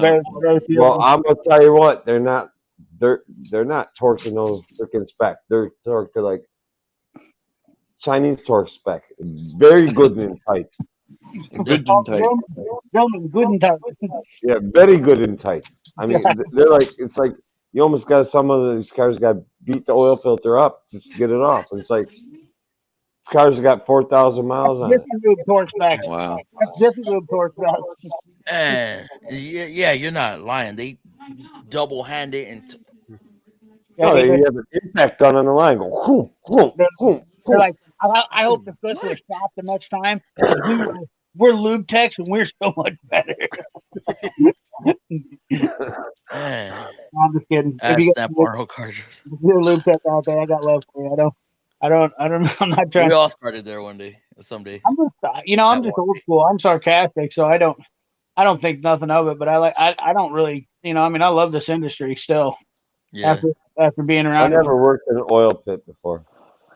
I have when I was Me young. neither. My uncle had a Amoco station that had an oil pit, and I changed oil for him for a summer. It was fun, but the problem was We all do ship. he had a drive-through one, so I just stayed in there all day. I remember eating my sandwich down there, and it had the lights with the cages on them. You remember those days? Like Yeah. if you started working as a mechanic, and Lace, maybe you might have too, but you started working as a mechanic, and your first light was called a trouble light, the metal cage or the plastic cages. Like, Yeah. That's for doing drywall and construction work, not Yeah, mechanic work. Are you talking about the Yeah, drop now that light? shit set stuff on fire. Dude, we had fluorescent lights and incandescent lights when we started. This is no Wait, joke. you're talking about the drop lights, right? Yes. Yeah, caged They wanted- incandescent lights that like would blow fuel. Fucking Keep your coffee warm. Got to keep Yeah. your coffee they blow warm. a fuel pump. They blow a fuel tank up. Right here. We used those at the tech center, at the training center. You did? And you got to get the Yeah. rough surface bulb. Right here. They still sell them $27. This Rough was surface have bulb. I old used to buy these incandescent. things. I used to buy these things once a month. Because you know why? Because I would take it when the bulb would blow out and I would just beat it on the lift. So I was like, damn it. And you dropped it. Every time you dropped it, it blew a light bulb. Every time you dropped it. I have one Hey. for the winter time. Keeps me warm underneath the tractor. They There you go. they have plastic bulbs now, CP. Yeah, well, they didn't back then, though, Fluffy. I'm telling you, when I started doing this, the tools were rude back in the I you believe take it. out, Good like and tight as it's not German that long scrap. ago. The evolution, This is how we fixed in Russia. I bought this in case you go on a spaceship. of Same tools I gotta get me one of them now. You know that. 10 to 15 years is so much Dude, more. this thing is not a one-hander. It's a two-hander. You know what? Oh, would've that's pissed one me off hander back for then? me. Flashlights, But I want This one. is- I want it. the C batteries, or D's, or whatever y'all. The big See- yellow ones. You'll recognize this. That is my favorite one-handed hammer. I love those anti-vibes. I freaking Yeah. That's my favorite. And then they call it a drilling hammer. And what is a drilling hammer? There's a one-handed blacksmith that hammer. was go. There's a blacksmith going. There's no way anyone can swing a hammer like that all day long without getting sore.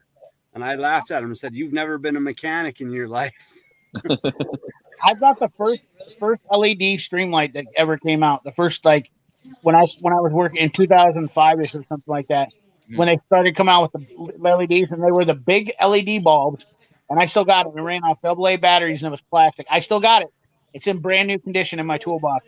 And Damn. we also, Dave knows, we use mag lights, and those things when you drop them would blow the light bulb. In fact, they had a little compartment in the cap in the back to replace the light bulb. And then they got the option to upgrade them to LEDs. And then the Stinger light first came out. Like, dude, there was nothing. It was trash. We had nothing. Like I remember using the Everready flashlights with the D batteries and the little plastic switches. That was like a standard flashlight back then. Oh, And I I'm know. talking just in late 90s, dude. Late 90s. It's not even that long ago. But think I about it couldn't this way. even imagine that. Mechanics were using those lights for decades before that. Decades. Light evolution, all the tool evolution in 20 years' time has drastically advanced. When I Drastically. started, we were using candles. When I started, Oil lamps. stop complaining. Minor comment with that. What's that stuff they use in there? That rock? Yeah. Propane. Get the old whale fat candle over here. Well, A whale fat. So, CP can answer this for me. What cordless ratchet is a top one right now? No, I'm not. Listen, I'm not You getting know bait. who I'm going with. I You know personally, who I'm going with. Tried and true I'm for me. personally a fan of the Snap-on. I had the Milwaukee. And Oh the only man, reason I didn't like the Milwaukee is because the paddle. I didn't like the long paddle on it, but it doesn't matter. Whatever you want, whatever works best for you. Yeah. You gotta figure it out. The Whatever Mac. you can. The I- I Mac. don't care. Whatever The you Snap-on brushless is the best. Milwaukee's nice because it's got a small head. That Yeah. new high speed it goes into tighter spaces than the Snap-on does. Hey, let That's me the only throw a benefit wrench. to that. I'm gonna throw a wrench in it. The best cordless ratchet is the Matco flathead one. Boom. I'm gonna throw a wrench in it because that one-handed operation in the switch makes it just absolutely badass. But the best ratchet. Any ratchet can be cordless as long as it's not in your hands. Right, there you go. I personally still like my air ratchets, though. My flathead air ratchets that I had, my Mac one. I still got them, and they were still, dude. That one-handed lever switch. Once again, we talk about the evolution of tools and how air tools were coming to this point, and they went completely backwards Yeah. on that. But the flathead ratchets are one-handed operation. I could do dash work with a 1/4-inch ratchet back in the day, with that little 1/4-inch Mac ratchet, and sit there and go. You're talking about that little tiny short one, right?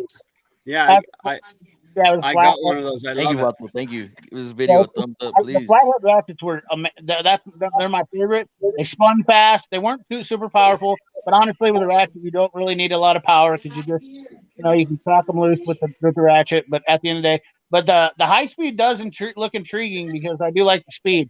Speed is everything. But if you want a fast ratchet, the Astro or the the Japanese brand. They have one that's 750 RPM, most everybody, and it's only that big. You know which one I'm really falling in love with? It's not a ratchet, but the right angle, Milwaukee. Yeah, I love my right I love angle. that one. God. The I Impact, love that puppy. Yes. It's FTA ratchet. Those I are- think I need to take the head apart on mine and grease it. It got kind of like when I first started it up the other day, for just one time, but it was like It dragging real hard, and then it broke good. loose, and it was fine. But Is that a Milwaukee? because you're not wrapping Yeah. it in a blanket and tucking it in at night. it's used and It's cold, abused, it doesn't like cold. Did all the Yeah. grease work on the Milwaukee ratchet anywhere? huh? Psychopath, get that class done. Do they have flakes? Do Get they your have scope grease for work on the Milwaukee ratchets anywhere? No, Really? I've not seen no grease fitting. Huh? That's crazy. I They never still even. don't have grease fittings on Milwaukee ratchet. Just Yeah. drill one in. Yeah, I'm gonna have to Zerk take right in that it. head apart and do something with it. Yeah, that's Damn, definitely Richard. a killer for them because if The they get Milwaukee, the head on the Milwaukee might be a little smaller than a Snap-on, but I don't know. Richard, can you send My girlfriend likes the size of the Snap-on. Can you send me an email of that box? We'd like to see that. 14 linear feet of matching toolbox, full bank service card. I definitely have a tool addiction. Jeez. right on 14 linear feet of matching toolbox. Nice. What is it? Yeah. Oh, yeah. That's another one. What kind of You toolbox? talking like a Mac Titan? Yeah. All you guys have been doing these tool cart reviews and stuff like that and diagnostic carts. I did a quick short of my diagnostic tool setup. It's a whole bunch of boxes that I pulled out of the front seat of my truck. Listen, I'm not gonna lie to you. I appreciate a guy once again. Richard, yes. I appreciate a guy that Quiet. has a style and saves money. I love watching. I really do like watching guys that do shit on like dirt cheap budget, and I don't care if that's what they want to do. Like my buddy Ted, Zip Ties and Bias Splice. That dude just beats the garbage out of everything, and he just cobbles shit together. He welded in his U joints in his truck. the Oh other my god! I mean, granted, every mechanic in the world is going to cringe at it, but I don't care. It's YouTube and it's entertaining. If that guy wants to do that to his shit, Who I'm was all that? for it. Huh? Who was that? Zip Ties and Bias Flies. Tag. Yeah, check. If he's pretty foul. So don't make sure your kids and stuff aren't around. There's, Yeah, Well, I'm wondering if that's the same guy that I'm thinking of. He's always welding. there's a random young kid nuts on and there that's bolts. welding stuff onto tools and cutting tools Yes. up and welding them up. And And to take something like a lug nut, he's welding a socket and then a ratchet. It's Oh, you're talking about 65 Ford. Yeah, 55.4. He's Yeah. just broken. like He's him too. broken. I like him too because he does everything dirt cheap and hey, whatever works, man. At the end of the day, I like to buy tools and my thing is I grew up poor and I worked where I got now and I didn't have jack shit when I was a kid and Did we you had see- to do everything and and quite frankly I realize now that I just don't have the time to do all the stuff like I used to. If I didn't have any money at all and I was completely like, or if I was just trying to specifically save money, and there's other things I'm cheap on though, you know, like just because I got nice tools doesn't mean like I'm cheap on my clothes. I got a $10 shirt on, I wear $30 bib. I mean, I'm dirt cheap on like I won't buy a new vehicle, you know. I don't buy fancy clothes at all. I mean, whatever I spend on tools, I save money on everything else. So I think people like you know need to understand. You know, like there's people that drive Mercedeses, and you know they live in you know they don't live in that fancy of a house. I mean, there's lots of people have their vices that they like to do. You know, and my vice is just having nice tools. Turner, you know anything about this recirculating filter on a Kenworth T80? Yeah. T880. Yeah, they are nasty. They are just nasty. I tell you one channel I don't like. I think it's called Get a Grip Garage. Oh yeah, I used to like I would watch a couple, but Yeah. now every time it comes on, I'm like, get that stupid ignorant nonsense out of here, Well, bro. he does that on purpose. I know he does, but it's just annoying. It's Yeah, like, I know. oh my god. I'm with you 100%. That guy, I talked to that guy when he was nothing, and he followed me on TikTok, and I did a video, right? A comment on his video. I was like, dude, what are you doing? Because he was giving just blatant bad advice, but turns out he's a actor from Las Vegas or Los Okay. Angeles. And I just looked him up. I didn't know this It's guy. not even funny anymore, though. It's like No, he does stupid stuff. you're a freaking idiot. I mean, I'm sorry. I love people on his but banner. That guy On his just banner, gets me. You know. Yeah, on his banner on his Understand page, Scotty it Kilmer. says 99% of videos are fake and for laughs. So I know it is, but it's like I'm trying to do the right thing, and my Yeah. videos are trying to teach somebody something or help somebody in some way. yeah, And he's just like, okay, this is how you do this, and I don't know, it's just no, dude, Lakes, I understand. Trust me, it just when I gets first me. started YouTube, but the thing about it is you just got to know. it's Yeah, just a simple. I completely agree with you, man. I struggle with it too. I want to mess around and have fun, but yes, he doesn't do it in a light that's funny anymore because it's just Wrangler so heater cord. wrong and dumb. Like it's Yeah. over the top. Like Yeah, it's not even funny crazy. or useful. None of it. Everything he's doing is just complete terror. Is all Yeah. of it. You know, I mean, Yeah. put concrete in the car at one point or something. I seen one video. Yeah. Yeah. I have dude, a question. I have a question. Do any of you guys own O-Lights? yes. What is it? What It's was an that? O-Light. I don't. O-Light. Oh, that. Yeah. Oh. What the hell is that? No, O-Light. It's I don't guess so. I've been thinking about getting me one of those headbands, though. The It's light, I just have What? a stream. You know, Ray, I too? only use this to find the O spot. So I mean, the O spot, Yeah, psychopath. the O spot, or the G it's spot. small enough. I like Olight. So I was actually watching Torture's channel's video today, and he doesn't like Olight, and he was talking about how it's spammy and whatnot. But I got some Olights from Olight, and I was supposed to put them out for Christmas, and I said, "Nah." I was like, "No, thank you." And she goes, Whose channel was that? Huh? Whose channel was that? Torture's channel. Oh, okay. Yeah, and he was like, he was back ripping on Olight. They ended up being like number 2 on his list, but it was number 2 out of the ones he was testing. But Olight is like, they spam a lot of YouTubers to give out lights and stuff like that, and they are ridiculous. Like the lady that I talked to was like basically trying to force me to do a video, and I was like, "Nah, you send it to me, and I'll do it when I'm ready." Like I'm not gonna. This is like a fart, okay? If you force it too hard, it's gonna be poop, and I'm not gonna do that. That's an issue I had with the King Bolin. King Bolin. The Think Yeah, card. they hit me up Think too, but Man, Like, You forced me to. did I tell you about that, CP? Yeah, you just gotta, dude. Trust me. Like, you can't let No, these. did I tell you about recently? What do you do? They Lisa? wanted me. You know that Bluetooth dongle they have that you connect to your phone is like Yeah, yeah. $170. They wanted me to buy it, and then they were Oh, gonna and then reimburse. they pay you back. Yeah, I was like, Yeah, no, what? no. Yeah, don't even. Do, Um, yeah, no, dude. It's not. Screw that business. yeah, and then I tell they them all. finally they reached out to me again, and they were like, "Oh, okay, well, I think we could send it to you." I'm all, well, I need money up front. No, I'm not. No, because you want to use my video, post it on y'all's Amazon, post it on y'all's Facebook. No. Yeah, it's I'm not down for someone forcing me to do a video or like trying to, like they want to give you something and a new product and say, oh, can you do a video in like 2 weeks? No, Yeah. no, See, no. I have what- to at least feel comfortable with this and feel like it's actually going to be, like my biggest problem is durability, longevity. And me and Tortest Channel talk about this all the time. I'm like, dude, like at the end of the day, you can show a tool that says, like, I'm not going to use, let's just say Brand X is the most powerful impact wrench, and Brand X is like the cheapest, the most powerful, it's the lightest weight. It checks all the boxes. Okay. But you use it and the thing only lasts 3 months.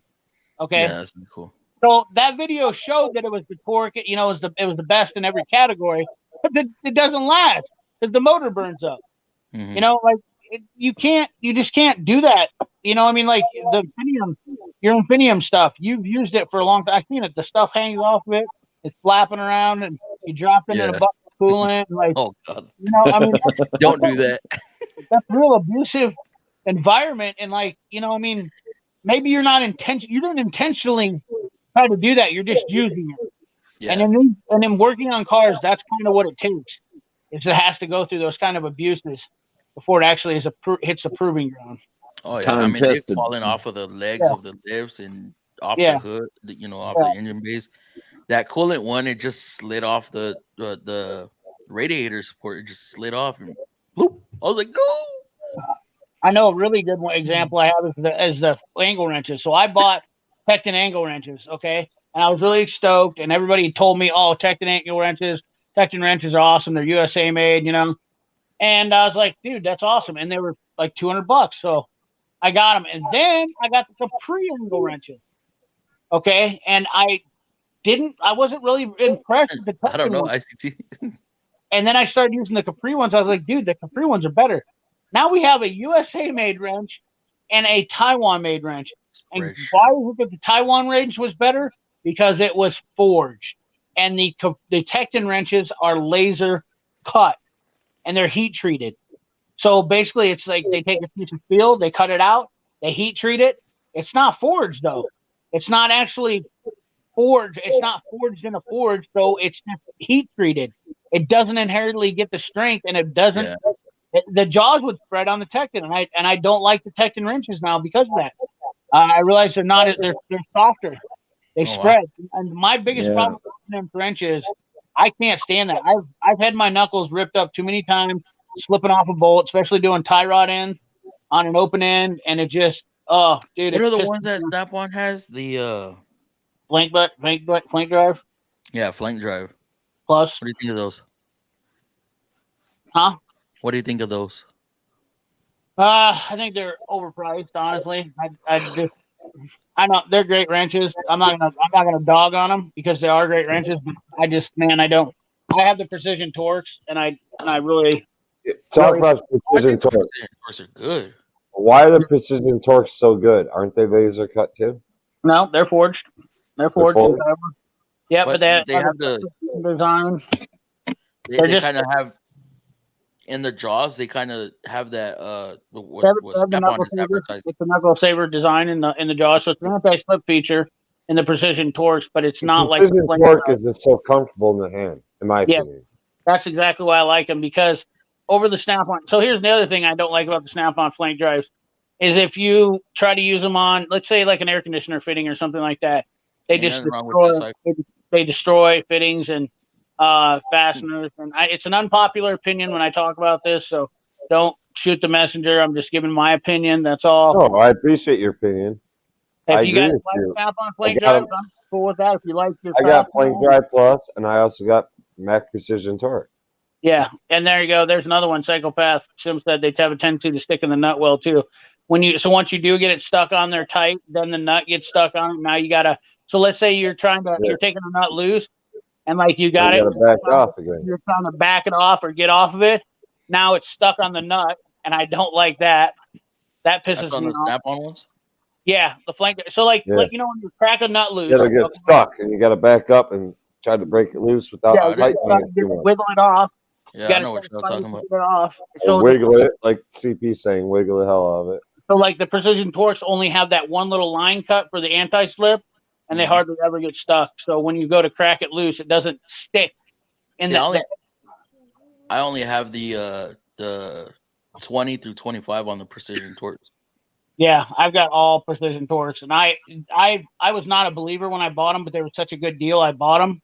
I always had Mac knuckle sabers, and they don't have my design. Mine are the square handled. A lot of guys didn't like them because they're subjective to whether I like them because I like them comfortable. But I looked at the Snap-ons, and I do own a few Snap-ons, and I tried a few and I say this to everybody: if you want to find a good wrench, buy one wrench, test it out, use it, see if you like it before you buy an entire set. Especially if you're thinking about dropping $800 or $500 or $200. Buy the one wrench and you can always use a double wrench, right? Like you can always use an extra 13. You can always use an extra 10. You can always use an extra. It's not uncommon to have 3 or 4 extra wrenches of the same kind, because sometimes you run into that where you have that deal. But I'm actually going to be buying the new Mastercraft V series to see if they're actually as good as the original. I've got the originals. Right. And they never broke. They never snapped. They've never done anything, never slipped. I've heard a lot of guys really like the Mastercrafts too. So though this is the Craftsman, the Sears Craftsman. Oh, they're coming out with the new. They're redoing the V series. Those are made by 1970s series and redoing them. Same thing as Max Precision. It's actually Sid Chrome. Fagecom is actually Sid Chrome. The Facom is a French brand, but Sid Chrome is the actual manufacturer. Yeah, but aren't they the same? Just the Craftsmans are a touch shorter. Yeah, they are. They're shorter than the Precision Torques. They're not the same length. That's why the Precision Torques are unique, because they're the longer ones. And then Facom 440s are different size. The what do you call it? Versamax, or what is it? The VersaPro, or what are they? Versamax, VersaPro. There's so many VersaPros are also a different size, because that way you can't say that you're buying the same wrench. Obviously, that was a deal that they wanted to get in there. So, yeah, it is. I like the Cornwall wrenches too, though, but they are also completely different. And everybody complains about the Cornwall because the heads are backward on them, and that's what you'll hear about guys complaining about those too. But people just find everything to complain about. Anything to complain about. The beautiful part about my YouTube channel is I can tell you every complaint of that everybody has on, which I have heard it all now in the 3 years I've been doing this. And I'll tell you what, it gives me really good information to know sometimes. Like I know when I really piss me, like the Harbor Freight guys. I know I like to razz them, and I maybe go a little bit too far. That Icon video that got 100,000 views. Oh my god! Did you read the comment section in there? I read There's some mad mother truckers in there. Man, but that video did. Hey, I was just doing good. Huh? That video did good. Oh yeah, dude. Well, that one of my tool truck videos did good, man. I got 200,000 views in 2 weeks on those 2 videos. I got over 500,000 views. But not even the month ain't even over yet. I got over 500,000 views. So why? I threw up a stupid short. I thought it was stupid at the time. I threw up a stupid short that I thought was stupid at the time. What's your RPM on that video? No, we'll let Dave finish and I'll tell you. Okay. And I have over 1 million views on it. Oh, you do already? How you guys getting I these believe views? so. Take a look. My How much? biggest one's like 700,000. Listen, I've been Jesus. I doing created this an for years. oil leak. I created an My oil leak. highest is 1,300. Listen, I've been doing this for 3 years. That was my first video that hit over 100,000. So I've been grinding it out. Like I've got legit grinding on doing mine for 3 years. Doing my channel, I've been legitimate. I got 900 videos, cranking out content. I've been working to get my stuff out there. Like I didn't start hitting thousands on the videos until on shorts until last March, before my channel just blew up. Yeah, you straight blew up though. It was weird. Yeah. I think I've been doing it about 8 months now. You just And gotta I just hit over 3,000 on the watchtowers, so getting there we go. closer. Oh, That's nice. pretty good though. Still, that ain't bad.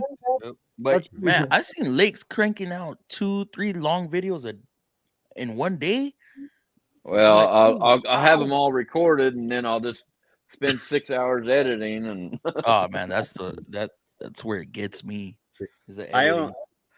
only decided to start doing YouTube because I figured all these crazy people on there. I look crazy. I am crazy, and I'm senile. So hey, why can't I become famous?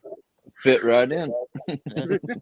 So I have 3 videos over 600K, but Jesus. before that, in May, I had 2 videos that were doing almost 2 million between the two. And because I was talking mess about a customer, but I shouldn't have done that video. But I think that one hit almost 1 million, and then I deleted it. I deleted everything. But Was it a short? I guess. it was a God, short. I'd be happy to get 2,000 views. Listen, I was happy with getting 100 views, Well, to be honest. On the shorts, post at noon or 3, Yeah. there- 12 o'clock or 3 p.m. And that's just from 3 o'clock and 6 Videos. p.m. huh? there's no 3 real. o'clock and 6 p.m. You do it 3 and 6. That's This- what I would suggest. Well, the highest watch bout, because you can look on there and see in your area the highest view times of the day. But if you don't look at that, I've heard go at noon and 3. Well, But you can actually CP usually releases his videos. 6 o'clock at night every night, but it doesn't What matter. time? 6 o'clock at night is what I do. Yeah, but you are so followed. You're right. It doesn't matter Yeah. anymore. That's like there's no listen. I don't want to like telling guys what to do, but I'm just going to give you a little piece of advice from a guy that I feel like I've been fairly successful. But I used to follow like the little hints and this and that. None of it matters. I'm telling you right now. I've been testing the waters, and yeah. Thumbnails and your title. Just make sure you got something that looks sketchy on your thumbnail and your title, and then hope and pray. And I'm I telling you, definitely lack on my thumbnails. well, There's some people that don't even do thumbnails. They just let it ride. It's And just, they put numbers. dude. Well, that's- like- Look at Last Best Tool. yeah. But he doesn't. You think about it though. His thumbnail is still interesting. He does a thumbnail. He takes a picture. Yeah, and he posts does. it because he takes it and he puts it right up in your teeth. So let's think about it this way, guys. Let me just give you a little. So if you're looking for something on a center punch, and you got a video and it's holding up, and this is what the thumbnail, not my face. Remember, people aren't really here to see you. If they're here to look at a specific thing. So if you're fixing a car and you're showing a diagnosis, then you should be showing maybe a scanner code or whatnot. Remember, when they do that search in the algorithm, it's not about you. Because Doc has never shown his face on all of his tool videos, and Doc has 40,000 subscribers. Lots of people. What's his name? AVE doesn't show his face. It's not so much about you. It's about your personality, your voice. Just remember, you want to give the people what they're looking for. I know it's really hard. Like that's kind of the misconception about I think about things is that people kind of literally look at it and they're like, oh, I want to show my face or whatnot. Well, I found that that's not true because I don't show my face on I used to do it all the time when I started. Show my face in the picture like, hey guys, and you make that you know. But if you're doing a video that's like funny jokes, then yeah, a funny face is good to see, or you know, like a surprising, or if you're Mr. Beast, that works for you. But when you're doing an educational video, you're somebody says where it's a search term deal, you want people to look for what they're searching for. So if you're trying to get information out there, then show the information. And I'm just trying to help people. I've always tried to help people out, you know, and I got no problem with helping people out. I'm not saying I'm the master, because I'm not the master. Because guys have passed me. Doc has obviously figured it out better than I have. And also not offending people. Like when it comes to that, don't do what I do, because I mess with the Harbor Freight guys, and I could have more of those guys that are watching and they don't, because they hate me because I give them crap, you know, and I'm offensive to them, you know. Not that personal, but I don't care. That's not why I started doing my YouTube. You know, I'm not going to be friends with everybody. There's 7.8 billion people in this planet. I don't have to be friends with every one of them. Pardon me, Mark. Do you have any great poupon? Yeah. Yeah. So I'm not trying to be the guy that's right about everything. I'm just trying to give you guys what I think is pretty solid advice, helping you out. That's all. I want to see everybody grow their YouTube. There's plenty of room for everybody on this platform. You know, there's plenty of room for people to do stuff. You know, there's no reason for anybody. 3 hours and 10 minutes. Oh yeah. No reason for anybody to get upset or mad at anybody. You know. Y'all forgot to mention this. I'd always burn my arms on the metal cages. Yeah, there you go. Oh yeah. I can cook bacon on my life. Hey, how about that? Have you ever cooked bacon on your life?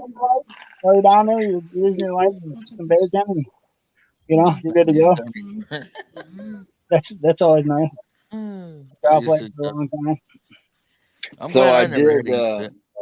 So I did my first timing job on a N18 Mini Cooper. Oh wow! And man, the next one will be so freaking simple. I mean, so simple. But I tell you, I couldn't find no information and all that identifics. As far as direction for the timing and stuff. So I had to go to YouTube. Luckily, I found somebody doing a good YouTube video, but it's so simple. You know, the next one will be so easy. Is it okay if I plug something, Fluffy? Because I think it's a good thing. Go for it.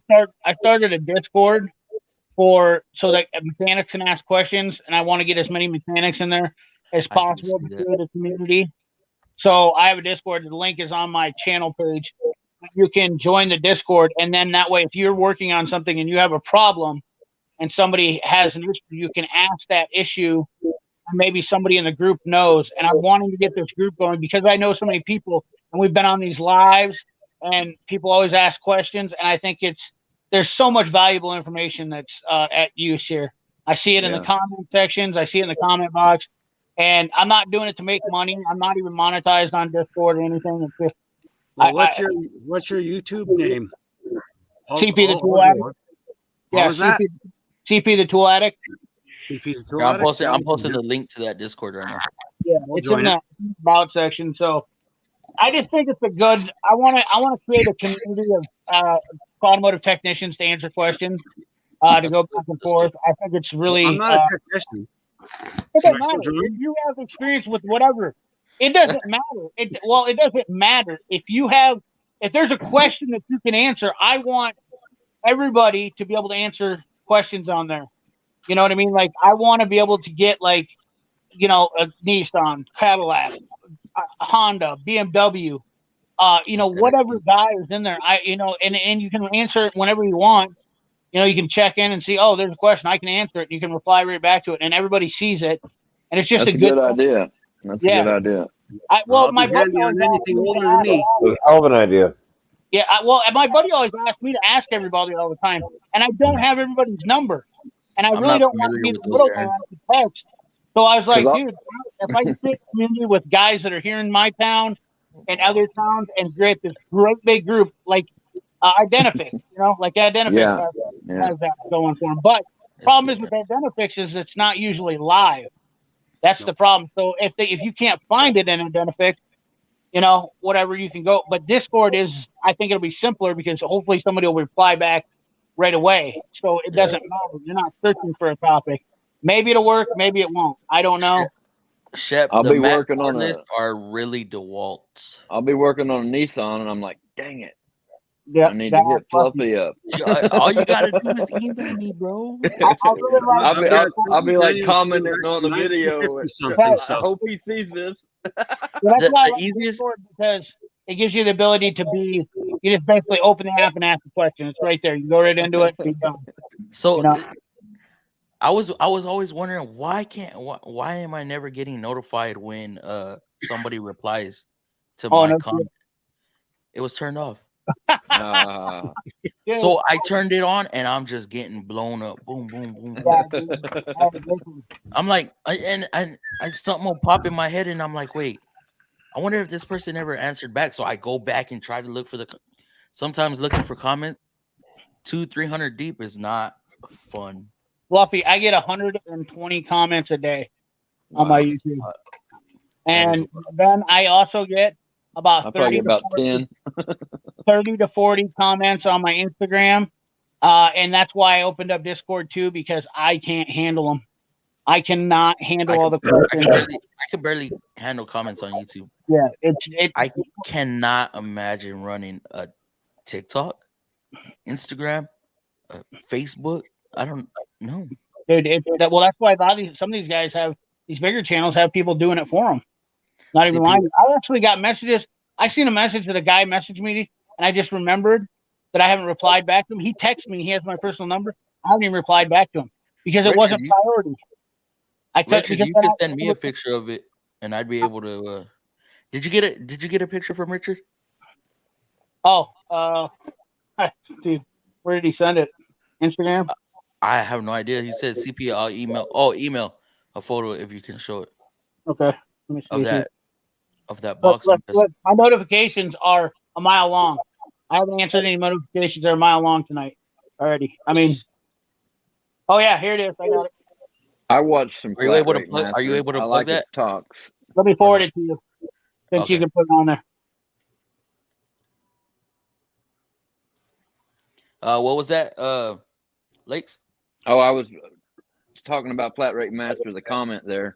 Oh, I said I watch him. I don't really see any videos of him working on stuff, but I like he talks a lot. You know, about back then he used shop to. efficiency and stuff like that.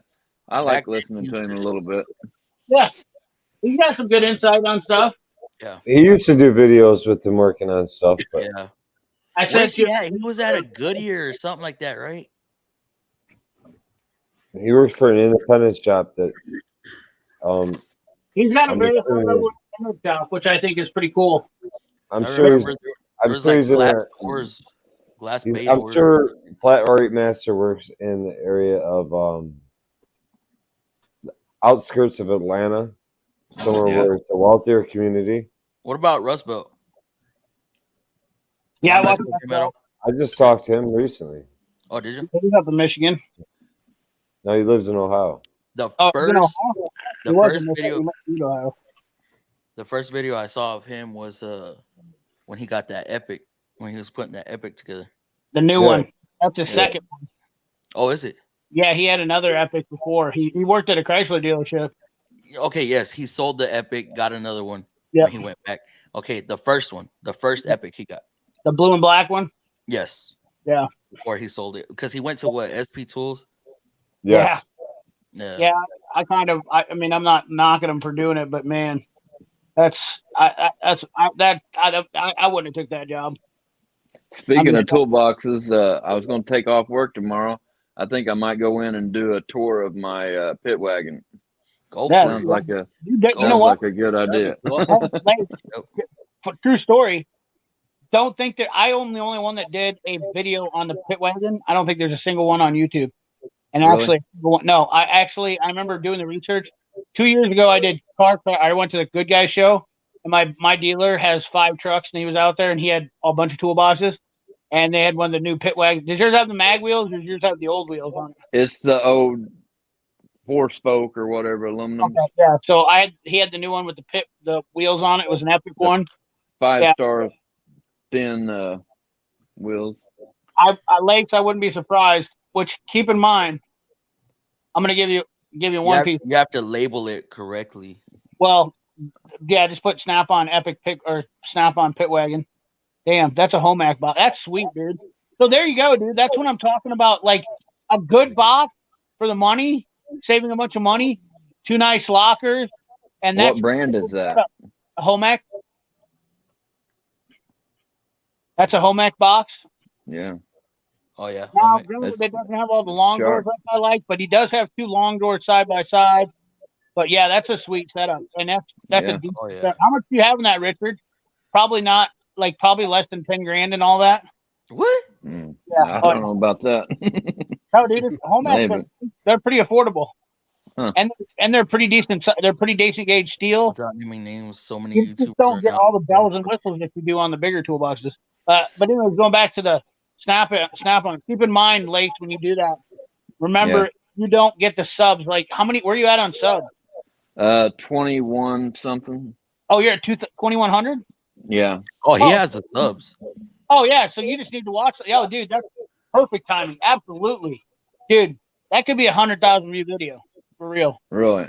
Yeah, dude, I'm telling you, look at type in. He could probably you could do a Snap-on Pit Wagon Yeah. toolbox tour, and I bet you there's not a single one.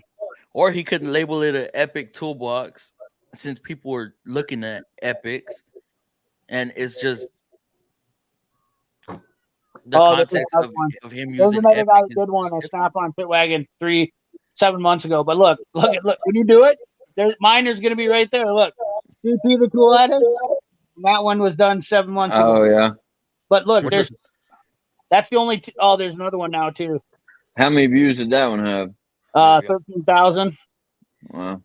and then 10,000 on mine, Here's and then 16,000. posted a link of Lake's channel if any of y'all want to check him out. Yeah, He's So at 2.22 on my end. there wasn't ever one there wasn't one on there when I did it, and now there's 4 or 5, but it's still. I honestly, it's not something.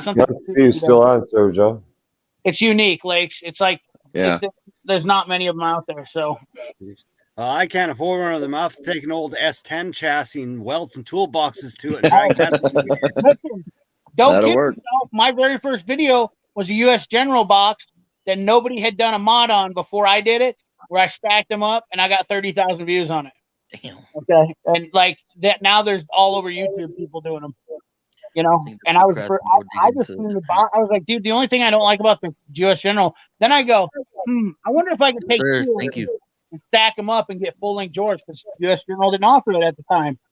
And I was like, dude, it's only going to cost me $300 to make that.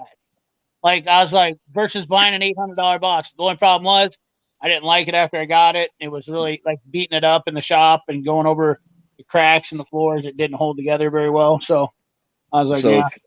Shepherd's Fleet. Yeah. If you have an Apple phone, it's real simple. You know, just watch your YouTube channel. I just edit everything from my phone now. I used to do it on a computer, but it's so simple on the phone. I'll make a video, go in the office and sit down for 10 minutes, post it. All my subscribers, all my videos right here. A black I screen. got a Oh, question for you Android guys. phone. Android phone. And Yep. I use an app on the Android phone to do my editing. what do you use? It's called you would ask me that. I don't remember. I tell this to everybody all the time. UCut, You could. and then I use Thumbnail Maker. I use Thumbnail Maker. Yeah. I wish Thumbnail Maker would add different templates. I do too. Like, well, you can actually do some stuff in there, Fluffy. I learned out that it's a little more complicated to use than I realized. If you get deeper into it and you can mess around, I've been learning how to make the colors even more vibrant. I didn't know you could do that until I just recently learned how to do that. What do you mean? So there's a color palette. We're gonna bore everybody real quick. Hold on a little second while me and Fluffy have some advanced YouTuber classes right quick here. So so I'll just show you the thumbnail that I had today that I made. channel art. No, not channel art. My part. You recognize how I do my thumbnails, then? Yeah. Oh yeah. Yeah. I knew. I kind of wondered if they were. But so you notice the red. It's probably Yeah. not show up that well. But the red is not your normal red. When you can pick the color red Yeah. on the deal. But what you do is when you go in here, I'll show you. So I go into the color, and you got the color wheel right Mhm. here. You click on that and see this palette that you got. Yeah. And you start playing with those lines. Oh yeah. You I can got- really- I've been trying to get a color match to match the trim on my box. exactly. Well, that green's pretty close, bro. And then not only that, also when you do your thumbnail, you can mess with your contrast, Mhm. and you can make your colors pop even more. That's not. Oh, I didn't know that part. Yeah, so I make my. That's why I'm looking. Look at how green that is on there. It makes that green really pop more, so it catches your eye more. Because that's the hardest thing about YouTube, guys, is getting people. You know, they look at your thumbnail and they're like, "It's got to be eye catching," because you're going up against 9 billion YouTubers.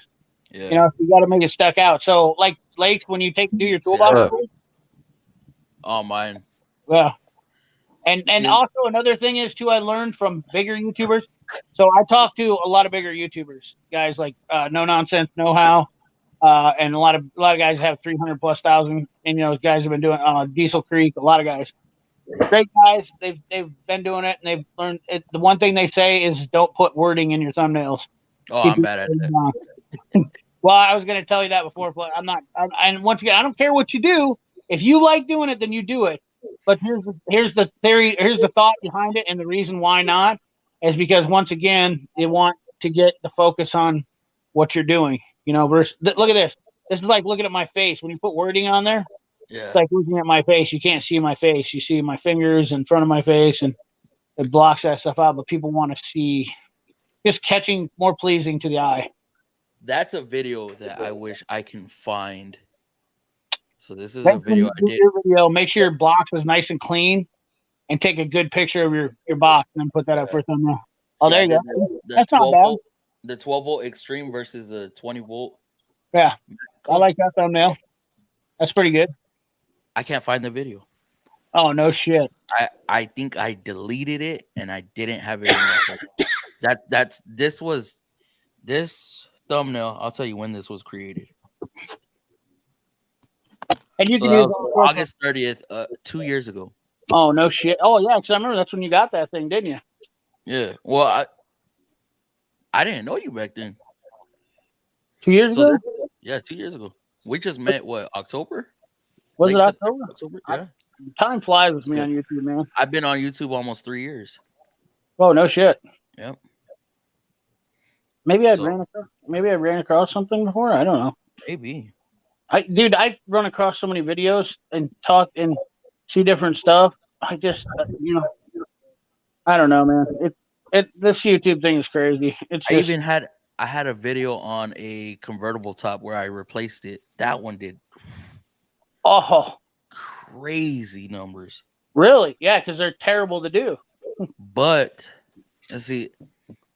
Back then, I didn't care about license plates. I didn't care about the dealer name on the shirt. You know, until I caught the wrong eyes, of course. And now that video would just be so hard to re-edit and cut everybody's shirts out or splice up. Hey, that's another thing is it's not just that though. It's the trolls, the people that get your address and want to mail you stuff or call your business and get you in trouble, dude. Some of the worst people in the world are on YouTube, the internet in general. Yeah. I'm not even joking you, dude. I'm dead serious. I have never met so many terrible people until I got on YouTube. I thought bad people, I knew bad people. I didn't even know shit about bad people until I got on YouTube. And like the things that these people, the extent that most of these people will go through because they're angry at you because they didn't like what you said about a tool or a disagreement is absolutely ridiculous. Yeah. I mean, ridiculous.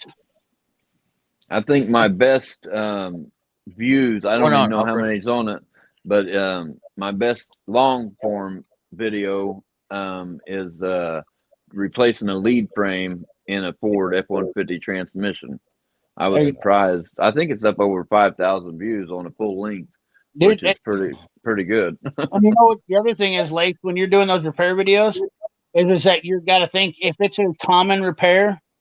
So whenever somebody does a search, that the top video always comes up first. So let's say you're doing an alternator replacement on something. If that's a common fix, and there's like those A1 automotive guys, basically destroyed YouTube with their. They get the top spot. Yeah, but they're terrible videos. They waste so much time talking about garbage that you don't need to do, and they're just disgusting. I can't, stand them. But they're way. I try to get straight to the point and edit out any nonsense. Now, a couple of them on there I rambled on. I was all hyped up on some coffee. I rambled on a couple of them, but it'd be all right. Shep, if you think that Honda Pilot with the water pump being ran by the timing belt, we got some that are ran by timing chains. Yeah. When Chris said Ford Edge tonight, I thought he was going to say water pump. Have you done a water pump on a Ford Edge? No, yeah. They're terrible. Richard said it's a 53-inch Homac RS Pro Top bottom bolted to a 72 RS Pro Top bottom with lockers. Trying to find a third locker to put in the middle. Oh, that'd be hard to come by. That'd be sweet, dude. That's the way to go. Did he ever say the price was on that? Not yet. One of the Napa's bar shop has some Homac boxes. Right there, 8K is what he paid for it.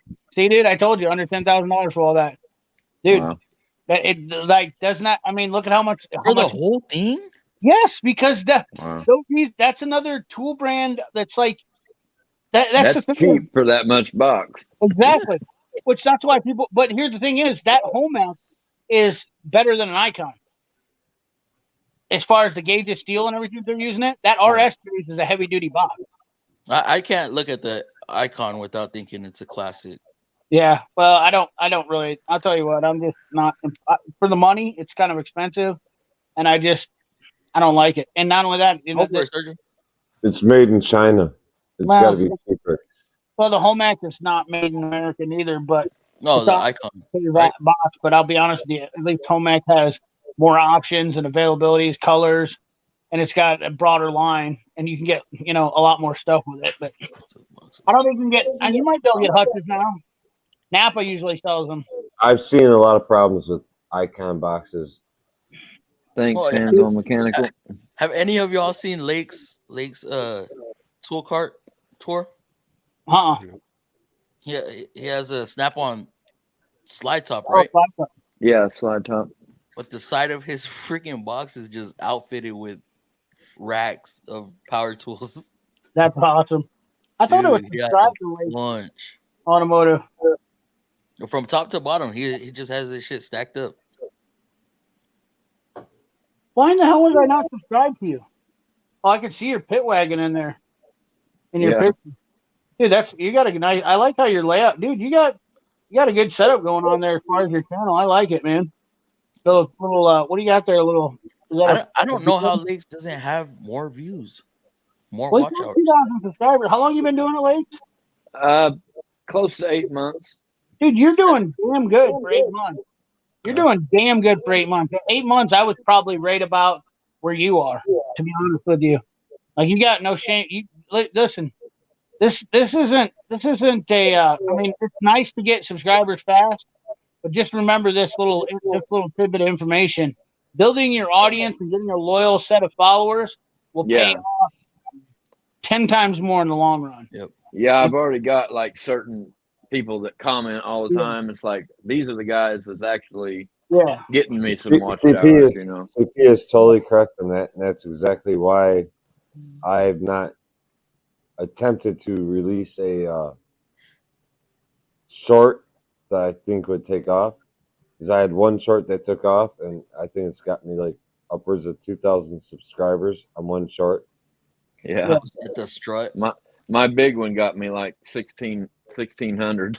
Well, My dude, Big Short. I only got 500 subscribers from my 100,000 view icon video, How much? which is 500 subscribers from that 100,000 view video. But that's not uncommon though. Like Yeah. you're not guaranteed subscribers. So here's the funny part though.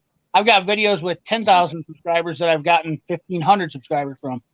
It does. There's Wow. no Thank you, rhyme or Shannon. reason. There's no guarantee because you're going to get a big video. Yeah. You're going to get a bunch of subscribers.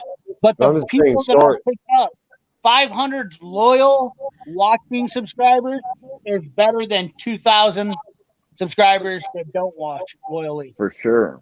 Well, shorts. People that watch shorts aren't going to watch your videos, Yeah. Yes, That's, exactly. that's something I and that's struggle why I with. kind of stopped in the shorts. Yeah. That's something I struggle with because 25,000 subs and I'm getting Yeah, but you're building an That's audience now, Fluffy. It doesn't Yeah. matter. Oh, You're doing yeah. it now. You're doing you consistently put out videos. You still do shorts, and you have your live streams, and you're doing everything now. You're hustling now to keep doing that, and that's all that matters. You can, We're here. We're watching you. we're Yeah. seeing new people coming in the stream all the time. exactly, and that's what it takes. And listen, I'll be honest with you, the live streams. Check out Canva for thumbnails. I don't really care about the live streams anymore. I'm kind of over live streaming, And Cat's name is Austin. and you notice that a lot of big YouTubers don't do live streams because they're Tom fun Ozzy. for your subscribers that watch all the time Mhm. and everything. But You want to go outside, but it's snowing.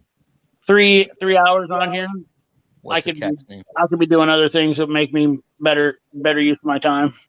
I need to be No. posting more consistent. Yes, Power Street consistency is key. You could Always. also be editing videos instead of doing a live stream. You could be uploading, making videos. Editing, editing. Yeah, exactly. How So- did, Chef, I could never, not even when you're on CP's channel, can I say your name without stumbling. Chef Shade Tree, howdy. How's it going? Welcome to the chat. Welcome to the channel. And oh my God. How are you doing? I'm new here. See, Chef's new here. Uh-huh. I thought Chef was already knew about Fluffy from being on when you were on my live stream. This is the first time he comes in. Hmm. I'm new here to Fluffy. Yes, he is. Well, thank you for joining. Yeah, it's just building a community is what really it's all about. You know what I mean? Like that's at the end of the day, like building a good, solid community of people that you can enjoy and have and trust is what it's all about. You know, Yep. that's what matters. Yeah, I've been in this location, Indianapolis, for about 5 years, but I don't have any other people hardly to network with. You know, I'm not a real outspoken person, Right? so I kind of keep to myself. But the only people I know that I could turn to is other technicians that worked at the shop in the past 5 years that went somewhere else. Right. But it would be good to get in a network, you know. Yeah. Oh, Well, and that's exactly what we're doing here. Yeah. I should have done more of this when I first started. I started talking about tools and doing tools, but what I really should have done was started working on building a better automotive because I've literally gotten to the point to where I like answering tools questions and that's great and all, and that's fun. But I also have automotive stuff that I deal with, and I really want to deal with having a big community of guys that are technicians because I think it'd be easier for everybody, just completely easier for everybody. I mean, trust me, the one worst thing you have to deal with is what happens if you're stuck on a job trying to get something done. Yeah. You know, I mean, I've noticed the tool community is, well, not just the tool community, but anytime I do something that has to do with tools, tool haul, or showing tools, those do the best rather than the repair videos. they do. It's dumb. That's what people always tell me about doing. They're like, why don't you do more repair videos? I've done them. They don't have no hype to them. And like Lakes is talking about, he's doing repair videos, and most of the people that complain and say, why don't you do repair videos, are just people that want to see you. They want to judge you more is all they want to see. And it doesn't matter to me about that. I think it's because everybody's so Milwaukee, so Husky, or not Husky, Just- DeWalt, Snap-on, everybody, we all have our brands, and that's what's going to create but you got to get over that. I'm over that shit now. You know what I mean? Like I'm over the brand loyalty garbage. You know, I'm more for the blue collar guy. At the end of the day, I'm just trying to help people not make the same mistakes I did. You know, by buying this piece of shit or that piece of shit. You know, like Joe, like one of my subscribers says to me, CP, you know what I like doing? If I know there's a tool I want to buy, I'll tell you about it. So that way you can blow your money on it. At least I can recuperate it maybe on a video and see what it's all about. And he trusts my judgment enough. You know what I mean? And like, that's cool to me. I'm okay with that. I don't make any money on YouTube. That's the sad thing about it. Even a 100,000 view video, I thought would be way more, you know, like, hey, you know, this is going to be something. No. See, what was the RPM on that? RPM was, let's just say it was above $8. That's not bad. No, That's but not it's not like you think. Like, look at how many channels do 100,000 view videos. But what all counts with YouTube is, and we'll see what Shorts pays. You know, when it finally starts. I'm kind of worried about that. Yeah, well, it's not like they've hyped it up, but I just don't see how Shorts are going to pay better than a video that gets like, so that 100. It's going to take a million view Shorts to pay what 100,000 view video makes. Yeah, you know, 10-1 is the way I figure it. I'll just be happy to get monetized and get my first $10 check. You know, just an accomplishment of doing it. You know, it ain't about making money off of it, but wow, they paid me something, regardless what it is. My motive for doing this was that I could write off tools. I was working for somebody at the time when I first started, and I didn't realize I was going to end up going on my own, and I could write off my own business. But biggest thing was tool write-offs were a lot easier if you're working for somebody else. But the other thing is I just wanted to recuperate the cost of tools. And that's part of the reason why it's a little bit easier for me to justify buying Snap-on too, because at least I get a little bit. If I get a 25% discount on a Snap-on tool, and then I make 25% of the tool cost off of making the video, then I only paid 50% for the tool. So at the end of the day, is that a bad? Is it dumb because it works? No, it's not. It's better than me paying full price. So I may not get everything out of it, recoup everything out of it, but you know, and since I've been on YouTube, I've spent I have documented well over $30,000 in tools that I've bought since I started on YouTube. And I promise you, I have not made that on YouTube. So it is a total loss as far as did I make money on YouTube? Absolutely not. So I hate to interrupt you, but I'm out of here. I got to go to bed. It's almost 11 o'clock here. So thanks for letting me join you guys. Yeah. And I'll talk to you guys next week. Hey, you have a good night, brother. Good weekend. Have a good night. You also have a good one. Thanks, Chef. guys. And the trolls have arrived. Chef, did the guy that just left, did he have a channel? Yeah. Yes. Yeah, I guess we should check this out. Post that in the link and I'll subscribe to him. I thought I did. No, I didn't. What was his channel name? I'm posting it right here. It was Sayer Mobile Automotive. But Chef, that's not good. Hands on, I already killed enough time binge YouTubing, so creating content would just interfere with that. I still waste a lot of time binging myself. I do every now and then. The shorts, it's like you get on there and you just get stuck. Right. It's shorts is definitely more ethical for somebody who's when you're doing work all day long. I'll be honest with you, for like you're in the dealership and you're trying to make money and you're on flat rate, dude. You ain't got time to bust out a 10 or 15-minute video. What you're doing, like you set up the camera, it's tough. I do it, but it definitely cuts into your flat rate time for sure.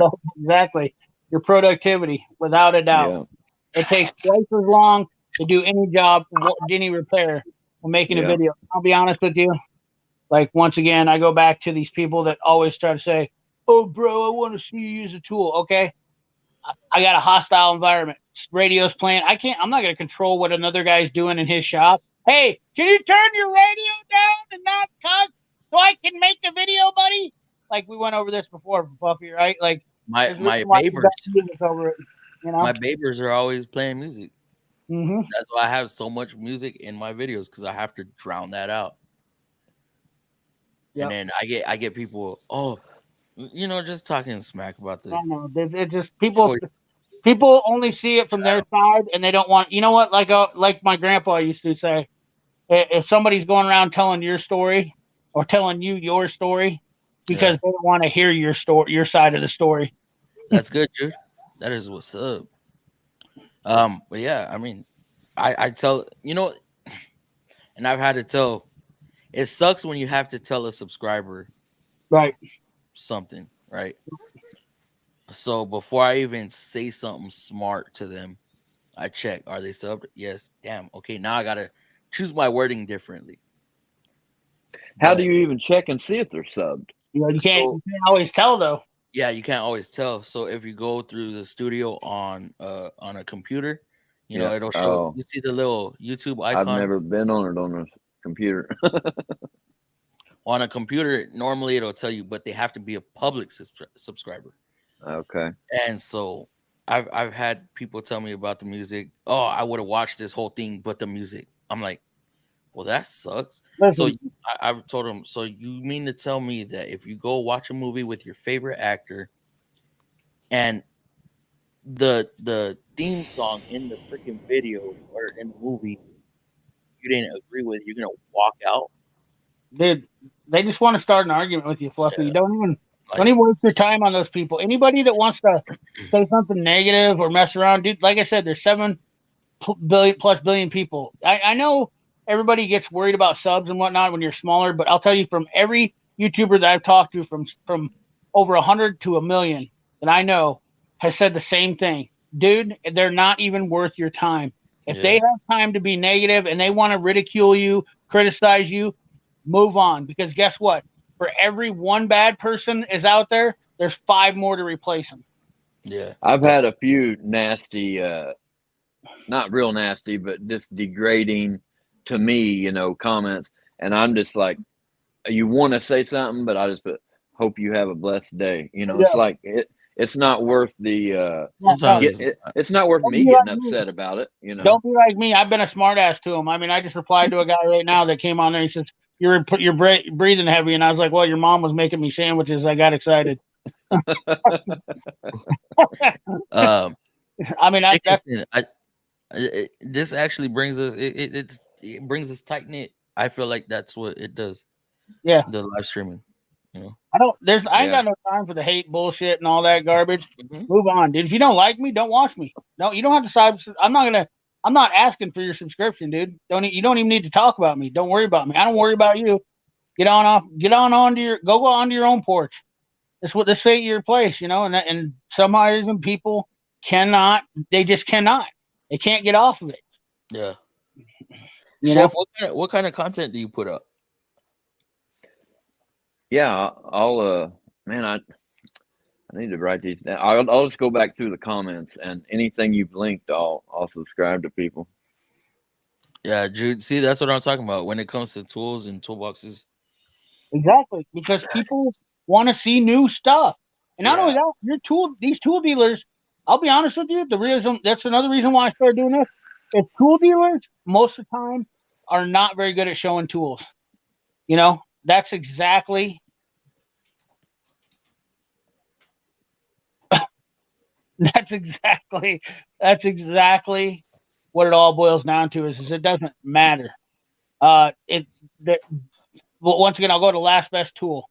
I'll go to AVE. These guys have shown tools, messing around. There's a ton of people who've done it and gotten hundreds of thousands of subscribers.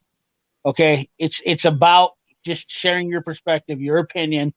And once again, if you don't like how somebody does something, it's you have that right to not watch. Yeah. Yeah. There's no sense in saying something negative. You. The world doesn't, what you're just because that's what when people make those comments, it's because they feel like the world revolves around them. They're entitled. Yeah. You know, Seeing people working shows that you're real. True tool addicts love tools no matter what brand, although we see it. Yes. And I've heard that's why a lot of, my loyal viewers is because they see that I'm doing actual work and I'm not just one of these internet mechanics. right? And it quite frankly, Fluffy, I watch you because I like you. You got a real good personality, Fluffy. Exactly. I wish I was more outspoken like both of you guys. Yeah. But I'm not. I can watch you with a peanut butter and jelly I sandwich. I like your energy. That's when I first seen you. I like your energy, your outgoingness, sparky, happy, and that's what drawed me to your channel, and that's why I stayed. I appreciate it. That's what matters, though, Lakes. And you know what, dude? You do have a personality, Lakes. You just need to explore it to the. Yeah. The more you do this, the better you'll get with it. You'll open up. That's why I figured coming in here to Fluffy's Live helps me. Oh no! Oh no! Oh, where'd he go? Lakes, come back! Oh no! Bro, he just said his phone died. He touched his phone. Oh, did he? I think his hand got really close to his phone because he said every time he touched it, he left. Oh, yeah, but Judy, you need to get them views up, my dude. I blew money on 68 Epic. Had it 2 years. Thought it was stupid for my situation, so I didn't bought home it. I dig it. I personally dig it, Richard. I actually looked at that option too because I think it's absolutely awesome. Still did 100. JWC still did 100K, bro. Yeah, so that's where the work is.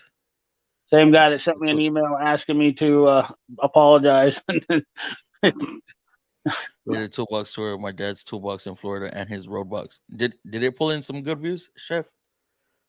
Hey, Jason.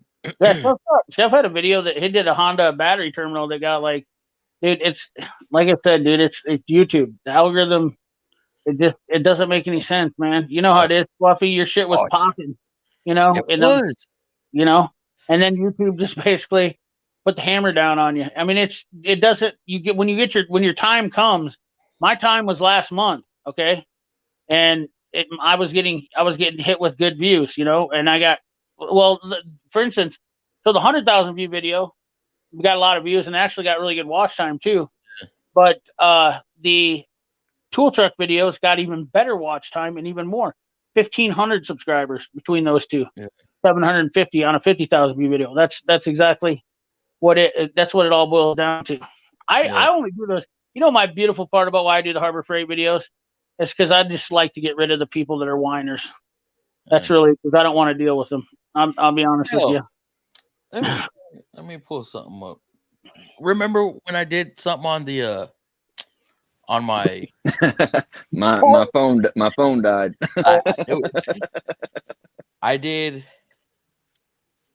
I went to Harbor Freight. I picked up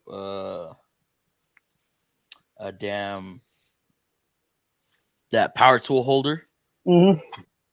That video from Harbor Freight, it did numbers. Yeah, because dude, whenever you do anything Harbor Freight, which I don't do anything good, but if you just put it in the title, everybody jumps on it because people watch Harbor. It's like every Tom, Dick, and Harry watches a Harbor Freight video. Yep. Maybe I need to start going to Harbor Freight. Listen. Let me tell you, there's double-sided coin to that too. Remember, when you do those videos, those guys are diehard. So you do a Snap-on toolbox or talk about any type of Snap-on tool or anything that's not Harbor Freight, and 50% of those guys will literally throw themselves down in a temper tantrum. Wow! Guaranteed every time. I've had experience in 3 years. I hate Harbor Freight. I don't Harbor Freight, but I do have a couple tools like my inspection camera and a few things from there. The three words. And when I first started 5 years ago, I didn't have no budget. That's where I went. So my first set was from Harbor Freight. But listen, I got nothing against Harbor Freight. I don't like the company. The tools are the same as a lot of other manufacturers make from a lot of other different places. What I don't like from Harbor Freight is the people that promote them online. They're all doing it for views, and they're not being honest. They're doing it because it gets big views. It's literally like shooting fish in a barrel to make those videos. They're just you do U.S. General, Icon, anything like that. And so I never have done really a positive review on Harbor Freight ever since I've been on YouTube. I've just messed with people on Harbor Freight, you know. So, oh, keep going. No, I'm done. Yeah. Raging on. You said some people want to see the tools in action. We can do videos like that, but people are always gonna think that it's staged. Yeah. You know, there's always gonna be somebody who complains about something. Yeah, it's just doesn't matter, dude. It doesn't matter. Somebody will complain. There's always gonna be somebody there to complain about something. I can tell you that. The hundreds of thousands of comments that I got, it doesn't matter what you do. There's going to be negative people that always have something to say. Yeah, I think I remember this. Yeah, exactly. It doesn't matter, man. Yeah. Like, you wanted to use the tool, you use the damn tool. Dude, listen, we're all not. Life's too short. Nobody's getting out alive.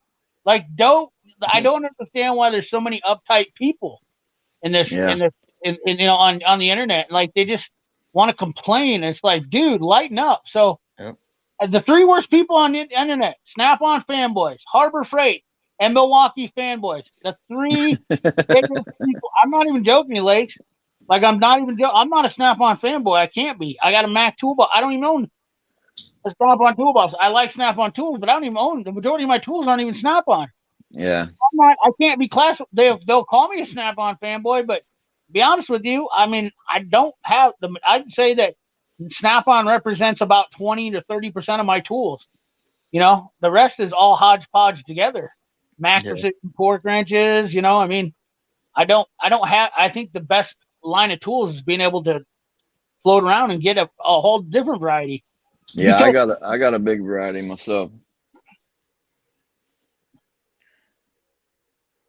Me too. My boxes are Snap-on, but as far as tools goes, I got a big variety. And I don't like electric Snap-on just because other technicians that I've worked with in the shop, the battery contacts, it seems like they was always having to get it warrantied out because, you know, it would lose contact or something in there was bad. So I was like, I'm not. But you're not a Milwaukee fanboy, though. You might like Milwaukee. Here's the difference is when I say Lakes about a Milwaukee fanboy, a Milwaukee fanboy is somebody who will just literally, he doesn't care what you say. Milwaukee's the best. Everything you say will be 5-year warranty, you know, this and that, blah, blah, blah. I've argued with those guys, and they're ready to die on that hill. And I'm cool with it, and that's fine. But like everything that you say, and they're like, "Oh, Milwaukee," you know, and it's like over and over and over and over. Might have to check you out, Chef. It's 1:40. Yeah. It's almost 1 here. The Snap-on fanboys, the ones that like say that Snap-on's the best. Everything from Snap-on's the best. 2 o'clock here. Out there that thinks everything the best. Sorry. I've had them all break. Every single one of them, from Snap-on to Matco to Mac to Capri to you name it. There ain't a tool out there to tell the JWC. He has not done the pit car yet. He was talking about thinking about doing it tomorrow. Mm-hmm. You should do it. They all break. Thanks, JWC. How old are you, Ace? Just out of curiosity. 46. Oh no shit! I thought you were younger. It must be difficult to piss anyone off. No, it's actually real easy. Oh yeah. Well, it's funny because people try to poke at my weight while trying. I'm like, bro, come on now, Fluffy. Yeah, come on, bro. We were talking about that in the shop the other day. They're like, you know, do you ever get annoyed? I was like, no. Why? Like, I'm like, man, I didn't hurt. All you guys gotta do is heard it all. All you gotta do is identify as trans slender. Yes, trans slender. Oh my gosh, I've heard it all. Nothing is unique when it comes to the fat jokes anymore. It's all dude, for real. Like, tell me a fat joke I haven't heard before. Exactly. You know? Yeah, it's just stupid. Like, you're not even. The best part about it is they're not even creative or smart. Not a single person. If somebody would say a fat joke that I hadn't heard, I would actually post it up on my community page and be like, that was actually a good one, fellas. But they're always the same things. Dude, there's no way you could work on a car. You're too fat. Okay, bud. Nobody said I could shoot a gun neither, and I actually went out and won trophies on it. Everybody said I could. Tell me I can't do something, I'll do it more. I'll do it just to prove you wrong. So, I remember when I was younger, everybody used to say, you can't do cartwheels. Remember Chris Farley do cartwheels? Oh yeah. Dude, I did a cartwheel and a backflip when I weighed over 300 pounds all the Dude, time. I've seen some big guys get down and do the JWC. worm and all kinds of stuff. Yeah. I tried it, and oh my goodness, it was rough. Yeah, that. My thing with the tool videos is if you use the tools, you can tell when someone doing a review is full of 56. JWC. Most people who are young start off. JWC. That's what JWC Harbor Freight's not bad if you're starting out. Yeah, I started out with Harbor Freight tools. I started out with Chicago Pneumatic tools. I started off out with Napa tools. Started out with Stanley tools. Right. Here's the thing though. Let's go back to the Jets back, because this is my only problem is that we blindly go to Harbor Freight. Let me ask you a question, anybody, and this is for everybody, not just one person. If you went to Harbor Freight, and I did too, and I bought Harbor Freight tools and I used them for a little bit and they did not do the job, now I wasted that money, be it 20, 30, 40 bucks. How much did I actually save? Not only did I waste my time going to get them, then I tried to use them and they didn't work. And then I had to go buy something different. So I had to now reinvest my money. Okay, so what my whole focus is avoiding and finding areas for people that are learning. And you know what? When you talk about young people, Fluffy, give me show of hands in here. How many people have seen a new technician coming in the shop? I haven't in the last 2 years. Ain't been, and you know what? The statistics show there ain't no new technicians coming in. One or two maybe in areas, but there ain't no new tech. We don't have new technicians right now. We have a revolving door. Yeah, there's no new technicians. So that little segment's kind of out. But that being said, why blanket statement go to Harbor Freight? Is there better options out there? Yes, there is. And you can get something that's still affordable. Like it's, for instance, instead of going to Harbor Freight, buying Pittsburgh sockets, why not go spend $100 on a master set of 3/8 impact sockets from Capri for $100? Yes, you say you had to spend 40 or 50 bucks more, but you have a set of sockets that you can potentially use for a decade or better, and maybe for the rest of your life without having to upgrade. Yeah. Or possibly a SunX set or something like that, which is actually usable in a professional setting or any setting for that matter, when you paid a little bit more. Yeah, you don't have to go Mac or Snap-on. There's plenty of other good. GP is a good one, I think. SunX, and they're fairly cheap and reasonable compared to Snap-on and Mac. So watch Jimmy making it work. Jimmy making it work is showing it being done. He was a Snap-on guy for the most part all the way, and he's doing it without Snap-on. Well, here's another question. Here's another thing to look at. So you're wanting to buy tools.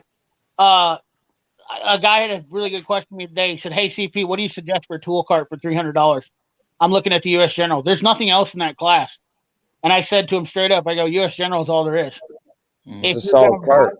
That's the only cart for that kind of money that's on the market. It's a solid cart for that money though.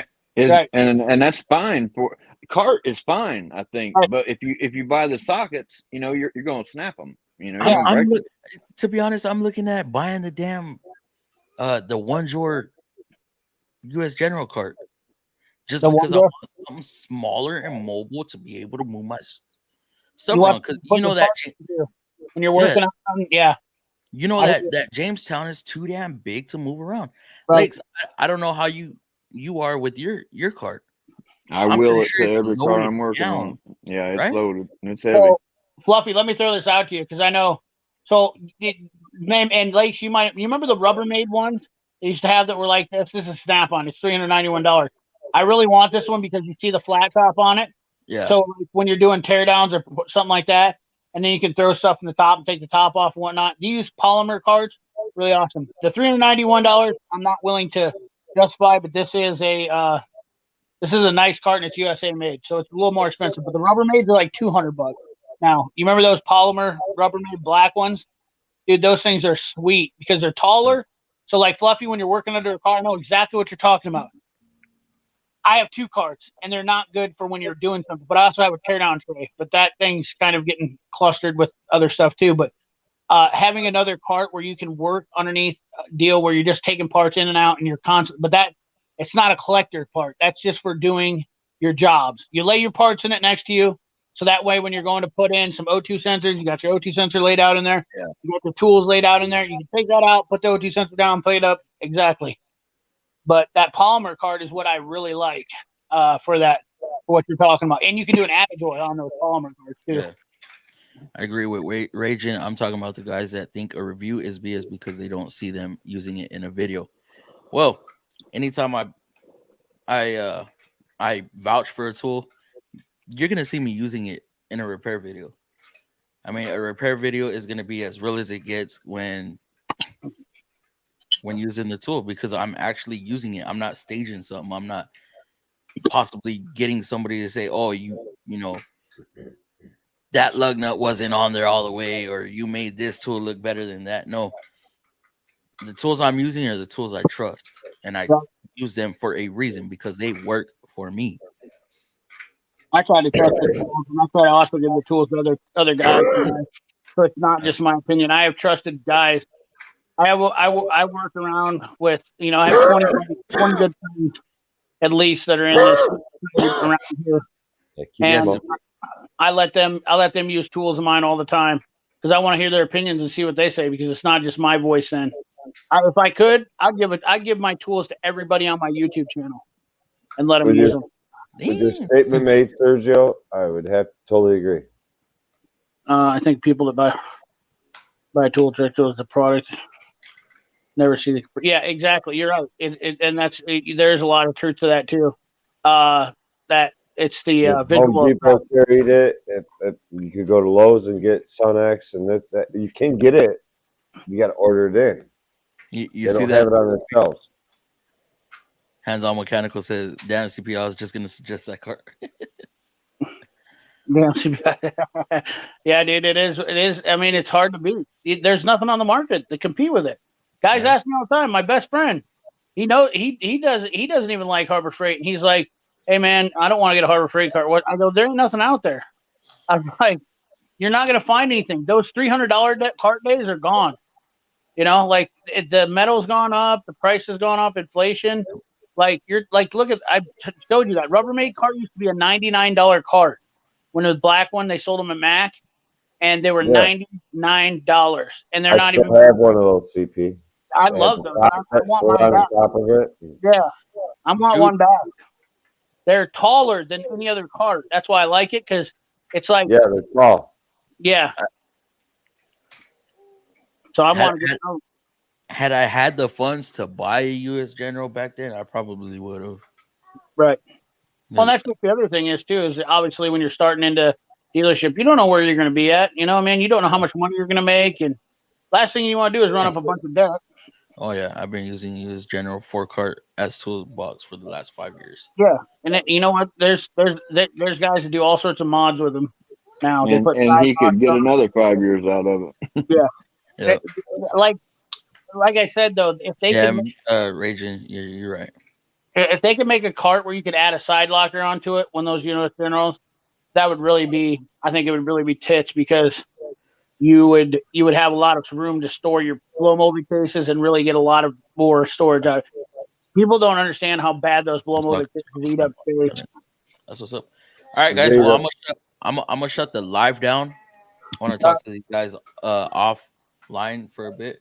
So thank y'all for joining. Thank y'all for sticking around. And we held 26 people viewing this whole time. 4 hours. Yep. So thank y'all for watching. Good night to the chat. Yeah. And we'll see y'all on Tuesday. Real men of YouTube. Oh yes.